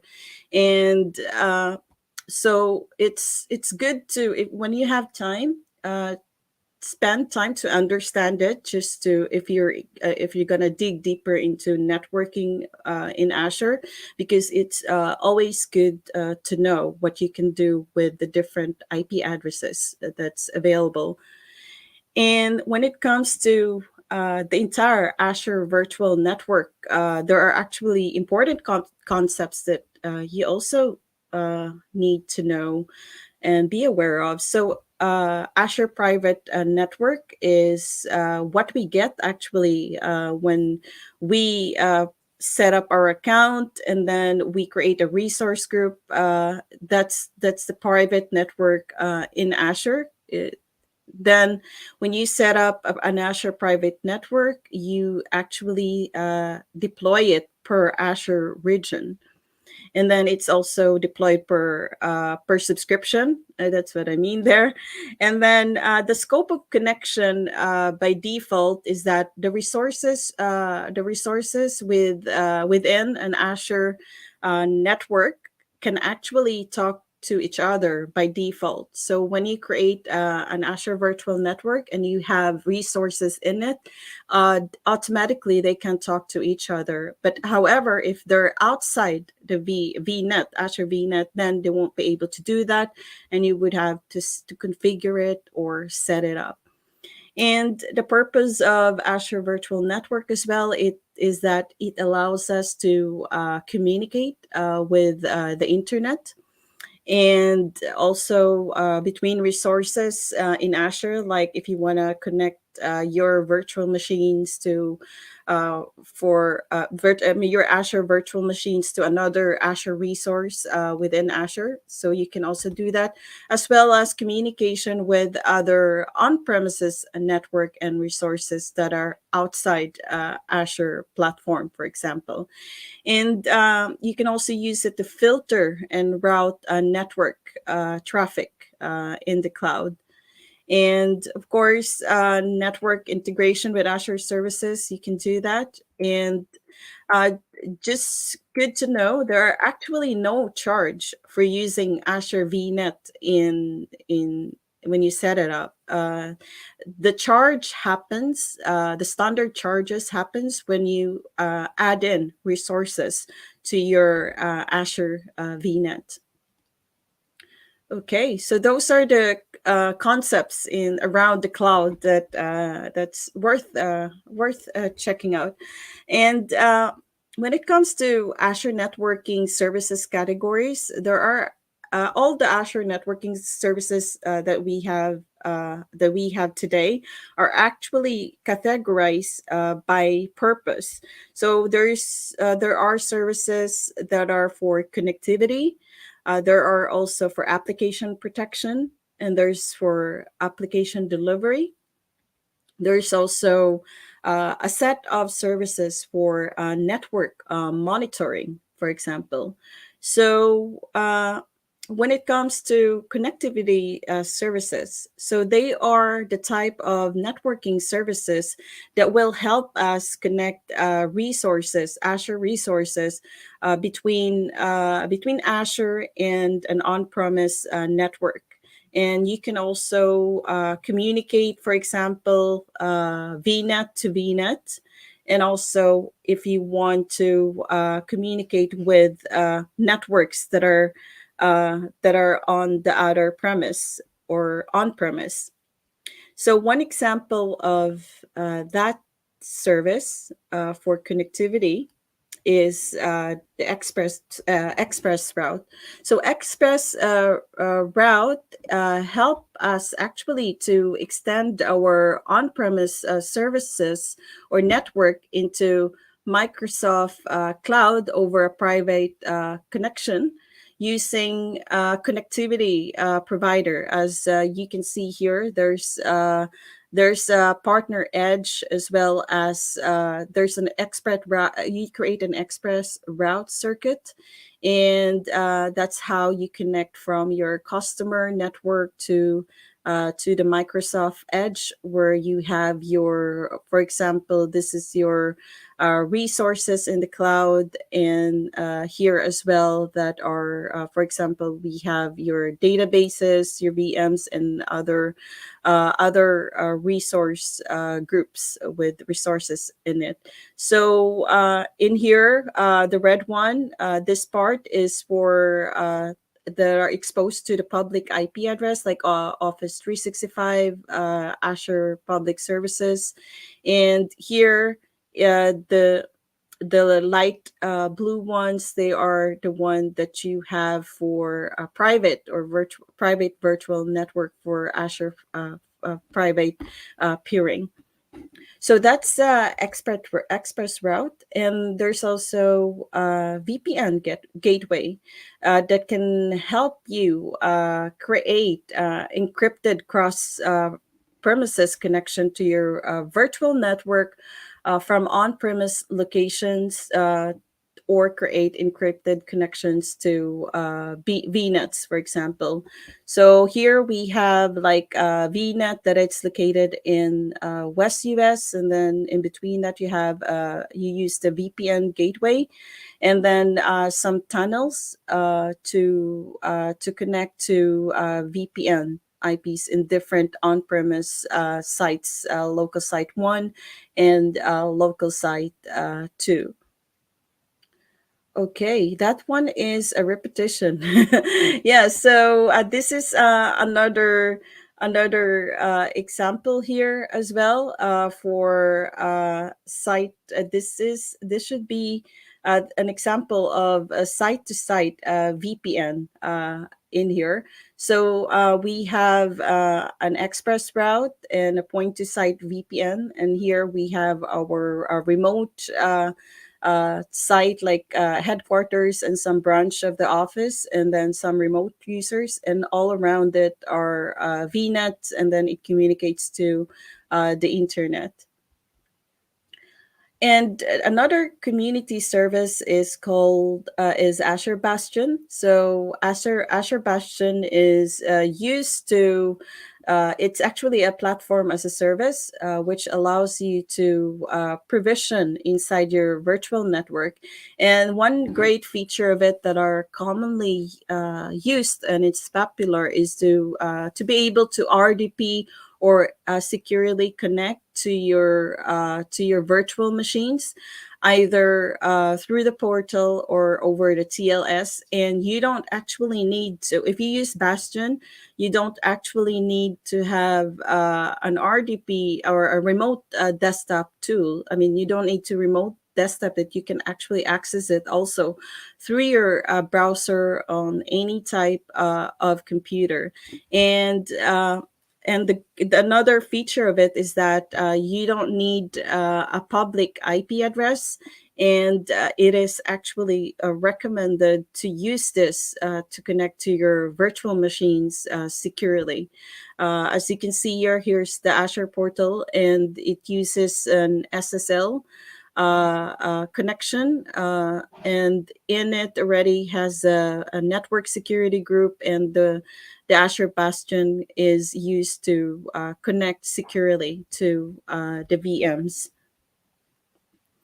And so we went through just some of them, or the major connectivity networking services in Azure. And then the next category of services are application protection services. And of course, as the word it said, protection, it is used to protect to protect our networking. So there are actually different types of it depending on how you would want to use it. Use case scenarios, it's different from use case to use case. I mean, so for example, protection services, there's a Azure load balancer, there's a DDoS protection. There's also Azure firewall, network security groups that are commonly used right now to protect and control the inbound and outbound connections in our networks. There's also the web application firewall and virtual endpoint. And to get specific to, for example, one of them is the Azure DDoS protection, which is used actually to protect our resources from DDoS threats on the cloud. So in here we have like as you see here, we have the internet with two public IP addresses, one and two, and the DDoS protection. In this case, has the standard like tier. It actually uses the adaptive tuning engine to protect our web applications outside the public internet. So, yes. So next one is Azure Private Link. So Azure Private Link enables us to access Azure past services, like for example, Azure Storage or SQL database, and other hosted, consumer hosted services or partner services over a private endpoint. So here we see in the illustration that we have a service consumer. We also have a service provider on this side.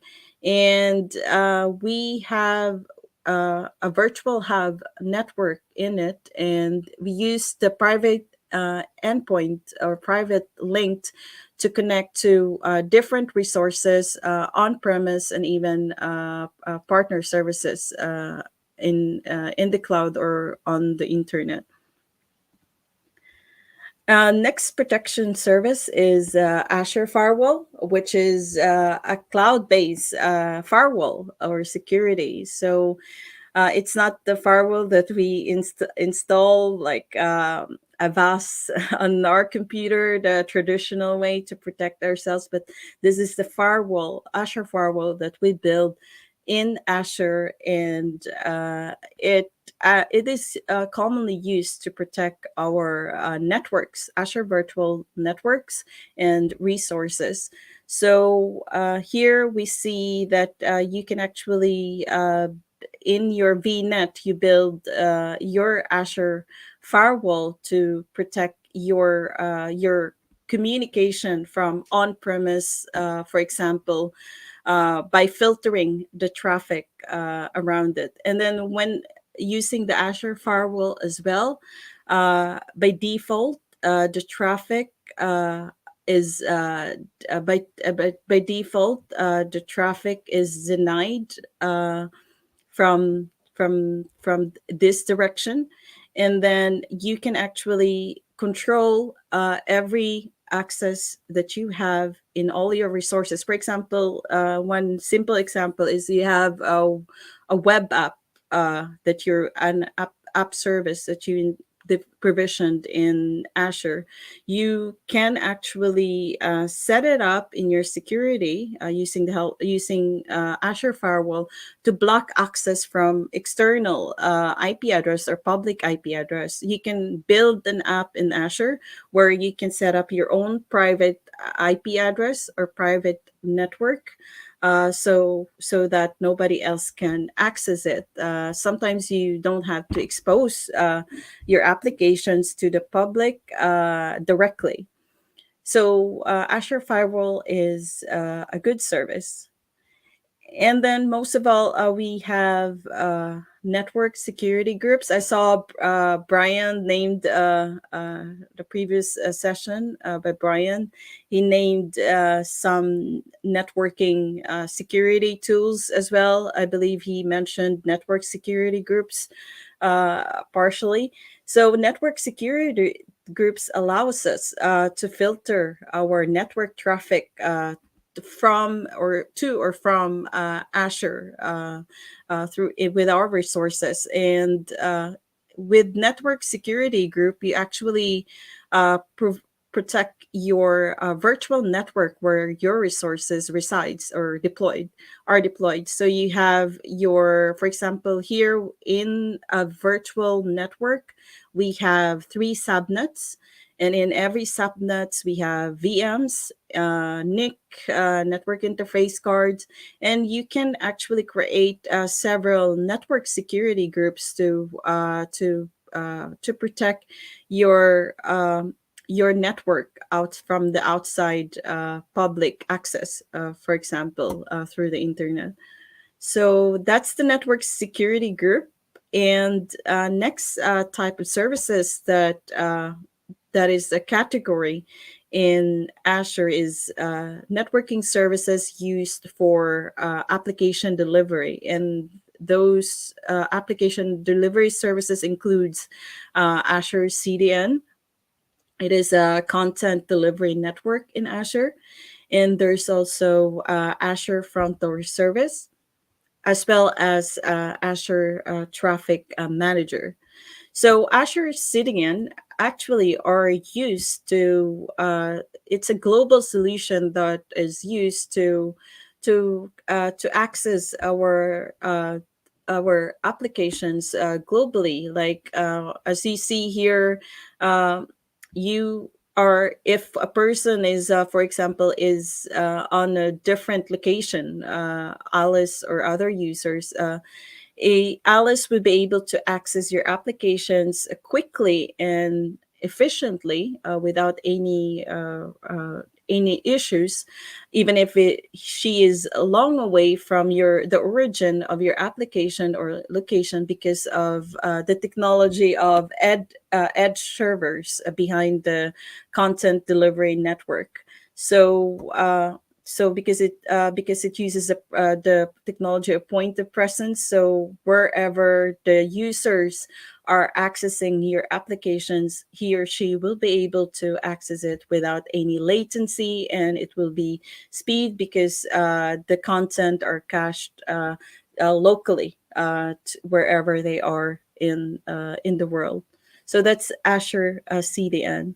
And then the next one that you also need to know that exists is the Azure Front Door Service, which enables us to define, manage, and monitor our global routing for your web traffic. And it has the best performance, and it also help us a lot with high availability globally.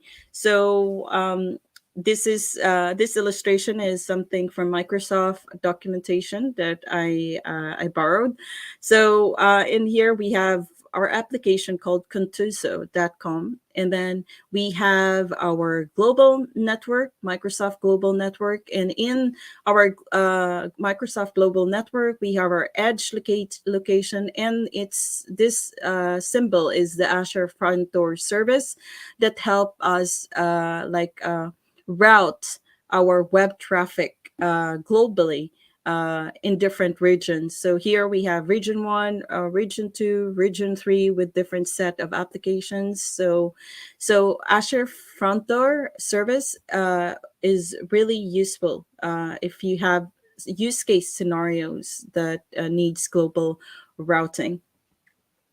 And Azure Traffic Manager is another service for networking as well, and it is used to traffic load balance the DNS. It's actually DNS based, and it allows you to distribute traffic to services across global Azure regions, and with high response and availability. So here, for example, you have a user accessing the browser. So what it actually does when you're accessing a web page through your computer is it actually does a DNS query. So behind every URL that you typed in the web browser, there's actually DNS behind it. Um, so there are IP addresses behind it, and what it does is that it it routes it routes the DNS query, and you get it routes the query to the traffic manager, and then you get a DNS response, and then the client connects directly to the selected endpoint, not through the traffic manager. And here's the flow as well. So there will be, like, for example, if the primary one is not available, it can route the traffic to another web app, like this one, the failover A And then B, if this one fails, then it will go to priority number 3, which is described here as fail over B in Azure. And next one is the Azure Load Balancer, which is of course used for load balancing that has low latency, and it uses layer 4 load balancing for both TCP and UDP protocols, and it manages both inbound and outbound protection connections. And in here, as an example, we have a virtual network.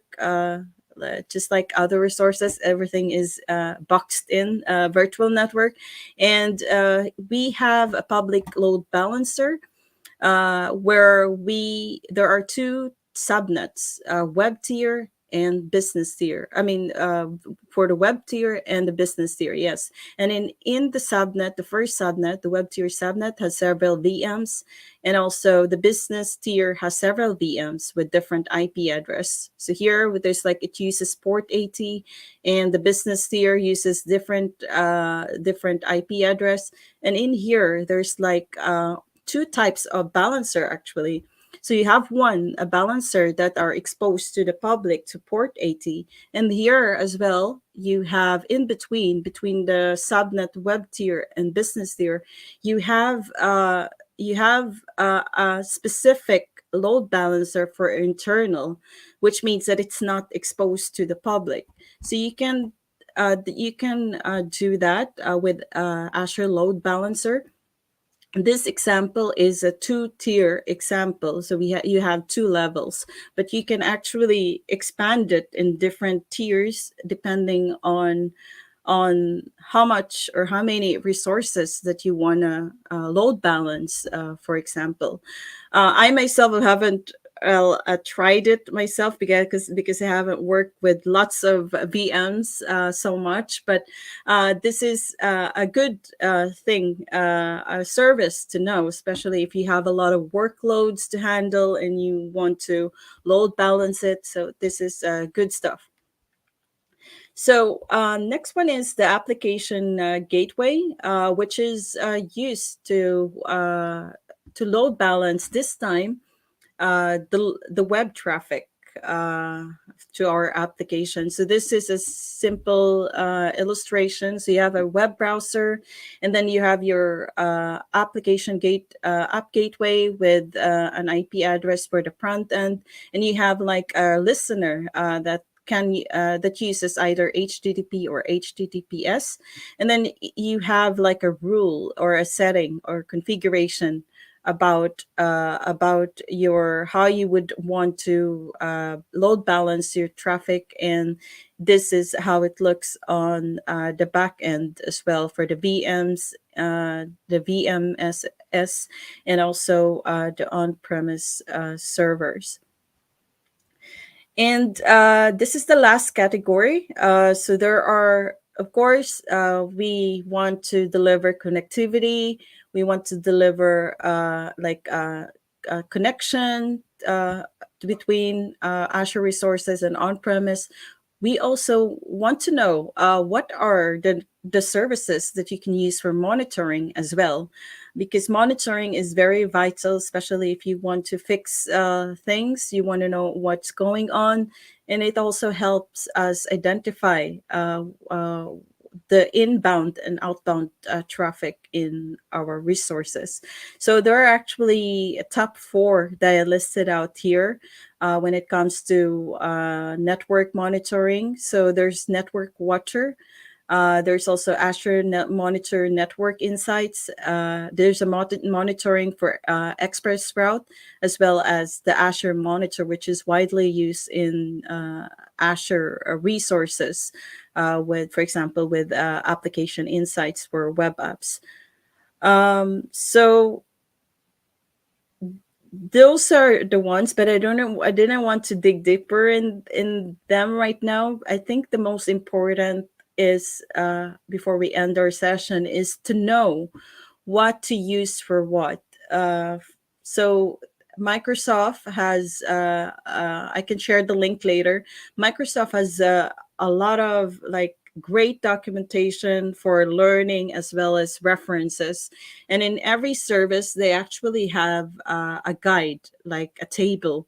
For example, for Azure networking, if you want to do this and that, this service good is good for this specific scenario. So, for example, if you wanna if you want to secure your network infrastructure, you can make use of this table. I don't didn't want to read all of them because you can get a copy, or I can send the link myself later.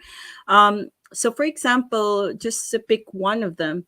So, if you want to, for example, connect everything from virtual machines to incoming VPN connection, then it's the Azure virtual network that is good for that. However, if you have the need to like fully manage and create a private and secure, if you want to securely access your virtual machines uh, through RDP or SSH, then Azure Bastion is good for that. So these are a few examples for security, for example. And this one is for securing. This is for app delivery. I mentioned Azure CDN. There's also actually Azure DNS if you want to have a fast DNS response for your domains. There's also Azure DNS. And if you want to test how your networking infrastructure like behaves performance wise, there's a service in Azure called Internet Analyzer as well. And for hybrid and on-prem networking, there's Express Route, Azure Virtual One, and also Azure VPN Gateway, depending on what you're specifically trying to do.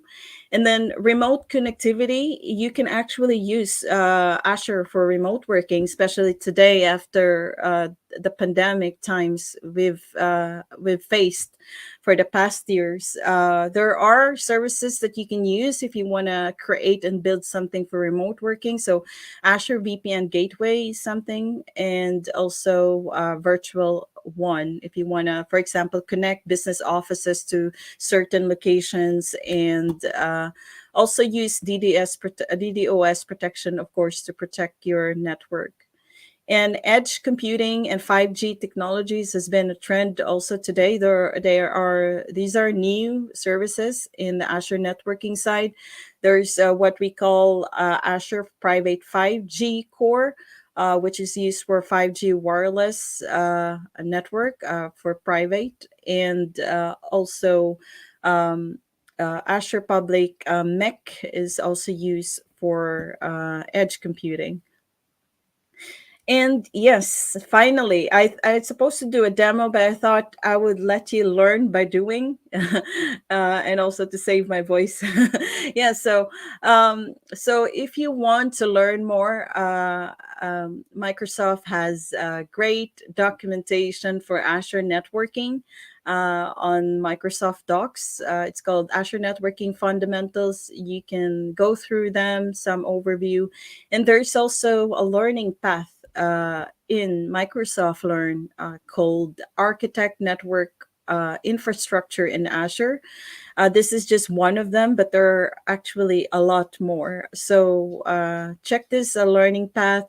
And also in this link in here, there is actually a free book provided by Azure or Microsoft, where you can get for free. You just need to sign up or enter your email address, and you will get to see a cookbook where you get a lot of recipes. I mean, Azure networking recipes that you can do, labs and hands-on, to help you get started with how you can do networking in Azure if you choose the path of being an Azure network engineer. And also, I believe there's a networking related certifications as well that you can get that you can take to help you like learn more about this path or technologies in Azure. All right, so that's all for me, and maraming salamat. I hope that you learned the basics of Azure networking, and if you have questions or feedback later on after the Global Azure, feel free to connect with me sa Twitter, sa website ko, at saka sa LinkedIn ko. Salamat. Thank you.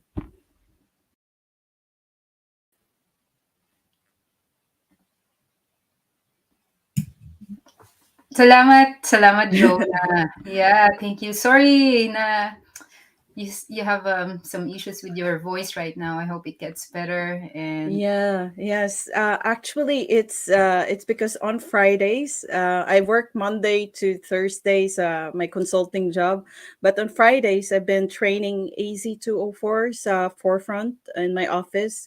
So, you know how it is. I mean, public speaking is different when you speak 1 hour or 2 hours, but if you speak all day, it can really like tire your voice. I'm not sure if you can relate, but I'm sure you have spoken a lot of conference, Marilag. yeah, I can definitely relate. And also just being in a meeting all day. So I've had days Yeah, where, you're just sitting in meetings for 8 hours, and most of the time you're the one talking, and yeah, you can really damage your throat there. yes. Take S- care. So I have actually a homemade uh, uh, ginger luya with in my Microsoft Azure mug. Nice. Salabat tawag natin doon sa Yeah, atin. yeah, that's a good one. I also do that. Yes, it's good I for do the my own voice. Yeah. It's not just for singers. palabat. I hope. I hope I was a singer. Kung nagsasalubad ako. I pretend to be the singer, but I wasn't. I just Yes. have we have some extra time. So is it okay if I ask you a couple of questions? Since this is the beginner, it's very, very interesting. This beginner guide Yeah. to networking services, and I know it's a lot to take. There's a lot of Yeah. products that you introduced today, and I think Yes. these are one of the sessions na magandang i-link later on if you just want to kind of have one place like compact 45 minutes where you see and get an overview of everything, because otherwise if you have to browse through the documentation, I'm sure you will miss it. So it's good that you have curated it this way. I love it. Yes.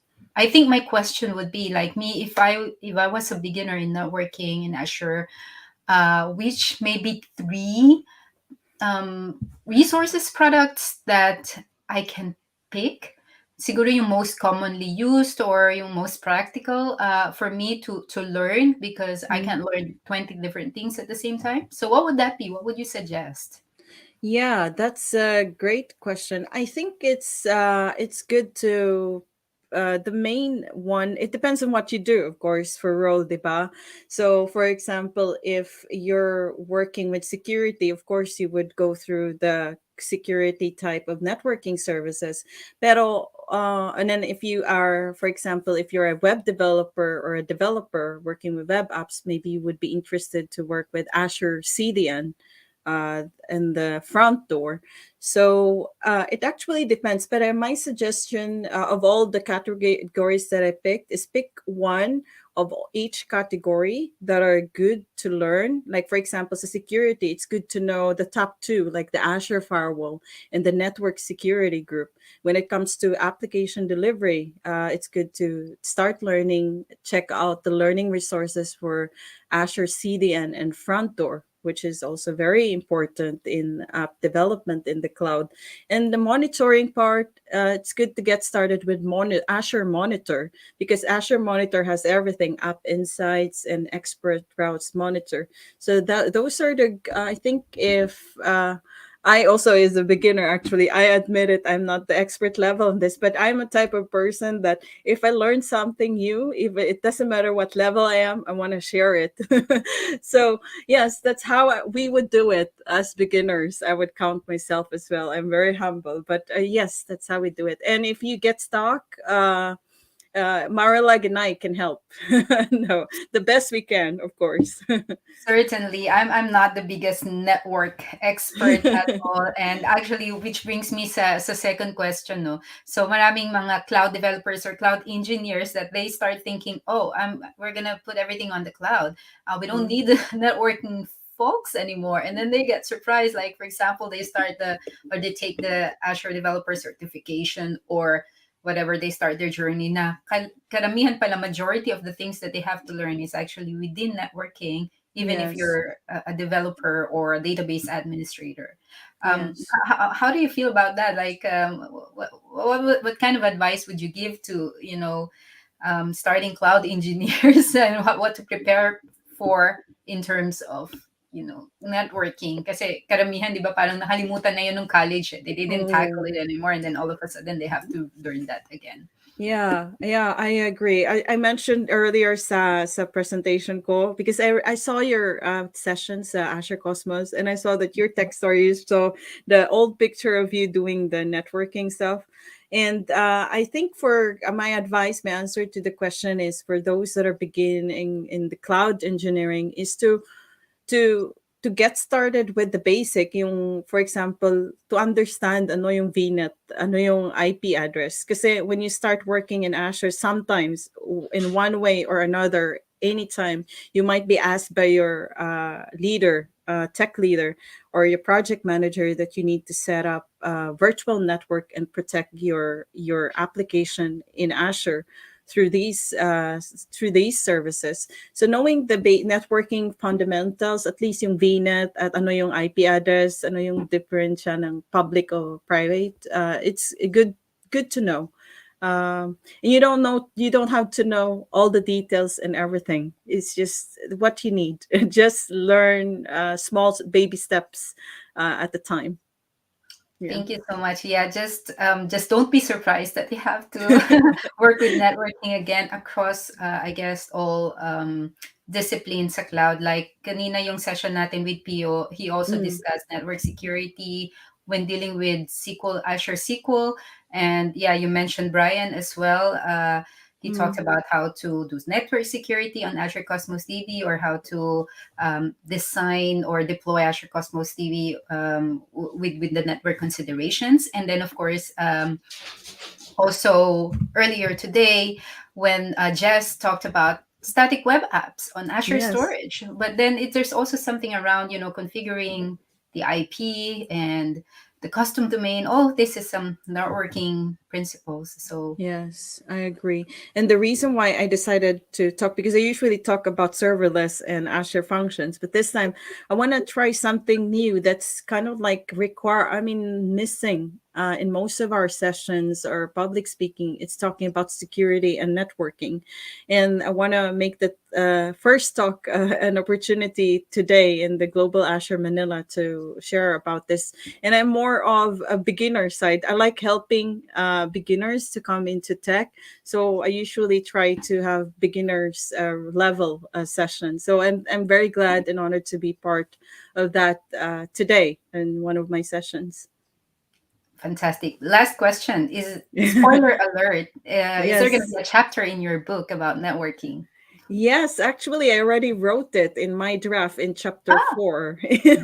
So there's a chapter there that the detailed version of my presentation in one chapter where I talked about the different categories and what the different Azure services and some examples. So I have it. So if you want to like check my book, it's actually in O'Reilly. I have a pin in my Twitter with the link in it. So if you follow me on Twitter, or even if you contact me if you're interested, feel free to read the first few chapters just for as a draft. It's not final yet, and also give feedback if when it's done. So it's a long project. It's a long process to write a book, but I'm glad I'm doing this for to help others get onboarded to cloud. So I really look forward to that, and maybe Marilla can give me feedback as well, since you've been in the industry for many years.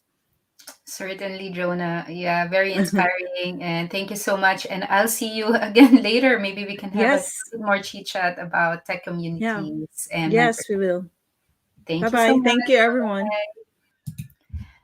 And now I'm going to introduce our next speaker. Um, Seiji Ralph Villafranca. Seiji is a senior software engineer and also an Auth0 ambassador and also a Microsoft MVP. He graduated cum laude with a degree of Bachelor of Science in Computer Science at the University of Santo Tomas. And he's also currently a senior React and .NET developer at Codef and one of the Microsoft MVPs in the Philippines, well, community leaders of Angular PH, who's involved in organizing tech meetups, mentorships, and has written tutorials in his own website called seijvillafranca.com. You hope you can check that out. He has also been a speaker in several events and conferences in the Philippines and abroad. So happy to invite him here. Hello, hi, kamusta Hi, Seiji? Marilag. Okay naman, kamusta? And yeah, thank you for organizing this event. It was very knowledgeable, especially for me, especially for the Microsoft technologies. And happy to be here to share also my knowledge.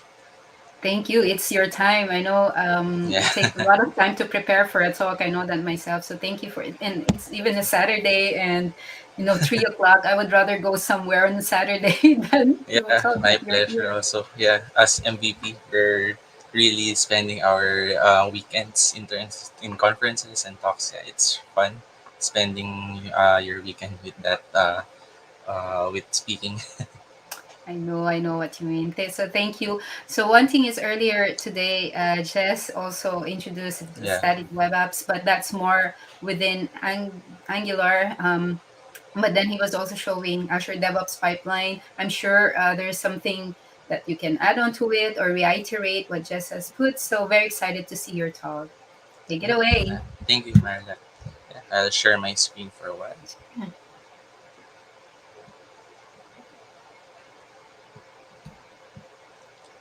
Okay. Yeah. Once again, Marla, thank you for that wonderful introduction. So, guys, good morning, good afternoon, and good evening around the world. Once again, I'm CG Villafranca, and I'm a Microsoft developer under Microsoft MVP under Developer Technologies. So, right now, I will be talking about deploying on Azure Static Web Apps. Earlier, Jess has talked about also static web apps, but um, he he's specific more on the Angular part and about the DevOps. But right now, this is also basic, and this will be just a short talk. So I will just demo on what are the different ways on how we can deploy our apps, vanilla JavaScript or Angular, in different ways. So we're gonna use Visual Studio Code, and at the same time, also we're gonna use DevOps pipelines in the portal Azure. Okay, so yeah, once again, I'm CG. I've been a senior software engineer. So I'm in the industry for around 6 years, and I'm a Microsoft MVP under Developer Technologies. And yeah, you can visit my website cgvillafranca.com. I've been writing tutorials. I think around 3 years.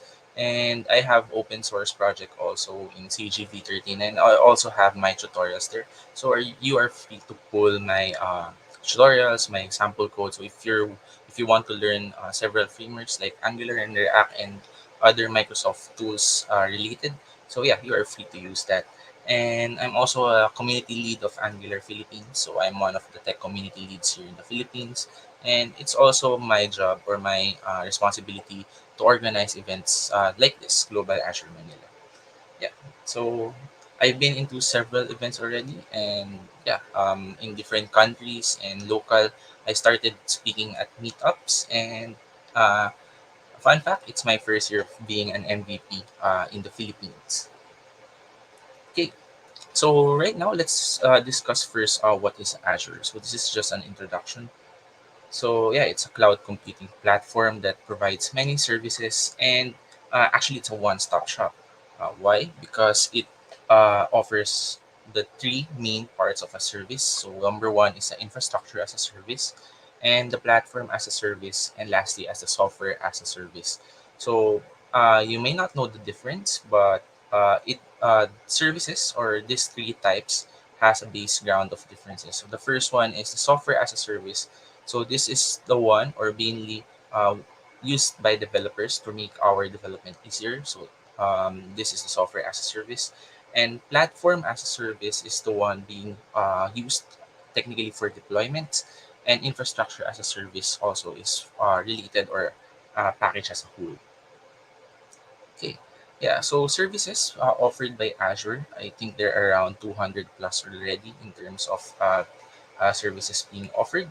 And one of them is machine learning. So you can do machine learning in Azure, database hosting, web hosting, API functions, and storage. So these are just some of the services that Azure can offer us developers and even DevOps. So I've highlighted the word web hosting because this is the one we will focus into. So since Azure Static Web Apps falls into this kind of service.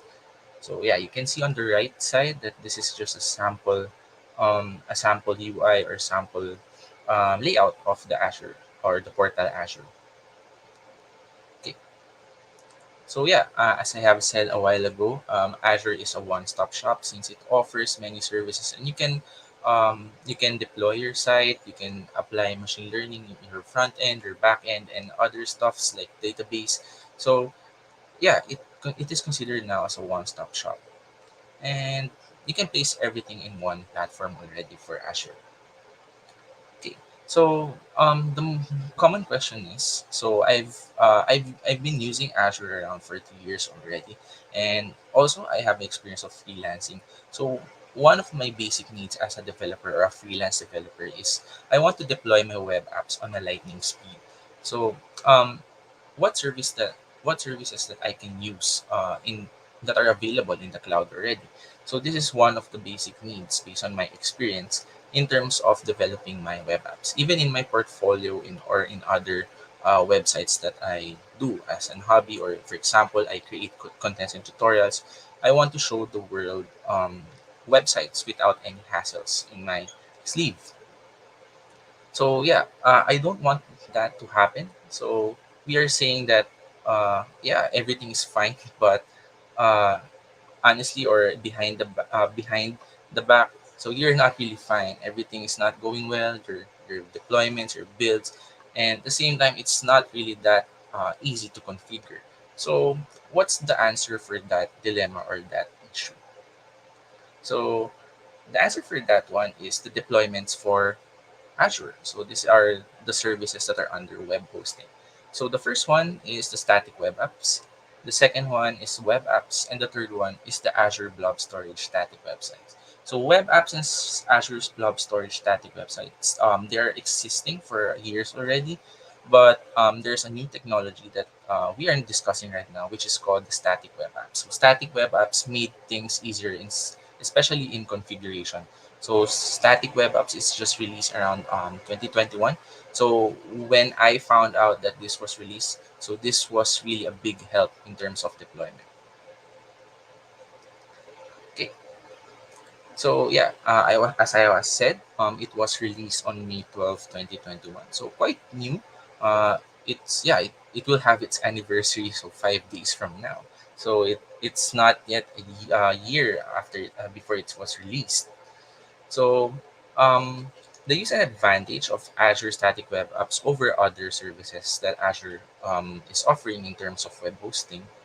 So, it is actually mainly used for your hosting your static site. So, it can host your HTML, CSS, JavaScript files on the fly. So, it will not require you configuration or complex configuration in terms of deploying your site on the cloud. Then one of the best part, actually, especially me, I'm a contributor of open source, is it can now be integrated easily with GitHub Actions and Azure DevOps. So why is it a really a good advantage? Because as I have said, like me, I'm an open source developer. So mostly all of my codes, all of my repositories are under GitHub. So since Microsoft acquired GitHub already, so it's easier for me to deploy at the same time create pipelines and steps for my CI/CD, and at the same time integrate static web apps in GitHub Actions. So it will not really require you complex configuration in terms of connecting your actions or GitHub Actions in your Azure Static Web Apps. And yeah, it can also be integrated in Azure DevOps itself. So later on, I will just show you a very simple demo on how can we integrate GitHub Actions and Azure DevOps with Azure Static Web Apps.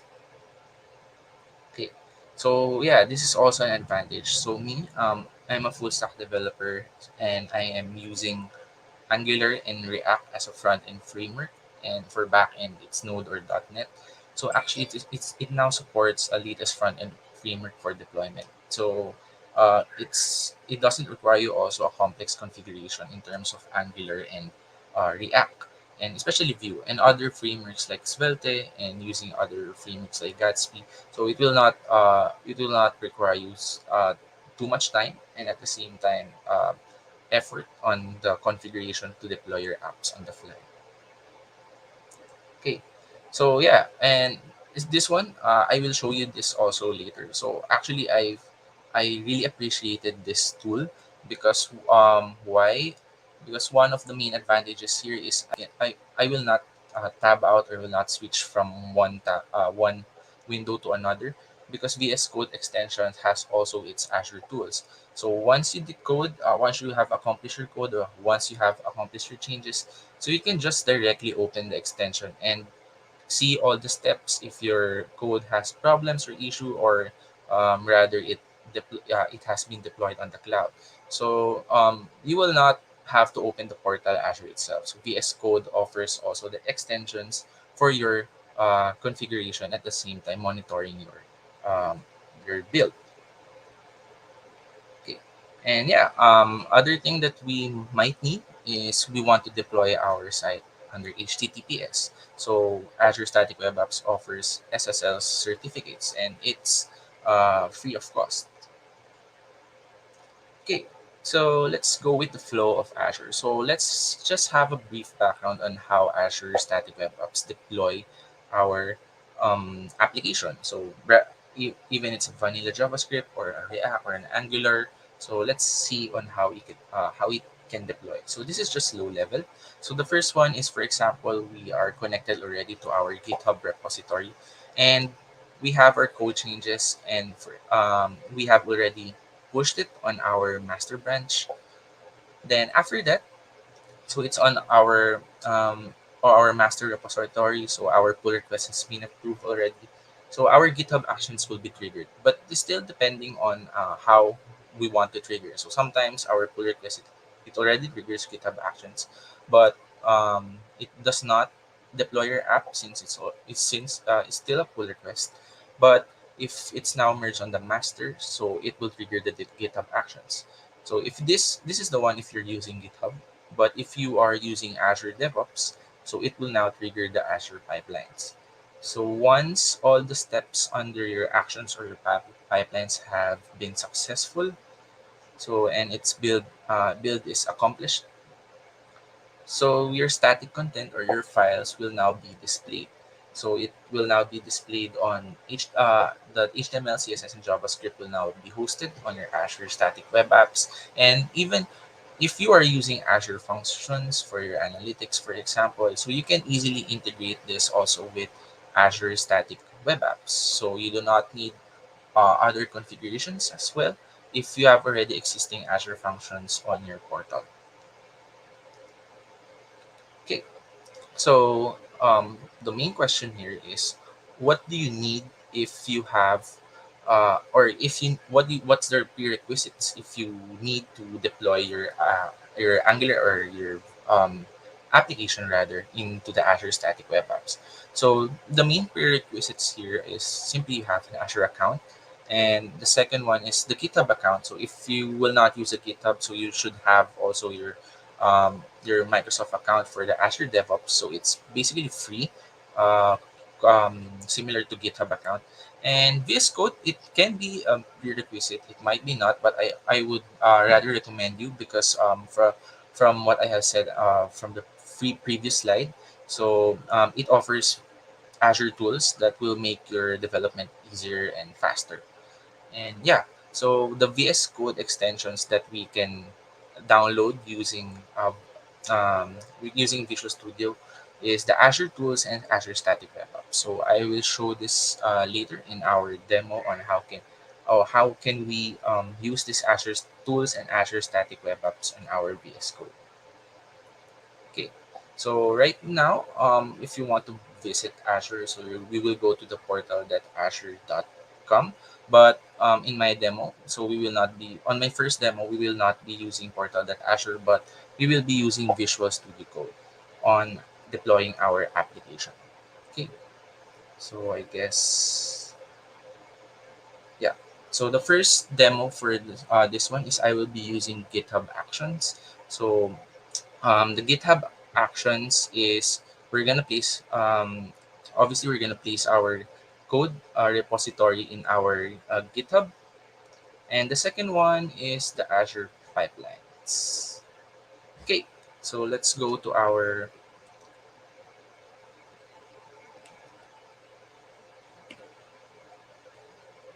demo.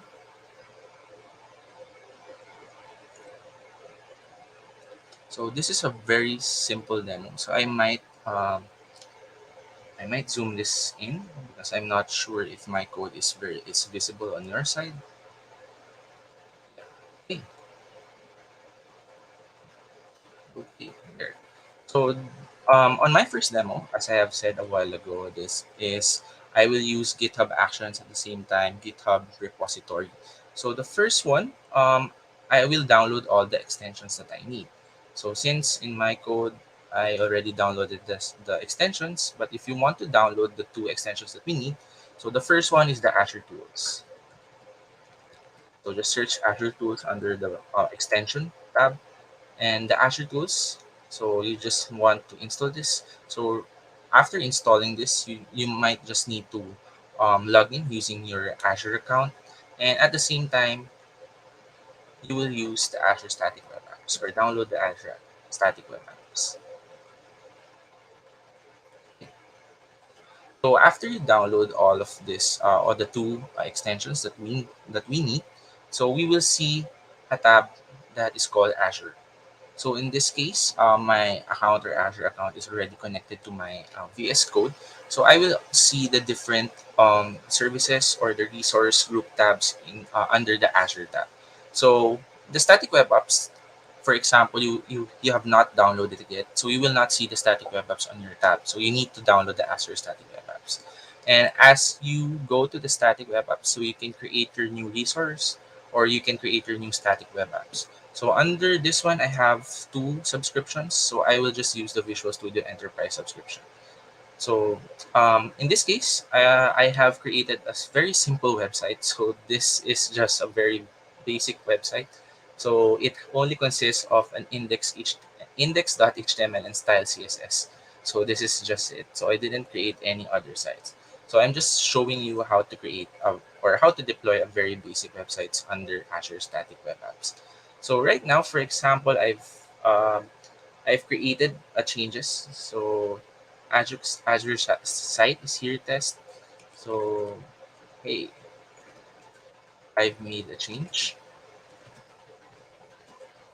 So it's also important for before you proceed to the Azure tool. So it's also important for you to have already an origin or a GitHub repository. So in this case, I already connected my code on a GitHub repository. So now it's on the Azure demo static example. And if, for example, we want to push this, so this is a test change for Global Azure.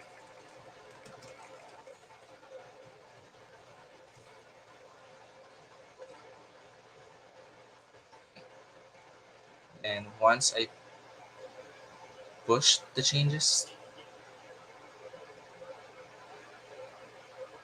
okay. So once I push the changes, our build will also be triggered since I push it directly to master. So how did I connect the Azure portal or the Azure Static Web Apps to my repository? So in this case, I'll just show you the example. So the production folder or the production build is under master. So once you cascade down to the actions, okay. Oh, sorry, that's not the one. I think this is it.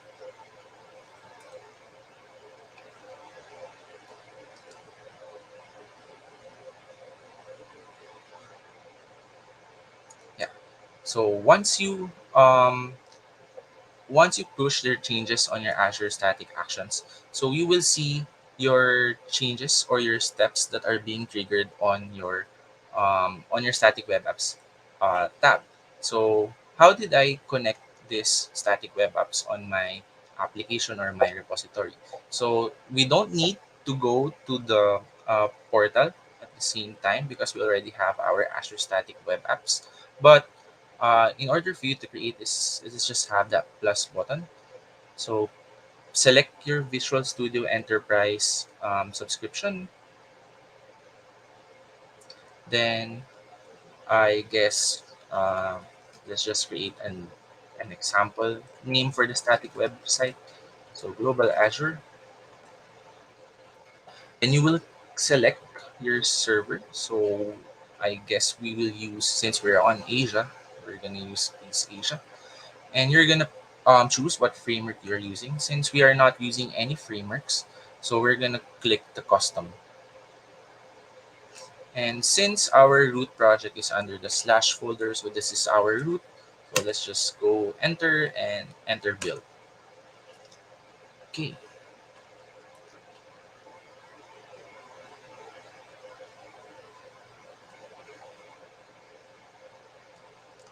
yeah. So let's see if our Azure Static Web App is already created on our um, portal or Azure. So there, as you can see here on our side, that our production master is already created. So our repository is connected to our Azure demo static global Azure um, web app. So we can see that our actions is also being triggered. So once we created a change again, so it will create any actions here on our static web apps. So basically that's how we can use Azure static web apps tools in our VS Code. So if you want to see the changes or the flow or the steps in GitHub, so yeah, you can just visit your repository. So in my case, let's check this one. Okay, so go to the Actions tab, and you will also see the actions or the steps that are being deployed. So in this case, I think it's my subscription that's why it's causing an issue. But yeah, I've already deployed a new site for this one. But yeah, you will see here in our VS Studio code that the steps or the CI is being mirrored on what's happening also on GitHub. So it's not really required for you to go to the GitHub to check on what's happening already on your deployment. So Azure Tools and Azure Static Web Apps is uh, it's really helpful. It's a really helpful tool for you not to switch from one tab to another. So you will just develop and deploy your app on the fly just using Visual Studio Code. So yeah, that's my simple demo for my GitHub. So the next demo for this one is the Azure using Azure DevOps. So this one might require also the portal.azure.com. So instead of using Visual Studio Code in creating your Azure static web apps, we were gonna go to the portal Azure itself. So it's basically the same step. So you just have to create a static web app not using VS Code but using the forms under the portal Azure. So what you're going to do is create a new static web app.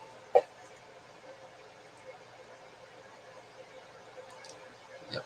So there, as you can see that it's almost the same questions. So you just have to use a resource group So in this case, I would just like to use the same resource and just um, just name your Azure Static Web Apps. So demo static global portal. Then we're just, oh, sorry for the spelling, and we're just gonna use a free for hobby and personal projects. And for this one, let's just pick another one. So instead of using East Asia, let's just try a farther one. So East US. Then instead of using GitHub, so we're gonna use Azure DevOps. And yeah, so we're gonna review and create. Then yeah, sorry, I need the organization. You can also use the other. Uh, yep. My Azure DevOps is not connected, so I can use the other also for this one. We'll just have to copy the token. Okay.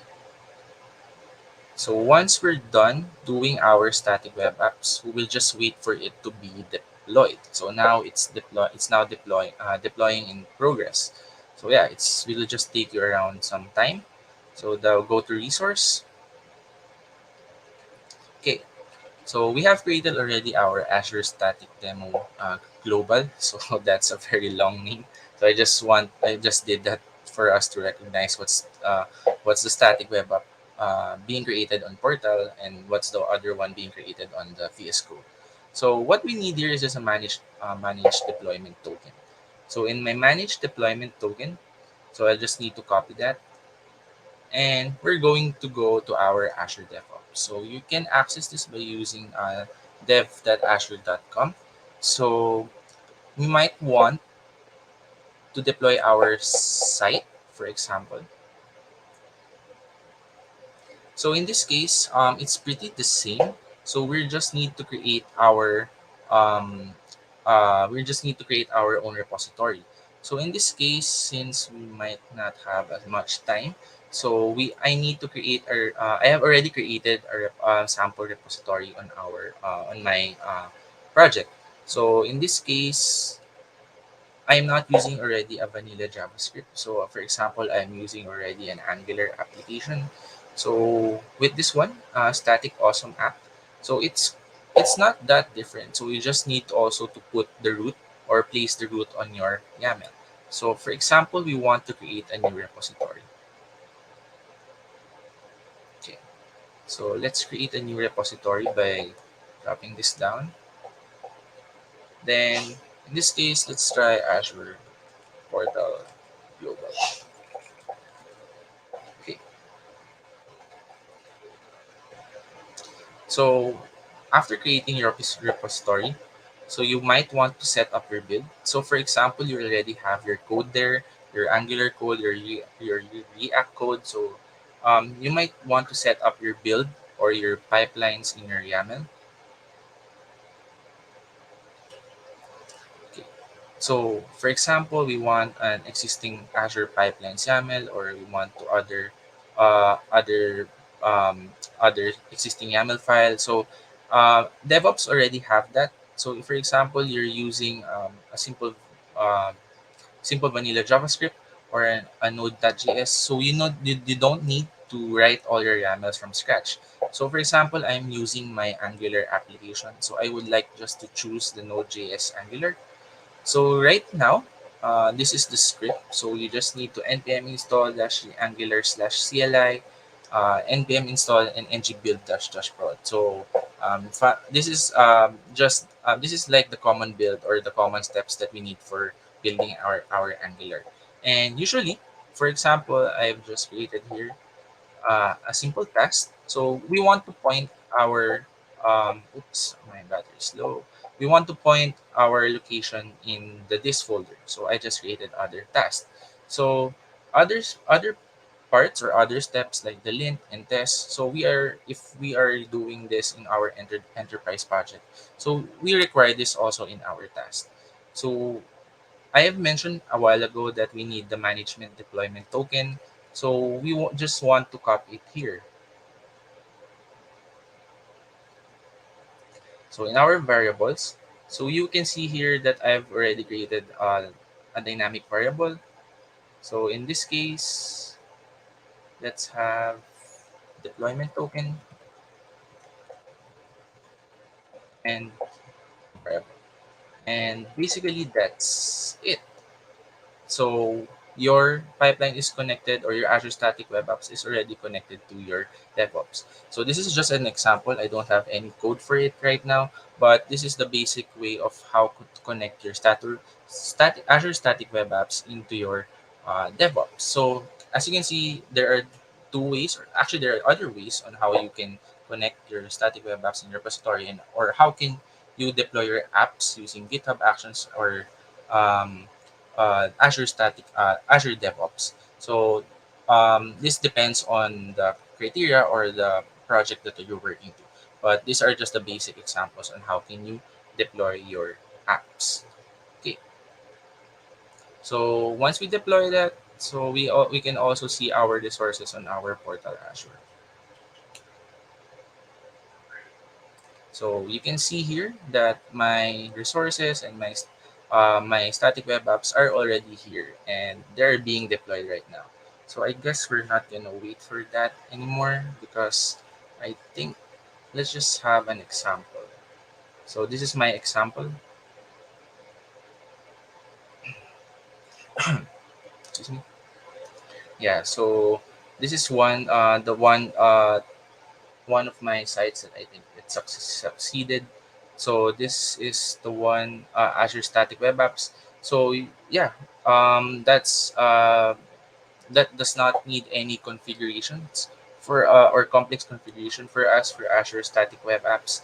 And yeah, you can just deploy your app on the fly by not using any configuration, and at the same time, just using your Azure GitHub or your or GitHub rather GitHub repository. So yeah, and I guess that's my demo for that one, and it's quite short talk for me. And yeah, if you want to learn more about Azure Static Web Apps, you can contact me by my website or by my GitHub. And yeah, you can ping me also on Facebook, so I can guide you on how to deploy apps, not just in Angular related, but also in other frameworks. So I also have experience deploying Vue, React, and even Svelte in terms of using Azure Static Web Apps. And yep, I think I that's only my talk for Azure. And yep, if you're watching, Sheldon from Big Bang Theory, Bazinga, and thank you for listening. Thank you so much. Oh, I think I pulled your Yeah, that's okay. presentation too Yeah, that's early. just Sheldon. Yeah, I also love Sheldon. Yeah, for and this bazinga thing. Thank you, Seiji. So actually, we have half an hour before our next talk. So what I'm thinking is, I have a couple of questions or something that we can maybe discuss. So you mentioned that you can also help with deploying other front end frameworks on Azure. Is there any major differences between the frameworks, or something caveats or things that you need to consider as a developer if you're deploying Azure, Angular or React or Svelte or Vue? Yeah, actually, there's not much difference. So, as I have said, you just need to point the root of your folder for that one. But I think the major difference for that one is the steps. And for example, if you're creating, I have not shown that. I just shown a very basic example that I'm just pointing the root folder of the Angular application. But for example, in React, they have their different steps. They have their own test, their unit test, their automation. So I think that's the main difference that we are going to tackle in terms of different frameworks. I see. So, for example, in the earlier talk with Jess, he also showed how you can create a config file on Yep. Angular to control the routing. Is that the same with the other frameworks? Yeah, that's also a different scenario in terms of Angular, because I think just have shown earlier a more complex in terms of routing in Angular. But what I have shown earlier is like the basic that you can also use in different frameworks like React and Vue. But the routing, no, it's also different for the Azure Static Web Apps in different frameworks. All right. So, do you know of any reason why I won't choose static web apps for my front end? So, do you have any idea? And comparing it with deploying my front end as in PaaS, for example, or in a container, or which? Yeah. Do Yeah. you have any Yeah. experience with that? Yeah, actually, I'm not really sure what's the drawback for Azure Static Web Apps because right now I've changed it's my honestly this is one of the best tools or best service Azure can offer because it's really on the fly when you deploy front end frameworks and Azure Static Web Apps compared to other tools or other services. It does not require really complex configuration. But yeah, if you have any other pipelines or steps that you require, so that will make it complicated. But in terms of just deploying it, it's really easy, yeah, easier compared to other tools.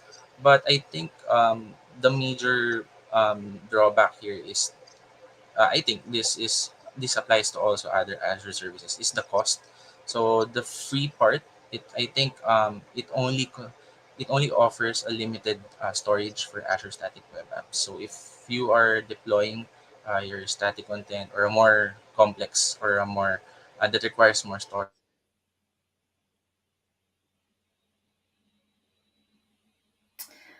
Hello. I guess we also lost Seiji there for a bit. But if you have just joined us now, we were still talking about Azure Static Web Apps. And we are almost done with this event. So we still have two sessions left. We're a little bit early at the moment, so we can take a break, or if you have any questions or comments, you can post it on the chat. But I want to take this opportunity to really encourage you to join our meetup group, Azure User Group Manila, or follow us on Facebook. We have two pages. One is our public Facebook page where we normally also publish all our online events. And then we also have our private Facebook group. It's so easy to join. There's just a couple of questions that you need to answer, and then we'll,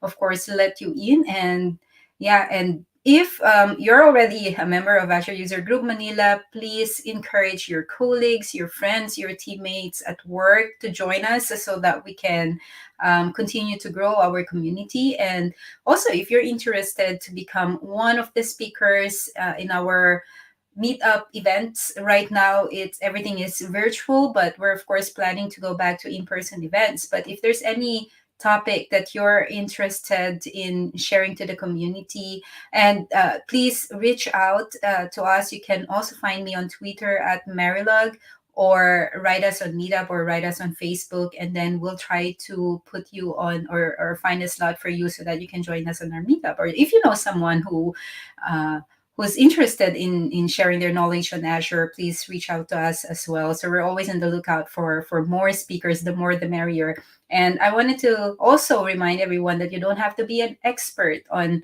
anything Azure before you can share your knowledge or experience. Actually, it's really nice. When I also started sharing my knowledge as a speaker, I wasn't an expert on anything, but that's the best way to learn.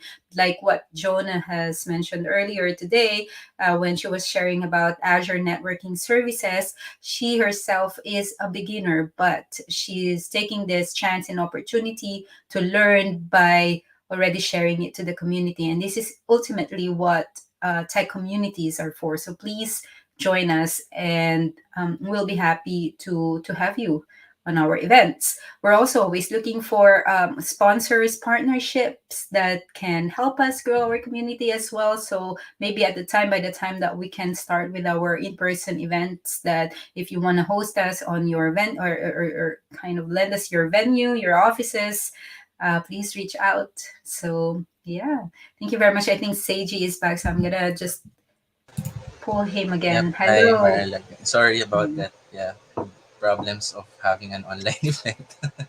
But this is also what makes a live show very exciting because when Yeah, it's recorded and edited, it's nice, but it's quite boring. It's more exciting when you don't know what's gonna happen next, and then all yeah, of a sudden you need to come up with something to say. But we always have something to say.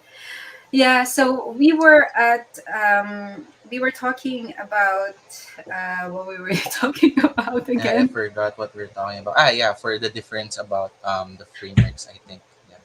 Yeah, So our difference in deployment models, like if you're not deploying an Azure Static Web Apps in the end, like maybe you chose containers or PaaS or maybe even VMs, yeah, um, what would compel you to do that? And then you were at the point where you were mentioning about the cost, the difference between the free tier and the paid tier. So yeah. yep, yeah, yeah. For as I have mentioned, it's about the cost also. So it matters also when you are deploying. But I think other factors is the complexity also. So Azure Static Web Apps, um, it's for static websites. So if you want other features like in containers, so you might have to consider that also in terms of deploying your sites. So other features like yeah, the MVC, for example, you're deploying it, so it cannot be done by Azure. So yeah, you will not really use that because Azure is really for the static sites. Yeah, certainly. How about, yeah, that makes a lot of sense. So if, especially when you're just doing pure spa, for example, then Yes, that yeah, makes sense. At least for my projects and for our customers, most of the applications that we're building, at least the front end is deployed using static web apps already. So that's, I agree with you. That's a great feature. But what about scalability? So if you have a lot of users or your users are global, is this still something for you? yeah. Actually, Azure Static Web Apps can also handle that. So even if the users are already global, so yeah, the performance it's is scalable. And yeah, as I mentioned a while ago, it can also be configured in Azure Functions. So yeah, it can be configured in different Azure services. So yeah, it's also scalable in terms of accessibility. Right. So, what about? Sorry, I have a lot of questions Yeah, because I sure, feel that's like we fine. have time, and I'm just keeping you here because, like I said, I'm very interested with static web apps. So, what is the best practice for storing binary files or big files that's part of your front end app? So, if you have images or if you have, I don't know, large files that's part of your front end, or first of all, what's the best practice for deploying that? Where would you put that? Is that also in static web apps?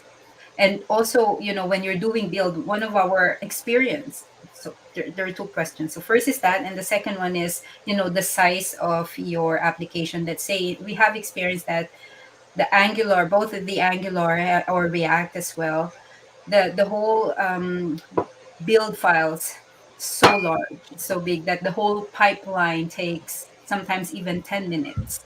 Have you experienced this yourself? Do you have any suggestions for best practice for speeding this up, or yeah? Yep. Yeah, for that one, Marla. Yeah, actually, we've always experienced that. So, especially in static web apps, because you're just placing all your files or just baking all your files inside that deployment. So, yeah, what we're currently doing right now, it actually depends on the framework. For example, in Angular and React, we have different approach on how we do it. But I think the common baseline with that one is by using other storages in terms of images, and at the same time we're using compressions in terms of uh, placing your images. So before we place the actual images or the raw images, so we are also using compressions for that one and other storage. So we are not placing that directly to static web apps because yeah, it will really draw some performance issues, especially in pipeline. So you're adding some big or large files on your app, so it will really cost you a lot. And yeah, not just the performance and at the same time the storage itself, right? So I would suggest by using other storage or blob storage for that one. And it also depends, for example, in code wise or on the user end. So it it will really takes, it depends on the algorithm on how you capture the images or how you retrieve the images. But yeah, that's one of my recommendation is compression really. Yeah, but also be careful on that handling compressions in images, since it might cause you some corrupted files. But yeah, that's one of our I try to I that's one of our approach in terms of making our CI/CD pipelines faster. All right. Thank you. We actually have one question, or I guess this is a feedback from our audience here. He said, let me put that here. Um, so coding with Guyver, I try using static app, but I can't use my own domain to redirect traffic to my static page. Is there any way to do it? I guess this is a question about custom domain Oh setup. yeah, it's about setting up your domain. It's I haven't I have not demoed it, but it's actually on the portal Azure on how can you configure your domain for the static web app. So yeah, the first thing you need there is the SSL certificate for the domain. So you will need to have the HTTPS. You cannot. I am not sure if you can use the free SSL certificates being used by Azure, but currently, what we do there is we buy our own SSL certificates and our domain. So I think this depends also on the domain, so where you bought it. So you will just redirect the traffic. I'm not really expert on setting up some domains, but I'm quite sure that this has to do with your domain providers. So I think that's one specific criteria that you must check or you should check. Other than that, I think I don't have any other. Uh, I cannot think of any other reasons why we cannot direct the traffic. Yeah, so the short answer, yes, it is possible. It supports custom Yep. domain. So you really have to check the steps, and especially around registering this on your DNS register. So yeah, better check that out. Otherwise, you can try to catch us, AG, also maybe in Twitter if you Yeah. have questions, and we'll try to find, if you can't answer it, we'll try to direct you to the right person to answer your issues. Thank you for asking that. I have maybe one last question before we take a quick break and before we call our next speaker, Yan Yan. So another thing that we experience also with our projects is how do you strategize your blue green deployment? So if you have a staging environment or pre-prod environment, Oh, okay. and what happens if you deploy something, it happens a lot with front end, you deploy something on and like, shoot, I don't want this, I want to revert Yeah. back. Yep. So do you have any experience with that, or you just delete everything on the production and then override and then back it up and then restore it? So how are you doing blue green deployment with static web Yeah, app? for the blue green deployment, Marilyn. So I've already experienced that many approaches because I've been from company to another company. So yeah, I think the first approach that we have, since yeah, we have several environments. So I think that's the common baseline for us. So we have the staging servers, we have the UAT, we have our nightly build. So the nightly build is just for the automation test. So we have several steps for that one. And from what I remember, we also have the installer because we're using Electron. So we also have a different pipeline for that one. So, but for other than that, for example, we have Electron. It also has its sub branches. So it also has its own UAT, also has its own staging. So that's the common baseline. So we always need to have a staging in our application at the same time the UAT. So the next thing I guess is the the pipelines. So we are that's the responsibility of the DevOps, but the pipelines is also being strategized by the DevOps. So what are the important steps that we need to include? So for example, in Angular application, so we have the test, we have the lint, we have some uh, nightly builds, which is the end-to-end testing, and we also have checkers for our code, what do you call this, the code, the syntax or the code quality. So it's under Sonar Cube or Sonar Cloud. So we are also adding some code quality checks, and yeah, that's one of the most important that we want. And for, yeah, as you've mentioned, that if for example we already push that on production, so um that really rarely happens to us because of the checks that we are using. So before we pushed all the changes on the production, so we have many environments that we are doing. So we are really sure before we pushed it on our production.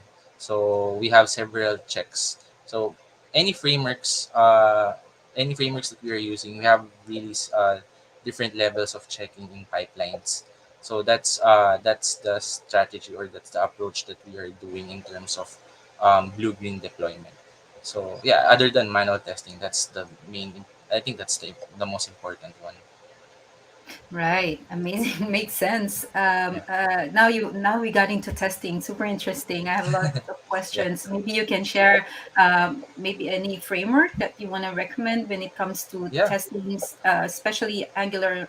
I mean, I don't know if it makes a difference if you're deploying it on static web apps or not. But like for example, I'm particularly interested on which unit test framework you're using on the front end side, and then also you mentioned end to end testing on the nightly build. So does that include stress testing the Azure Static website's availability, or yeah, yeah. enlighten us.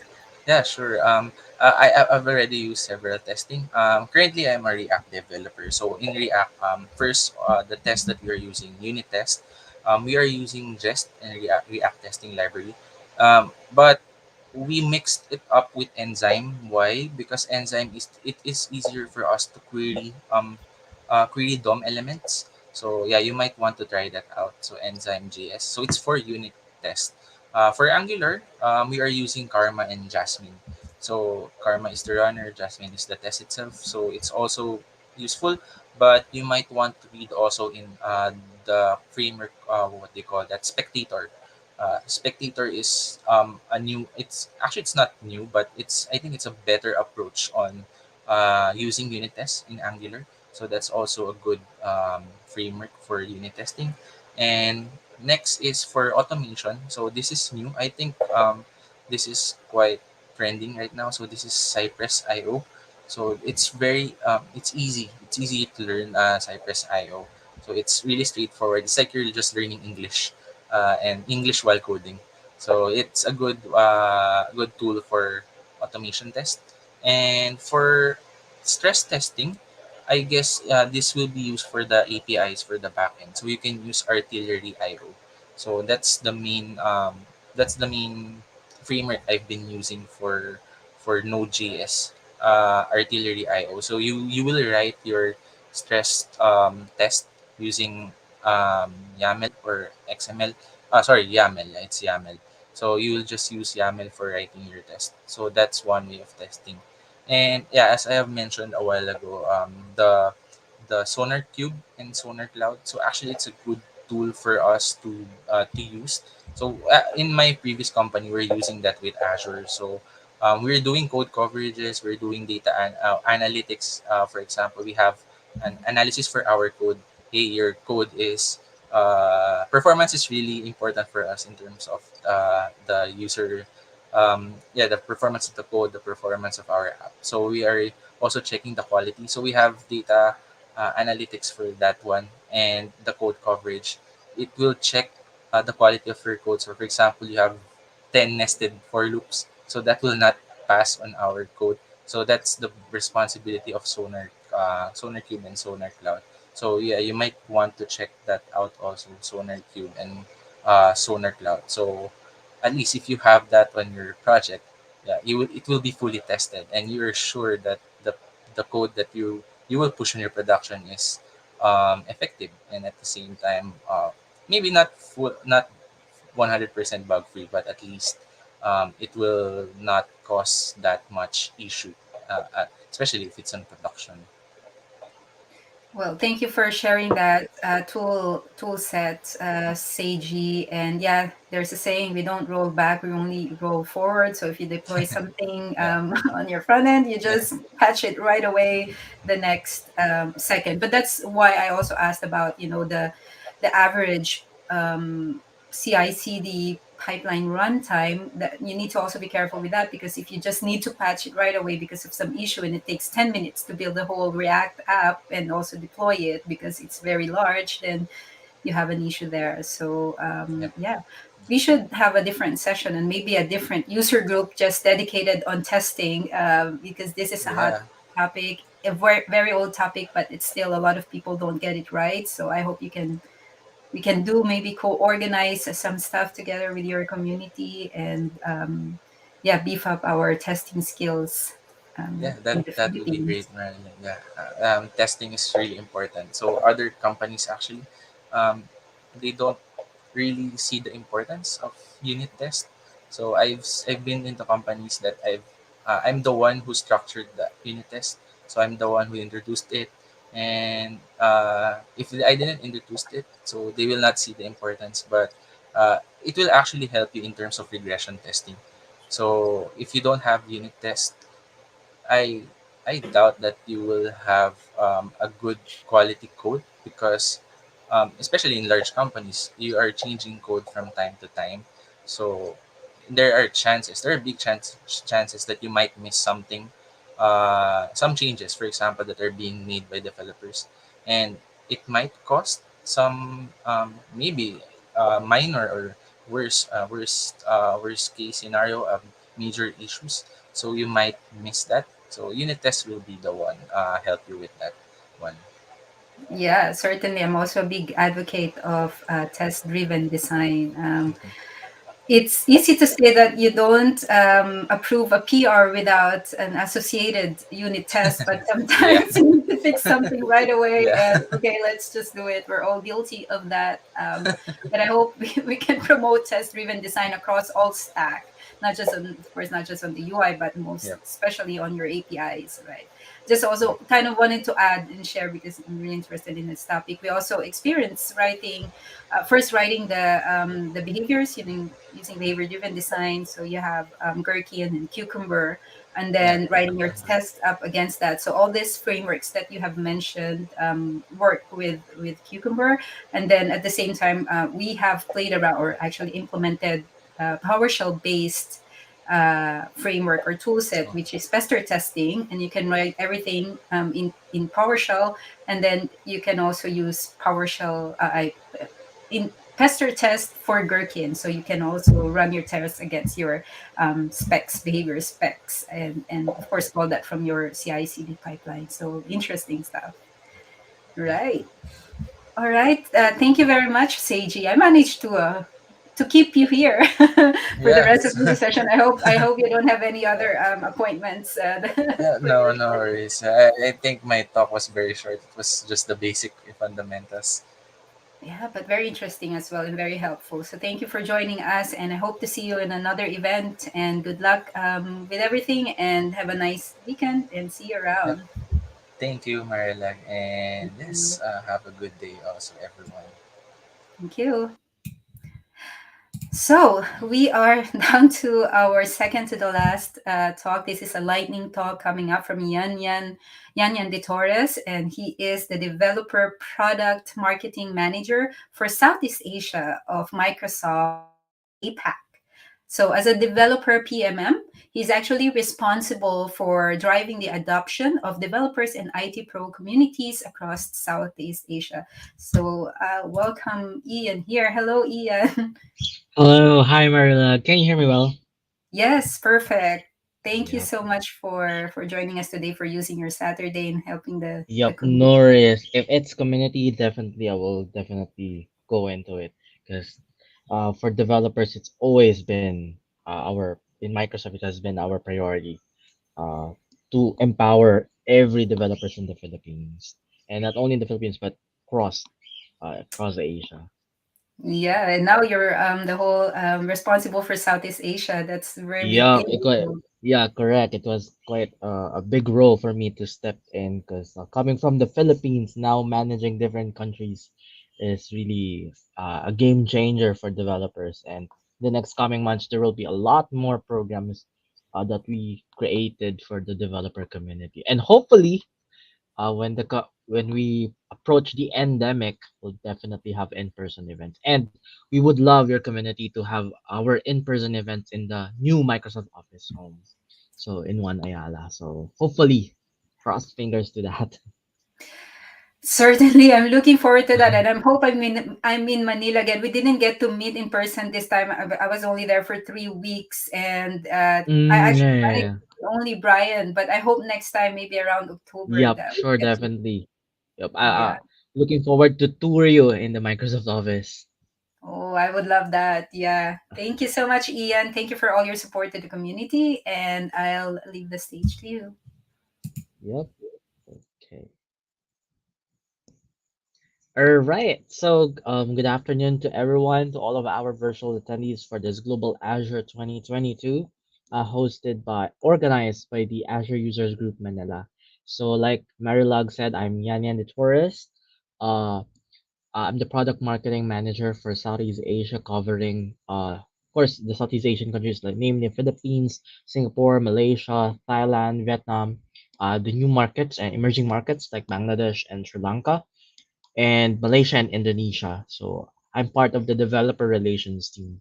So for this lightning talk, I'll be talking about how Microsoft can help you unlock with your potential. So being a developer or a technologist or a tech enthusiast, whether you're a novice or a beginner, and some opportunities that you can definitely explore with. So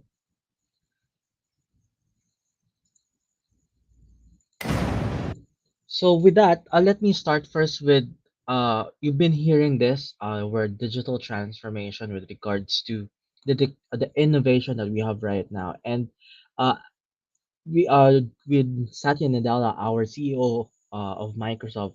He said that in every industry and organization around the world, um this pandemic has been uh, we have seen a lot of organizations and communities adjust to different challenges, pursue new business opportunities, even accelerate their digital capabilities, like from transitioning to in-person to virtual events, right?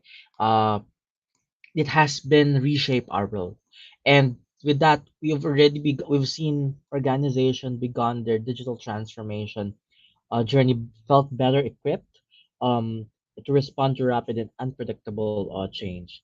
So, however, with that transformation, the landscape continues to change, and the early transformation efforts are not enough. That is why uh, digital acceleration is required for us to keep up in a world that continues to evolve.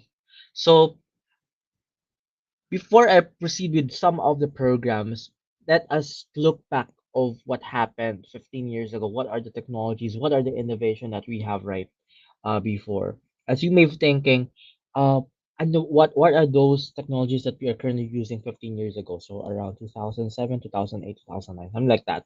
So as you can see on the slide, these are some of the technologies that we've been using now and we've been using before. So we've been using, I'm sure some of you were able to use Windows Phone, some of you were able to use Friendster, some of you were able to use Friendster by using testimonials, right? Customizing those themes of your uh, Friendster account, right? So those are some of the examples. However, now there has been a big change to it. And with those technologies, how do these networks or social media platforms affect our daily lives? So now, through these platforms, we are able to the barriers for this one doesn't stop us when it comes to sharing of informations and the knowledge that we see in the internet, right? the new world of the social media platforms that we have right now, the social networking allows us the free sharing of thoughts. In the Philippines, ika nga, freedom of expression, right? And online social networks are created by websites such as Facebook, like TikTok, YouTube, Google, Microsoft, right? Which has emerged as really a giant in the social world. And with that, as you may have noticed, these technologies has been always comes with the word cloud, and we've all been seeing a lot of innovations with with the companies that been using the technology innovation that we have right now. And you may been seeing right now as you experience some of the innovation of work, the innovation that we have at work. So from security to surveillance to some the transportation that we have, even to manufacturing, the Internet of Things, and even some of the uh developer tools that we have right now, right? So those are some of the examples. But in the Philippines, we've Microsoft commissioned uh, a study about the technology investments by organizations and companies when it comes to digital transformation. On the left side, you'll be able to see the core technologies that we have right now in the Philippines, from security to mobility to big data and analytics, social media, cloud, and e-commerce, right? But right now we have to make sure that we have to explore the emerging technologies, the ones that will be coming in the next coming years. So from you'll have to explore on AI to cognitive services to robotics to Internet of Things to mixed reality and virtual reality, even to next gen interface and even blockchain, which is like the cryptocurrency. And I'm sure some of you has been reading about NFTs, right? So those are some of the emerging technologies that we have right now based on the study of the International Data Corporation. But then, um, the real question is that how Microsoft can help. How can we help you with it in terms of the emerging technologies? How can you learn about it? How can you get stay updated? How to get started? So with that, um, this was also been discussed before by our speakers of on how you can create softwares and solutions with Azure, our cloud computing, which is the Microsoft Azure. So by just signing up at aka.ms/Azure free, you'll be able to get a $200 credit for you to be able to create a solutions and different uh, services like cognitive services, artificial intelligence, storages, in terms of networking and compute. So you just have to sign up for a free account with Azure, and then you'll be able to maximize all of the resources that we have with Microsoft Azure. Second is I'm sure you've been hearing this a lot from me, from my talks from before, from other events about Microsoft Learn. This is our online learning platform where you can definitely have access to different courses, uh, whether it's fundamentals, whether it's role based, whether you are an architect, an engineer, or a database administrator, or an IT staff. You'll be able to access different courses and learning paths for free at aka.ms/learn. So what do you need for this account? So you only need to have a web browser, an internet connection, and a Microsoft account. So that what's all you need, and then you'll be able to access different courses with Microsoft Learn. So Azure, Kubernetes, Power BI, Xamarin. How does the okay. Another thing is if we have students joining us right now, virtually we have for you to even if you're a student, we have a program for you as well. So we call it the Microsoft Learn Student Ambassadors, which is formerly the Microsoft Student Partners. So this is a program for student ambassadors who are passionate when it comes to technology, building vibrant communities and sharing the latest tech with their peers and co-students and colleagues. So we'll need to sign up. So there's no deadline when submitting your application with the Microsoft Learn Student Ambassador. You just have to visit studentambassadors.com. And this is they usually announce and accept ambassadors monthly on a monthly basis. So there's no need to wait for on a quarterly. So it's a monthly. So you'll be able to uh, get access to different benefits. So what's in it for you when you join the Microsoft Learn Student Ambassador? So currently, these are the program benefits of the Student Ambassadors Program. So we do have the three milestone from Alpha to Beta and Gold. So you'll be able to see the benefits that for Alpha, we once you reach, once you are eligible for that milestone, the Alpha, will be able to receive $150 monthly Azure credit, and even a subscription on the Visual Studio Enterprise, even a subscription on Link and Learning, and certification exam voucher, and then you'll be able to have your own domain account, and then so on and so forth when with regards to other program benefits when you join the Microsoft Learn Student Ambassadors. So, and I saw that there's a question about if there's a training when it comes to networking. We usually, so this is the right avenue for our attendees if you wanted to get trained with Microsoft for free, and for you to be able to get a free certification voucher. So with this Microsoft Virtual Training Days, you'll get access to different solution areas from Azure to modern work to business applications to Dynamics 365 to Power Platform to even security and compliance and identity. So you just have to visit aka.ms slash FY22 MSPH events, and you'll be able to get a lot of trainings available for you. So you just have to sign up. So this is a 2-day training, and then once you complete, for example, you enrolled, your or you sign up to Azure Fundamentals Training Day. Once you complete the 2-day training, in 2 day within 48 hours, you'll be able to receive a certification voucher for free. And then you can get certified with that. You can use that voucher to get certified even at your home. So you can take the exam at home. So that's how convenient it is with the Microsoft Virtual Training Days. Aside from that, recently, last April 9, and Azure User Group Manila is also one of our partners for this recently launched program for the community, which is the Microsoft Cloud Squad program. So this is a program for all of the technologies, tech enthusiasts, developers, IT professionals, students, educators, teachers, even professionals, career shifters. So we've created this program for you. It's a one-stop shop where you'll be able to get access to different trainings, workshop, and get even different challenges where you can get a chance to win a Surface laptop. So, so some of the examples. So, what's in it for you when you joined the Cloud Squad program? So, we do have learning experiences, like I said, from a self-paced learning, having through it Microsoft Learn, training events through Microsoft Virtual Training Days, expert-led trainings. These are the workshops, one-on-one workshops, and then we do have the certifications, which is led by our learning partners and training partners for the Microsoft certifications. So, what do we focus when it comes to the Cloud Squad program for now?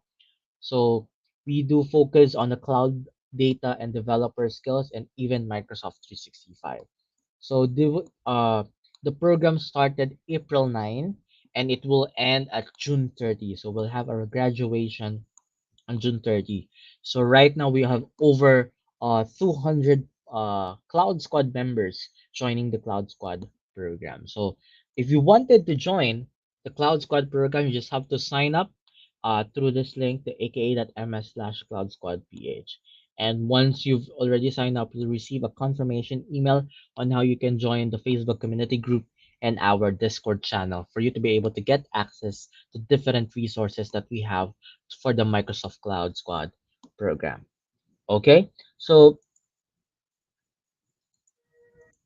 that's it. So to end my presentations, I'd like to impart this quote that regardless whether you're a novice or a beginner, it's about you being who empowering everyone, empowering billions of technologists and enthusiasts, continue to build on and continue to explore other opportunities that can definitely help you grow in your career. So if you have any questions, feel free to connect me at LinkedIn. You can search my name at Ian De Torres, and you can follow me on Twitter as well, so we can get connected. So that's it. Over for any questions, feel free to chat them in. Over to you, Marilog.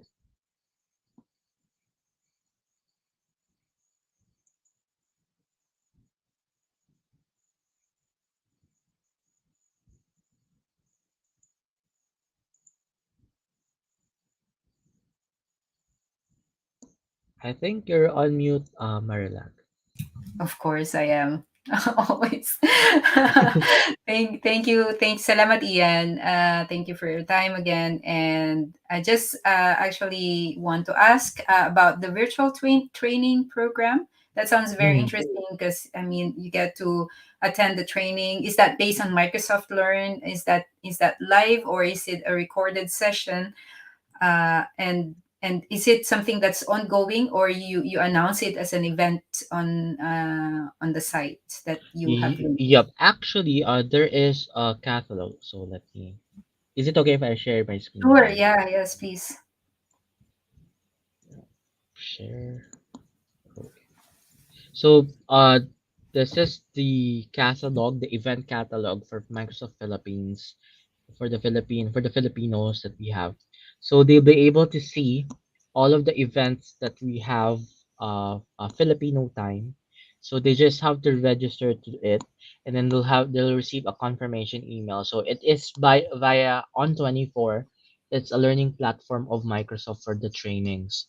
So they just have to register, and then so for example, Power Platform. So if they register to this, they just have to register to it, and then we'll receive a confirmation email, and then it's a 1 day actually. It's a 1 day for this one. So from 11 a.m. to 2:45. So they just have to register and then attend the training, and then within 24 to 48 hours, they'll be able to receive uh the certification voucher for them to get certified. So all of the events are here.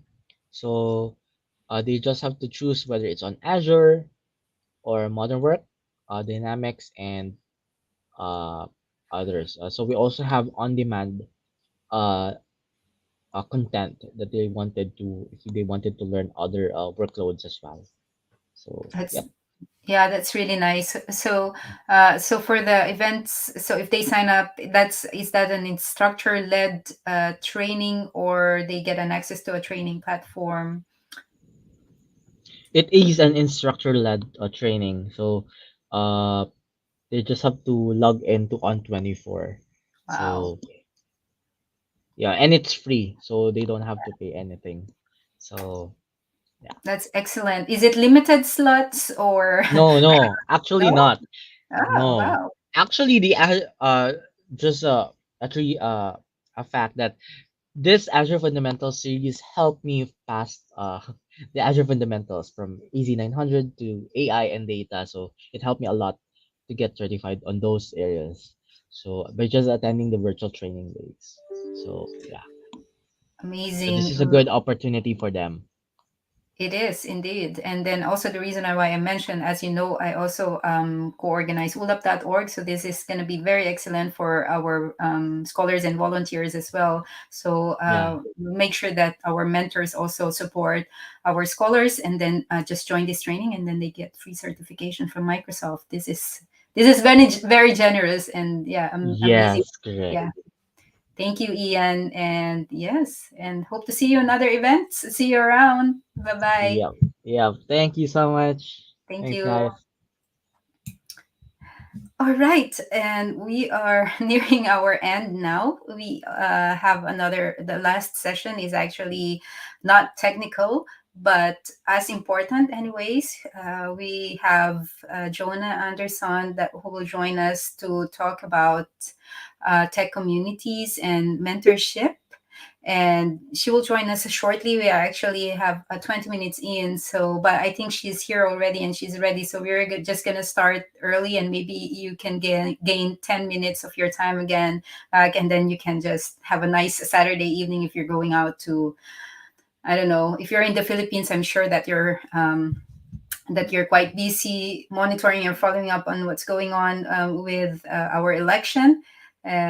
So I think it's very important. So I'm pretty sure a lot of you are participating on that. And but before you move on to that, let's have some tech community talks with Jonah Andersson. Thank you for joining us. It's a little bit early, but maybe you will also gain a Yes. bit more time for your Saturday. So are you okay to get started now?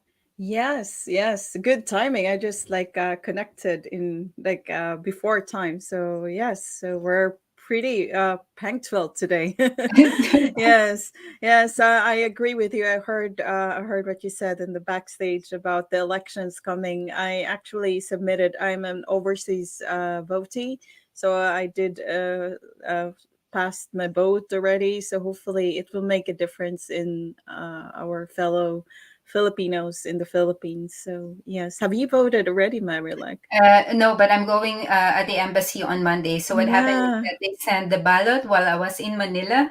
So yes. and by the time I arrived back to Denmark, they already sent the ballot back to the embassy. So I have scheduled an appointment to go there exactly on Monday, which is election day in the whole country, and cast my Yes, vote. So I'll make sure that my yes. vote gets counted in this one. Yes, vote wisely to my fellow kababayans in the Philippines. Vote wisely, and your vote makes a difference in the future of Philippines. Yeah, we all make a Yes, difference in small and big ways. So we can yes. do it. Yes, and speaking of making difference, I'm gonna be talking about making a difference also through my tech story, like community, and also mentorship. So I think this will be interesting, and also you, Mara, like should tune into this because, yeah, I won't spoil it.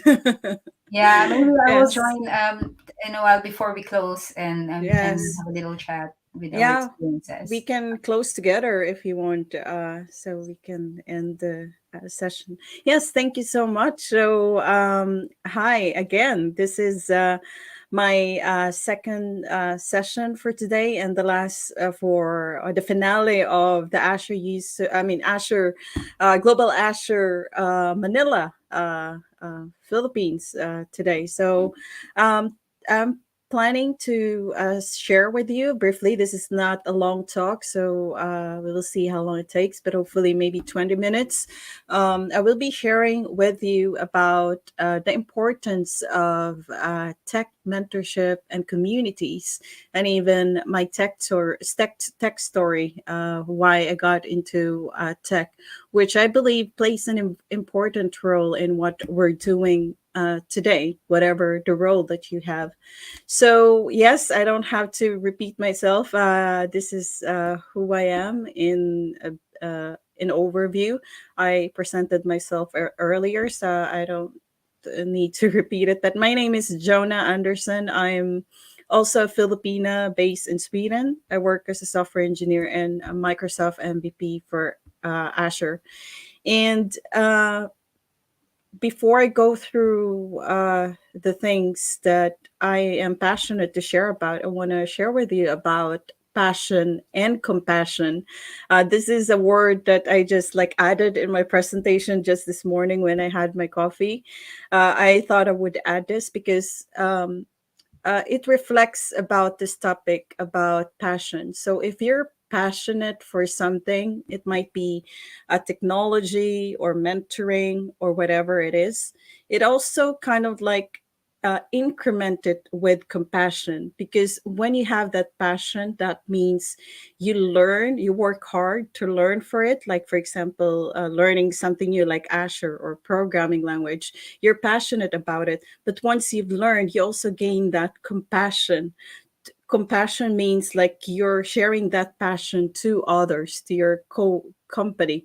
So you're sharing it with others, and it makes you a better person. That's why I put a heart in it, because this session is not non-technical, is very close to my heart, and I really speak from the heart right now when I talk about communities and my tech story.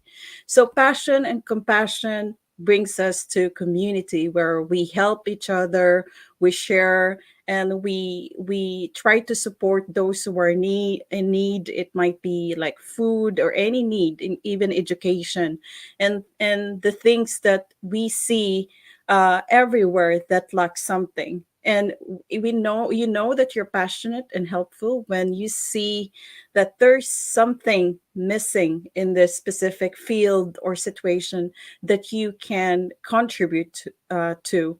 And this is community. This is the true meaning of it.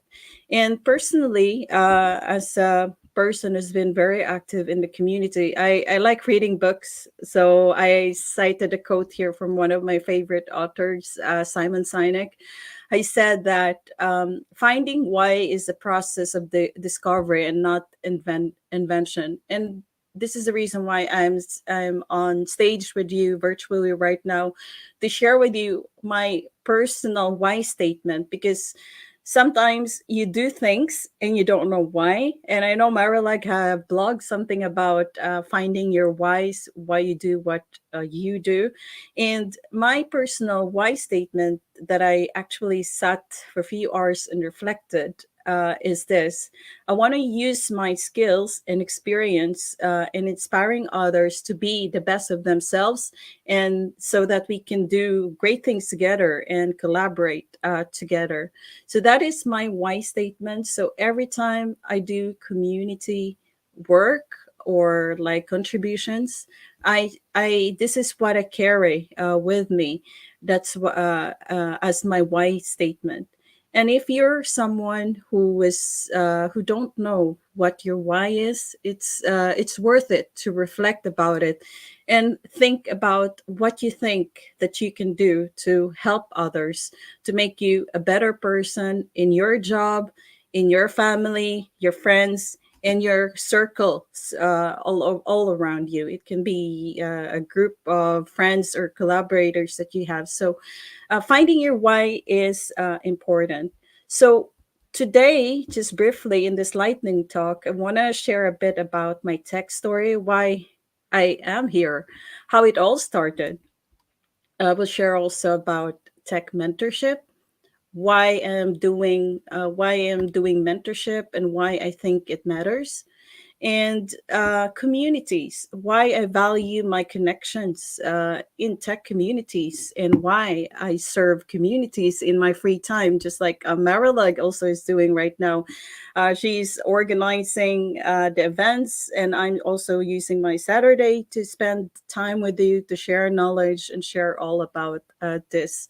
And of course, I want to highlight my favorite, not favorite, I shouldn't have favoritism, but the top friends in tech communities and groups that I believe that are worth following to help you be inspired and help you with your knowledge or upskilling as well. And I want to share this as well. When a long time ago, back in the Philippines, I did the zip line. It was my first time because I was scared of heights. So I saw this. This is in Dumaguete in Negros Oriental. So I did the first time my zip line where I have to like do zip lines from one mountain to another mountain in Dumaguete in Valencia. And I saw this post or quote that says, courage is doing what you're afraid to do. And this is something I can personally relate, especially when it comes to public speaking, which is actually required when you do community contribution or community work. You need to dare and have the courage to speak what you want to relate to others, to the community. And when it comes to courage and public speaking, I was actually very shy to speak like this in public. But because of the things that I learned in my tech story, I was able to conquer this. And now, speaking of tech story, this is how my journey looked like. So it all started in mid 1980s. So I was born in mid 1980s in the Philippines. So I'm very proud Filipina, and I lived in Dumaguete. And in the Philippines, I grew up as the eldest child of the family, and also in the 90s, back then when internet was pretty new, I also started computer science as a scholar. But originally, I really wanted to be a civil engineer. But then my parents, which who were not rich, of course, in the Philippines, we were not the richest like family in the Philippines. We I was informed when I was like I was in high school that my parents couldn't afford to send me to a civil engineering course in a university because in the Philippines, as all of you are aware, if you don't have the money or your parents don't have the money to send you to the universities, then then you can't go to the education or college courses that you want to take. So I was not super disappointed, but what I did at my young age and then that time, I decided to take a scholarship in my high school in Negros Oriental, and I got lucky to get a scholarship, government scholarship, which enabled me to be a scholar and choose one of the uh, uh, closest course in civil engineering, which is computer science. And since then, I never regret it, as you notice. So that was also when I'm very quiet and shy. And then in 2004, I was turning 18, 18, 19, like still going to the adulthood that those days. It was also my graduation for computer science. My mother died of breast cancer. So I experienced life challenges there already. I became the breadwinner of the family. So instead of working as a programmer, I ended up taking the first good job I had in my city, which is to work as a technical support in the nearest call center in my city. So, so I in those years I've conquered those challenges. And then about in 2011, I moved to Sweden, and I really want to follow my passion to work with tech, and not just like call center job or like tech support stuff. So I studied more Swedish. I studied more programming in .NET and even in Java. And in 2015, I started my full time job as a software developer consultant, and they're also coming in the tech world or IT branch in a European country is has also its challenges, but I actually conquered it all. So to fast forward, recently I've gained the experience of being a software engineer. I got an award last year. I'm now sharing knowledge to my colleague as a trainer, and I started a community. I'm speaking right now, and I'm writing my first book. So that's my tech story. If you see, it looks like parang maala-ala mo kaya if you watch that show. When I was little, I watch it, and it always makes me cry. But this is also like right now. It doesn't make me cry. I look back, and I'm very grateful and thankful and humble to share it with you, because the purpose of this, it's not to just give you the details about my life, but to inspire everyone that it's not it is possible to achieve what you want to do, as long as you never give up in life, no matter what struggles or challenges you may face wherever you are. So that's my tech story. So I want to focus also about mentorship. So mentorship, as you all know, it's a guidance-based relationship between two or more people, but specifically a mentor and mentee, one-on-one, one-to-one relationship where you learn from each other, you guide each other, you share knowledge together, and you inspire together, which means that you grow together. And mentorship is something that you can be yourself. You feel safe. And if you are a mentor, you are counted as I wrote here, mentors are connectors. So if you are not a connector, it would be hard to mentor someone or anybody. And it's you are also considered a trusted advisor, which means your mentee got into a one-on-one relationship with you through mentorship because he or she trusted you and your skills and your experience to be their advisors on which path or guide are they're going to do in their career or life or challenges or problems that they might have. And for me, myself, my experience, having a mentor, like I'm a mentor more often because in several groups, but having a mentor yourself as well doesn't mean that you're weak. It just means that you are humble enough to admit that you need help, and you're smart because you know that you would need someone with more experience than you to guide you. And you are also driven because you want to move forward and succeed through mentoring with someone. So mentorship in tech, or tech mentorship, why it matters? Because it matters because it not just for the improvement of the tech industry. As you all know, we lack for example in the group of women. So there's not so much women developers or women working in the IT field. And through tech mentorship, we can make that difference. And we can inspire each other because someone will choose a career in tech if they get inspiration from someone that they saw a good role model, and they see what we're doing.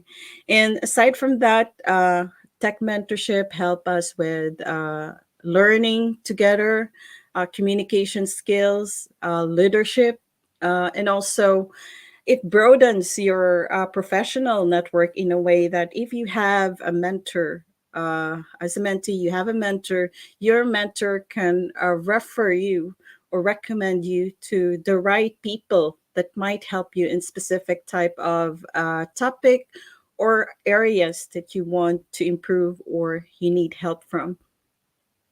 So all goes back to the community as well. So my tech story, and then mentorship, and mentorship is also about collaboration, learning, and then it goes back to the community.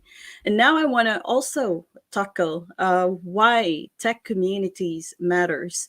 It's if mentorship is about one-to-one relationship between mentee and mentor, tech communities, it's a group, it's a community. There's no limitations to that. Like you can have a remote community, you can have a in-person community, or a community of different areas.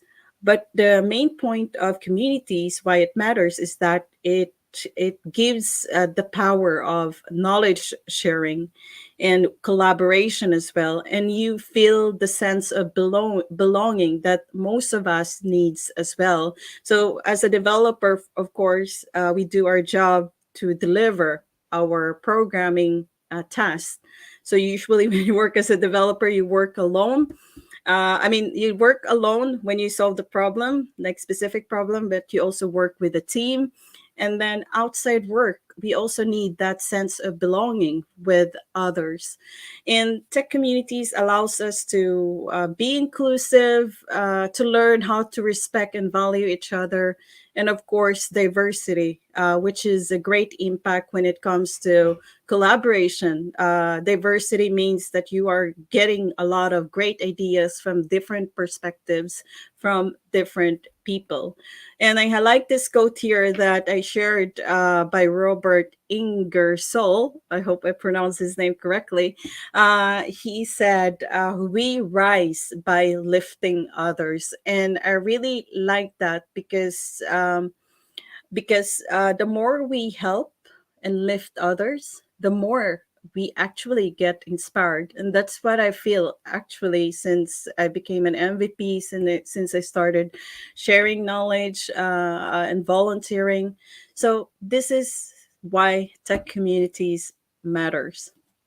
So now, since communities are about the people behind it, I want to share with you some of the top people and groups that I find inspiring and I find worth following as well if you're getting started to learn more or if you want to be part of a community. Of course, I want to share about Marilag. I hope that this is still your recent name, Marilag Dimatulak. And I know that she recently got married. Congrats! But Marilag is someone that I count as one of my role models and inspiration in the community. So she is top on my list. She is. You can follow her at her Twitter, Marilag. But she is also a Microsoft MVP for Azure in Denmark, and she is a businesswoman, a tech businesswoman, and co-founder of Devise. She is also a cloud architect, a developer, works a lot with Azure, .NET, and community leaders of actually uh, three groups: Azure User Group Manila, Azure Group Denmark, and also founded ulap.org. So Marilag is here with us also today as our host. So she is worth following and an inspiration to many. And I also want to feature or highlight John Limjap. John and I met when I was invited to speak at the Philippine.net user group. And Philippine.net user group is a community of developers and engineers for cloud and software development for Microsoft in the Philippines. And he's been active in organizing events to share or spread out knowledge in the Philippine .NET community. And he is also a Microsoft MVP, and you can follow him on LinkedIn. And the group's Twitter is Finog at Twitter. And next one is Hokan. I want to feature Hokan Silvernagle because he has been very active in the community as well. You can follow him on his Twitter handle here. And he is a Microsoft MVP for AI, manager for AI and big data at Miles in Norway. And he has been outside his work. He has been active also first in assisting events or being a co-community leader of Azure User Group Sweden, but he's also active with other communities in Norway, like the AI 42. It is an AI school for everybody online. So you can also check it out, and also the Norwegian.net user group and other events or community associations he has. And also Stephen Simon. You see him sometimes in Twitter, or if you follow C Sharp Corner. He's actually the regional community director at C Sharp Corner. He assists in organizing events for cloud communities or meetups and user groups. So he had a show, Azure for Sure, as well. So he is worth following, and he's a pretty nice guy, and he helps when it comes to community. Also, Roberto Rodriguez is also one that a contact that I follow who works as a principal threat researcher at Microsoft, but he is also active in his own community for open threat research for like security and threats learning and fundamentals in open threat research, as well as he founded Cloud Katana, which is an open source like program or application for simulating attack and defense in Azure AD using serverless or Azure functions. Next one is Dalian Barnett. He is the founder of Azure User Group in Jamaica. And I really liked this is exactly what he replied to me when I asked him why he built the group. He said that he built a Jamaica Azure User Group in Jamaica because there wasn't any. And then he also said that there was a need, a lot of customers need that cloud knowledge. Where people where he is doesn't understand about the meaning of cloud and how to work with it. And this is the reason why I highlighted him, because in Jamaica, for example, we need to create communities there as well. And then Microsoft Azure user group Ghana, also a meetup group that's active in Ghana. They're a big community and friendly, so you can also check them out. And of course, ulap.org, an organization, nonprofit organization, also founded by Marilag and also Michelle and Tabarao. uh, the vision of ulap.org is to create an inclusive tech community with equal opportunity for all. And then when I saw this vision the first time, I raised my hand actually and told Marilag and Michelle that I want to be a mentor. I want to help whatever I can. So I've been in a few community events with ulap.org, and I'm doing mentoring as well with one of their scholars. So if you are someone who needs help with cloud and career, how to kickstart your cloud career in the Philippines, definitely check out ulap.org and follow their channels. And another that's outside Philippines is Cloud Family. They're active in collaborating all the communities from around the world, MVPs. So they are also like sharing a lot of knowledge in the community. And also, Girl Code is something that I'm part of as an ambassador, where if you want to be an ambassador, show yourself as a role model from where you are. I see that here there's nobody from the Philippines. So if you're interested to show or to be a role model, if you're a woman in tech, feel free to check them as well. And communities are everywhere. So I mentioned Norwegian.net user group, AI42, but they are everywhere. So I wish I could list them down in this lightning talk, but these are some of my suggestions. And lastly, of course, I want to share about Azure User Group Sweden that I founded a year ago. And me and Håkan, both Microsoft MVPs. So it all started from nothing, just alone, doing my own sessions until it became big. Now I think we are 300 plus members, and we do our sessions virtual because it all started in the pandemic. And I want to create something that's more open and inclusive to everyone, not just limited to Swedish language or location, for example. So, and I want to share that if you want to speak, like if you're a new speaker and you're not sure how to get started, but you have something to share, feel free to contact me or Hokan, or use the CFP link to submit your session, because we mentor also new speakers, because I've been there. So I would love to invite you, especially Filipinos in tech. If you want to show yourself to the world, feel free to speak in our group as well. And key takeaways. So this is the last final one. So my key takeaways before we end this talk is that find your why. And then if you want to communicate to someone, you need to connect. You don't not I don't mean connecting like adding them on LinkedIn or following them. You really have to reach out and connect to them if you need something, or if you need a mentor, if you need help. And once you have your connections, value them, because they will help you. They can guide you. They can direct you to paths that are risky or dangerous for you. So value your connection. Don't lose them.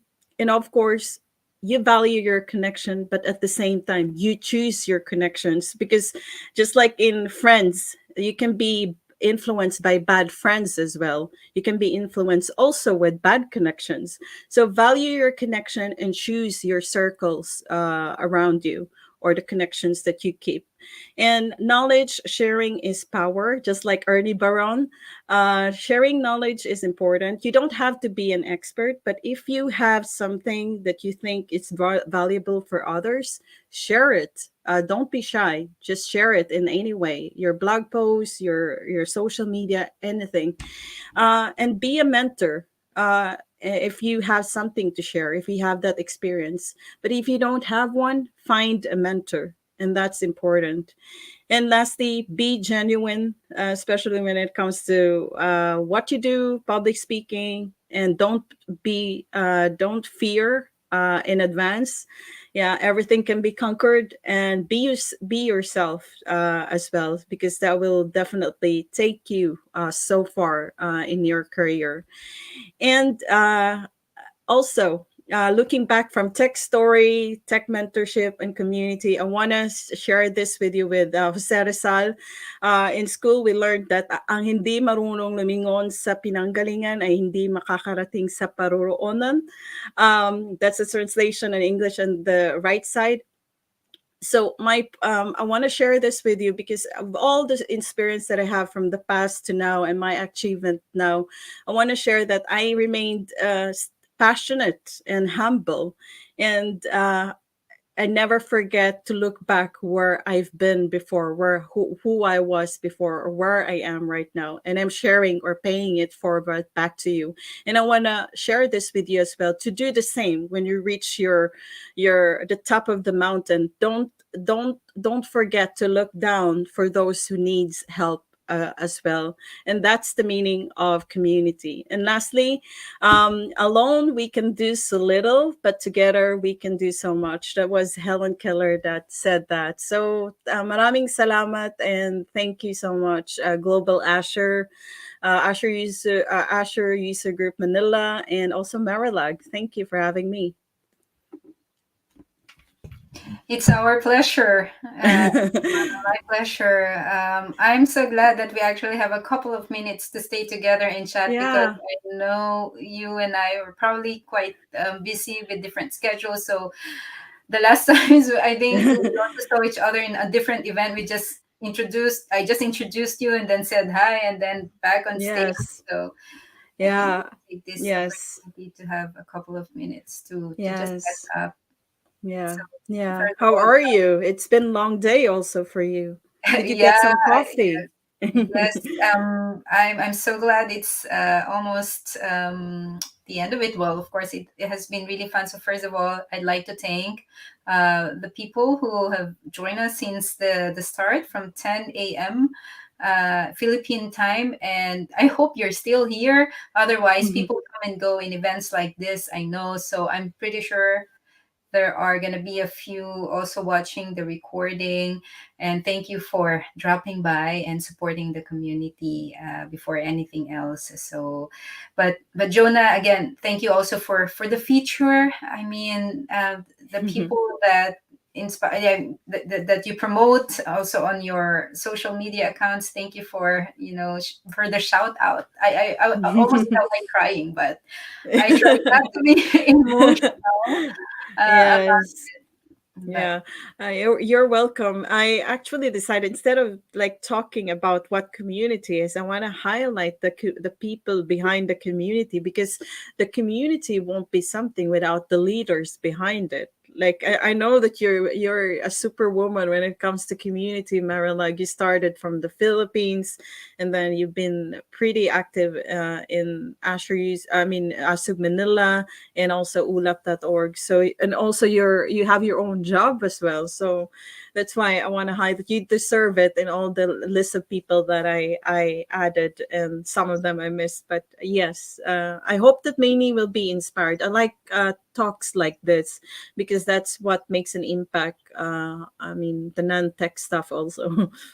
Yeah, certainly. And I think one thing that I really like that you mentioned earlier when you were doing your talk with networking is that you kept mentioning several times that I'm a beginner. Mm, I haven't that much experience with this particular technology yet, but you were just so honest about it, and mm, that's what being who you are and not hiding who you are. So oftentimes we say that, oh, I don't want to volunteer or I don't want to be on stage or anything because so many other people are better than me, but you're not afraid. So yeah.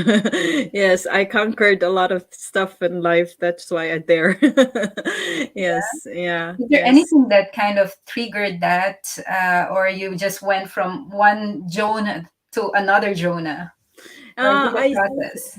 I think aside from my experiences in life, so I learned from the challenges, like my mother died and me being the breadwinner, it kind of like I got matured right away at my young age. So I think mature. But when it comes to public speaking, I think it was when a few years ago when I was teaching programming to kids in my city here in Sweden, and I saw that there were a lot of girls or women like interested to learn programming in my class, even though it was like block programming and simple JavaScript.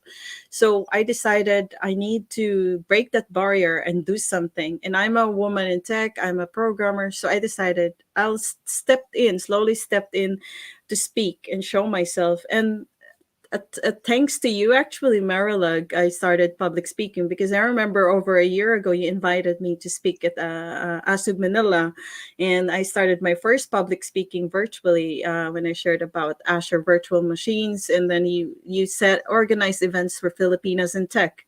I remember that, so I look back in that, and that's what one of the stepping stones as well that made help me to be where I am right now. So I give back the credit to you for giving me the opportunity. Yes, thank you so much. I mean, every time I see all your posts, the things that you're doing, it's really really amazing, and I'm proud of you also because Thank I you. know I like I said we met each other. I was also just starting during that time, so that's why I think you're one of the first few speakers in Azure User Group Manila. But then from then on, you kind of skyrocketed in the community, so that was really phenomenal, Jonah. Thank And you. we hope you can continue doing that. Speaking of continuing doing that, let's talk a little bit about sustainability of communities, like not in sustainability in kind of climate or environmental way, but more time.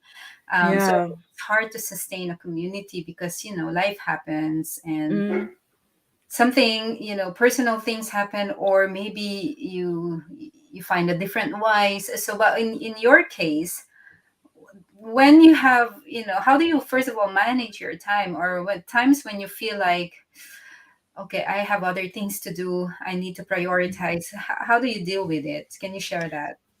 Yes, that's a great question because I do a lot of this and this and that aside from the work that I do. I think this the most important. I mean, first, when it comes to building a community, you need to be consistent. Like, for example, like regular events, and sometimes you miss that because you get busy.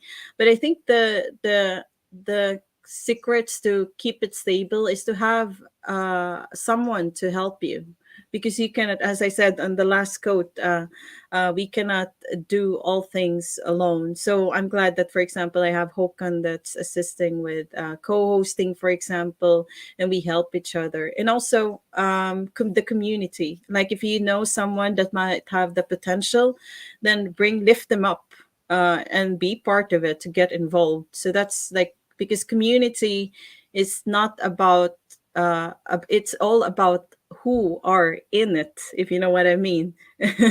So we are there to guide and assist and to share. So yeah, so I think it's just being consistent, finding the right people to work with, and yeah, and of course also admit it that sometimes you need to take a break. you have your own life, so the community understands that as well. Like, be honest, like, hey, we can't do their session today because I'm busy, or we have this important. Like, for example, both Hokan and I are MVPs, so sometimes we are at the conference. So if we're gonna share it to the community, I think they will understand, and I'm sure you can relate with that, Marilug. Yes, just being able to also prioritize your time and saying no, that's completely okay. But then also, I think also important that you do say yes when you can say yes. That's Yes. another thing, because sometimes we do have the ability, but we just kind of hesitate, and then we say no to everything. And I'll give you a little example. Every time I tell Eric, my husband, that I'm gonna take a little break because you have a wedding to plan. My whole family is coming here, and maybe I'll have 2-3 months break from the community. And then the next thing I know, I've said yes to 3-4 different things. I Talking about taking a break, but it's not because I don't, because I'm forced to say yes, where I could have said no, but it's not that. When you have a calling, that's what they say in the calling level. And Yeah, I it's very can much I what can we relate. do. I can relate to that definitely, Mary. Like sometimes you yourself as a leader need actually to reload and recharge, and that's the challenge that we need to balance as well. Because you want to take a break, but at the same time you have this not really struggle, but you have this passion to also say yes, because you want to help. You don't want to miss the opportunity, so it's like finding the balance, and I like of saying yes and no. The most important thing is that we take care of ourselves so that we can sustain this, like the word we talked about, so we can sustain like leading or maintaining our communities. And Mhm. we can always collaborate. If we don't have time, we can ask any community members that can help us. So yeah, I like Yeah. this conversation. Yes, delegate. I Delegate. think I have one more maybe point of discussion, Mm? and without being too political, but I'm also being very sensitive to the current events in our home country, the Philippines. So I do want to ask one question. Um, if you get the chance to talk to the future president of the Philippines, whoever that may be, do you have maybe one request about the tech industry sa Pilipinas? Now, Mm, you and I are both now from Scandinavia, but very much attached sa Filipinas. Pilipinas. Mm. So we're doing this actually for our fellow Filipinos. So is there one thing that you want to change in the tech community or tech industry, not community, sorry? Yes, I think if I were to speak to the president of the Philippines, I think it's like parang Miss Universe question, di ba? Yeah, yes. So candidate number one, Jonah. Just kidding. Yeah. So if I were to speak to the future president of the Philippines, which is will be revealed after this election, is that when it comes to tech industry in the Philippines, I would ask Mr. or Mrs. President to uh, do something about the tech education uh, opportunities that we have sa Pilipinas, because I noticed that I myself moved to Sweden, and I have this like achievements and skills. I have a good job, but when I look back to the Philippines, I see that there are still less fortunate families and students that are not able to study tech or IT because they cannot afford it. So I would ask the president actually to make the education free, especially for IT, because it helps the country. So I think that is a very good investment for the Yeah. government. So it's free now, or not necessarily free, but a good use of the people's tax money to Mm. educate our people or upskill our people into tech, because that's a very, very important Yes. critical Yeah. industry. So I'm with you Yes. on that. Yeah, I have another one also. I would also like encourage like the new president, whoever that is, to also like bring all the Filipino IT experts in the entire country, in the Philippines and even abroad, OFWs that are working in IT, to collaborate together and maybe do something big in the Philippines to inspire the entire community in the Philippines. Because of course, infrastructure we need new roads, we need to help give our kababayan some jobs, and in order to get the jobs we need knowledge, we need education, so it's all connected. So hopefully there will be like a big ambassador in the political arena in in the Pilipinas that will invite us MVPs or experts in the Philippines already to do something big to inspire what we do. I hope so. Most Yes. importantly, to help speed up our internet connection there. Yes, that's also one major thing. That's the third request to the president. Well, that's a very good note to end this amazing event. A very positive note. So Mm, I'm so glad that I get to close the event with you, Jonah. And yes. you, Global Azure is an annual event, so we only get to do this once, with a lot of Filipino MVPs joining all over the world, coming from different time zones. So I hope next year we get to do it again. And Yes, I yeah, will. to Looking make it forward. bigger. So, and by then we, I guess we know the result of this election. So we're always hoping for the best. We love our Mm, country, and yeah. yes. Yeah. Mabuhay Ay, buhay Pilipinas. Pilipinas. Salamat po. Salamat sa mga Salamat. nanood. And take care of yourselves and take care of your family. Have a Yes, great thank you. Ingat. Bye-bye. bye.